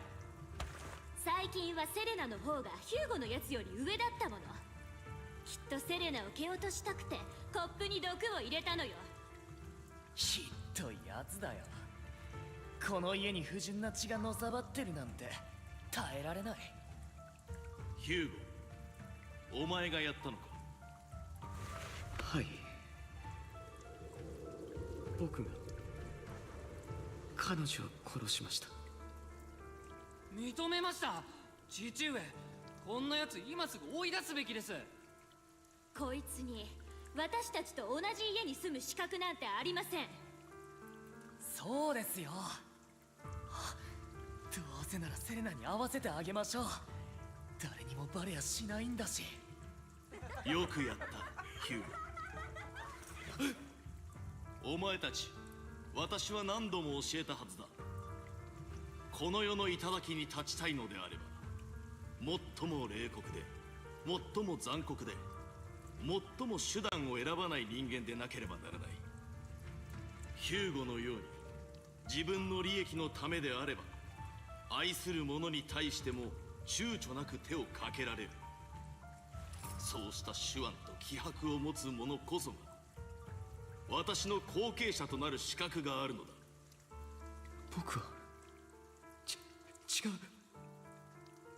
ことここに至って結果はもはや明確。今月の総合テストはヒューゴ、お前が勝者だ。他の者はいつもの場所でしかるべき罰を受けなさい。ですが父上、こうなるまでは私が一番だったのに。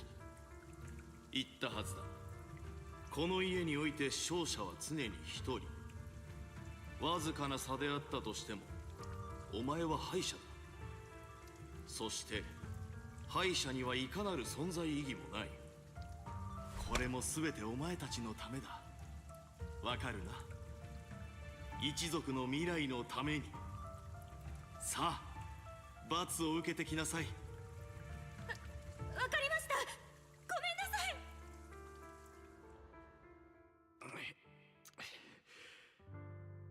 俺としたことが無意味な追憶にふけってしまった。間もなくだ。もう間もなく全て終わる。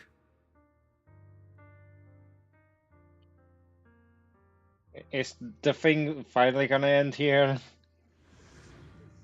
Like, I'm not disliking the story, but it is pretty long. On the other side, after Hugo leaves, Proxy, look like you have something to say, but the chosen one. Well, truth is, we've always wanted the chance to work with you. Hugo said you're the best proxy he's ever met.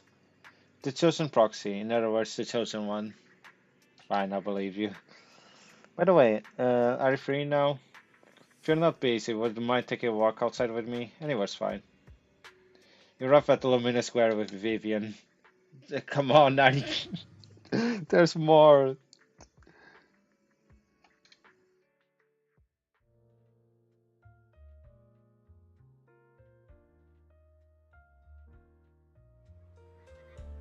お付き合いいただきありがとうございます、プロ吉さん。濃い一日だったのです。今帰ってお前は不幸だけをまき散らす子供だ。昔からこんな風に言われてきたのです。苦しむことも憎むこともありましたが、今ではそれがどうして私は苦しみしか見えないのでしょう。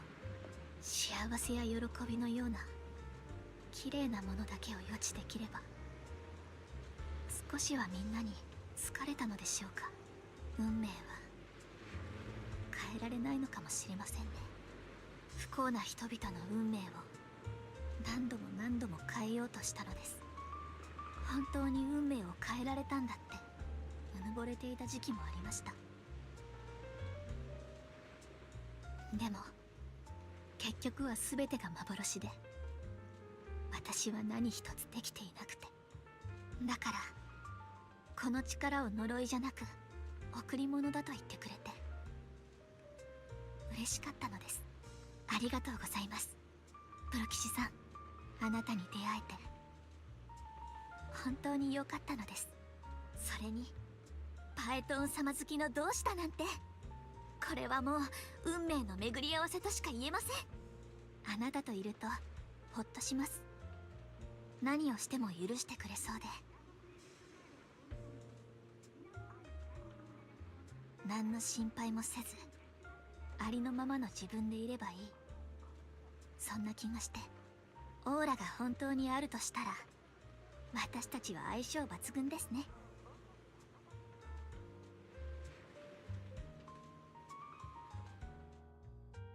そういえば前にあなたはヒューゴのことを聞いてきましたが、実は私も彼のことはよく知らないのです。あまり自分のことは話したがりませんから。 Going back to what Vivian said, even if she could predict good things as well, the problem is that people would blame her every time they got a bad prediction. Like, I feel like it would have been a worse treatment to, like, for her if she could also predict good things.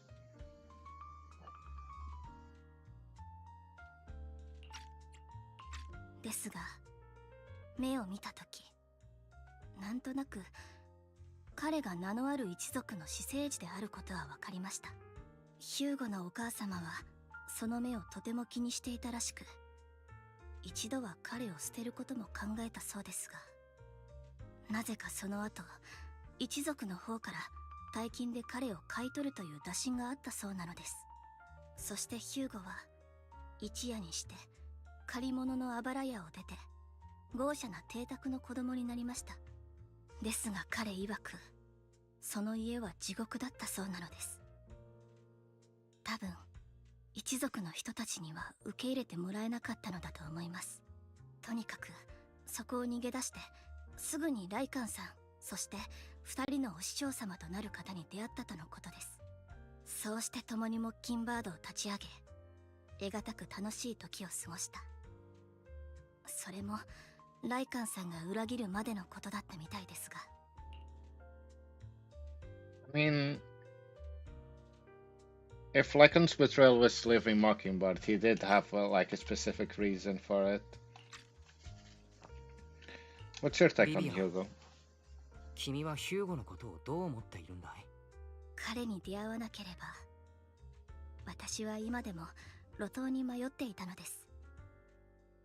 ヒューゴは私にとって兄と言ってもいい存在。けれど彼はなんだか途方もなく重たい何かを背負っているように見えるのです。彼がそれを私に話してくれたことはないのですけれど、時折彼の目を見るとわかります。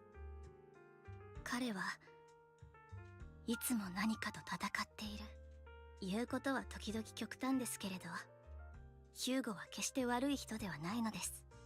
いつか私にも打ち明けてくれる日が来ると思うのです。それまでは彼を信じて待つつもりです。 After chatting for a while, you say goodnight to Vivian. It's getting late. It's time to head back to the video store and get some proper rest. That doesn't count, like... I feel like this is probably the start of the next immersive part.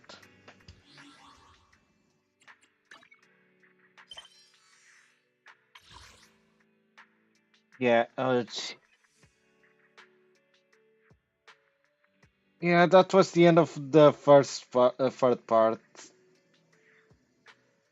It's getting too late. I don't think I'm gonna.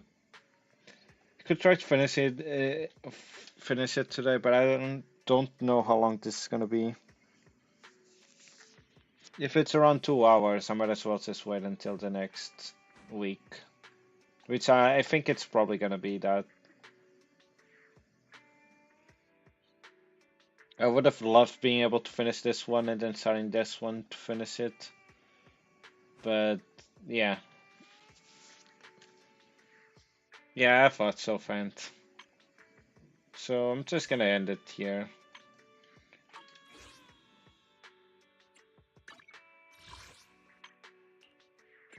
What's this? Oh, right.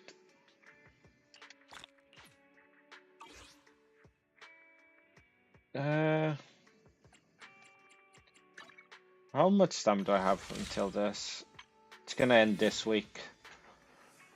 The next one is the octopus girl. Do we know who the other person is? I feel like it should show, right?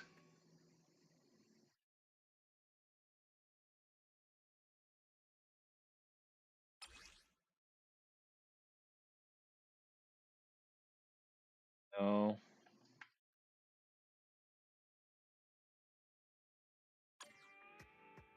There's a way to check on the events, I think.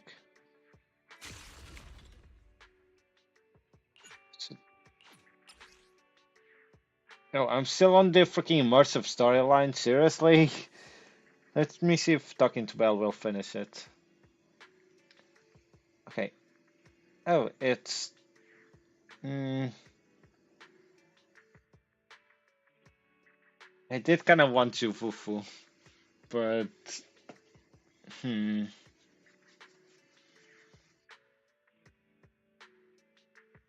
Vivian is kind of interesting me, and it's like...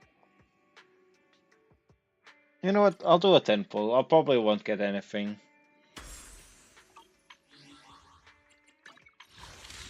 I'll wait until Lucia's rerun if I like her personality.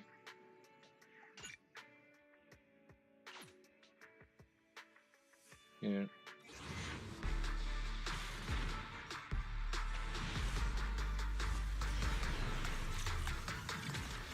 One A rank.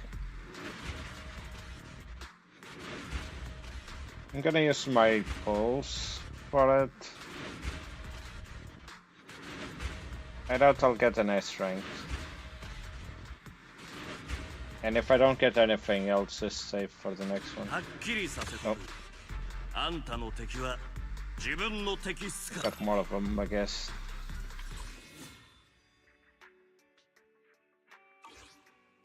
Alright, that also counts for that event thingy.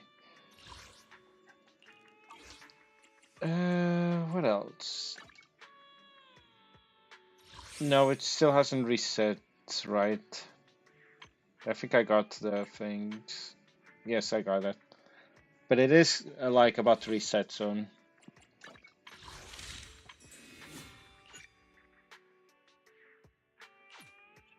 This is the last temple I can do.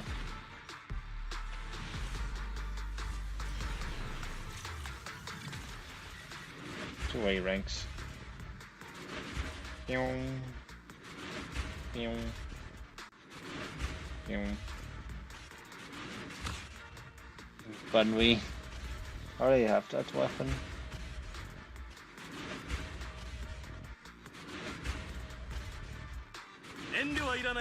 It's him again. I mean, I'm not complaining.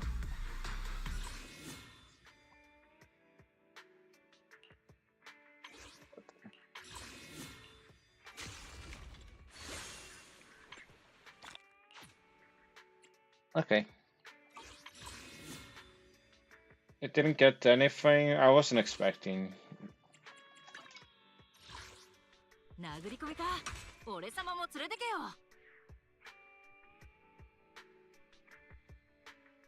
私は俺はまだまだ強くなれる。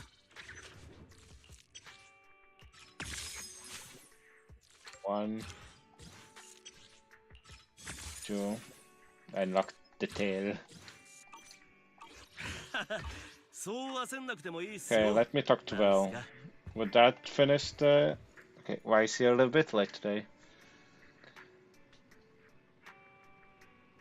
I had a chat about life with a friend.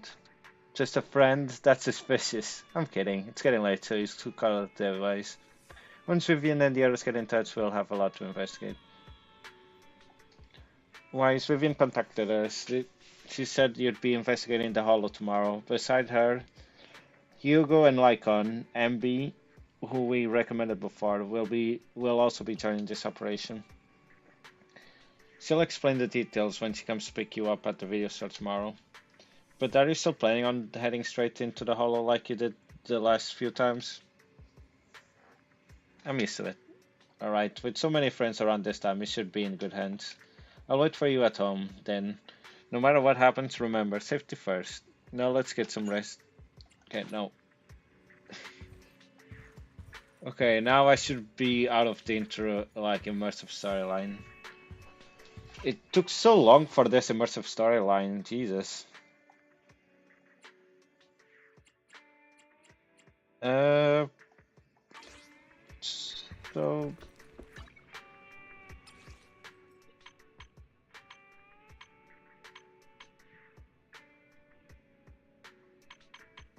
to do that, I'll just do it in my own time. So yeah, this is basically it for today's stream then. Oops.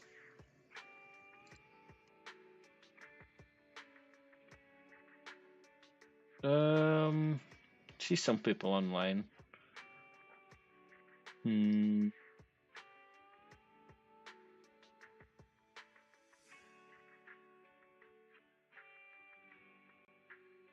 Debating between Cyrus and Renfa.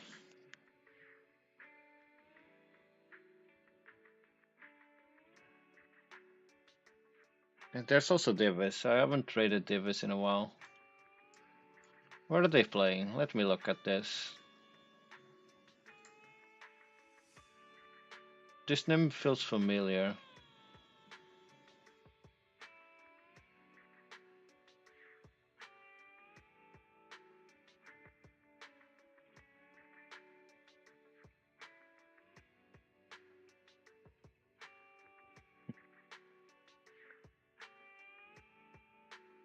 I'm debating.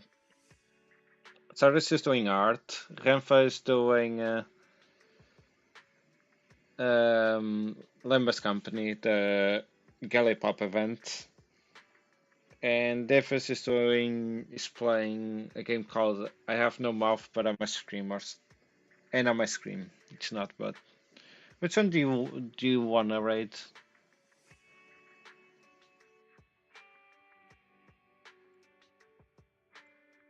Let me look at something. I'm also curious if someone else is playing something. I know. Okay, so let me try.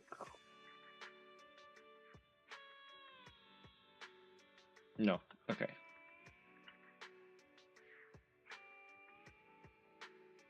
So it just be people I know.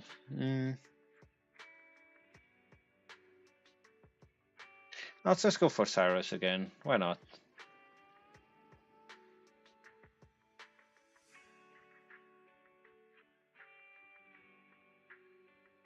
Okay.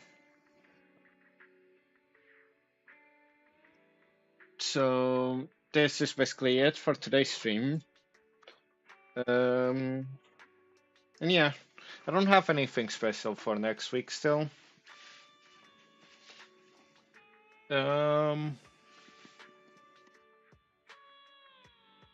Yeah, it's gonna be the same.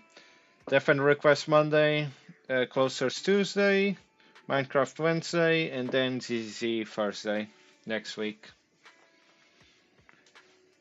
And yeah, this is basically it for today's stream then. I hope you guys have a wonderful week. Oh, thank you guys for watching first. I hope you guys have a wonderful week, and I'll see you guys next time. Bye bye.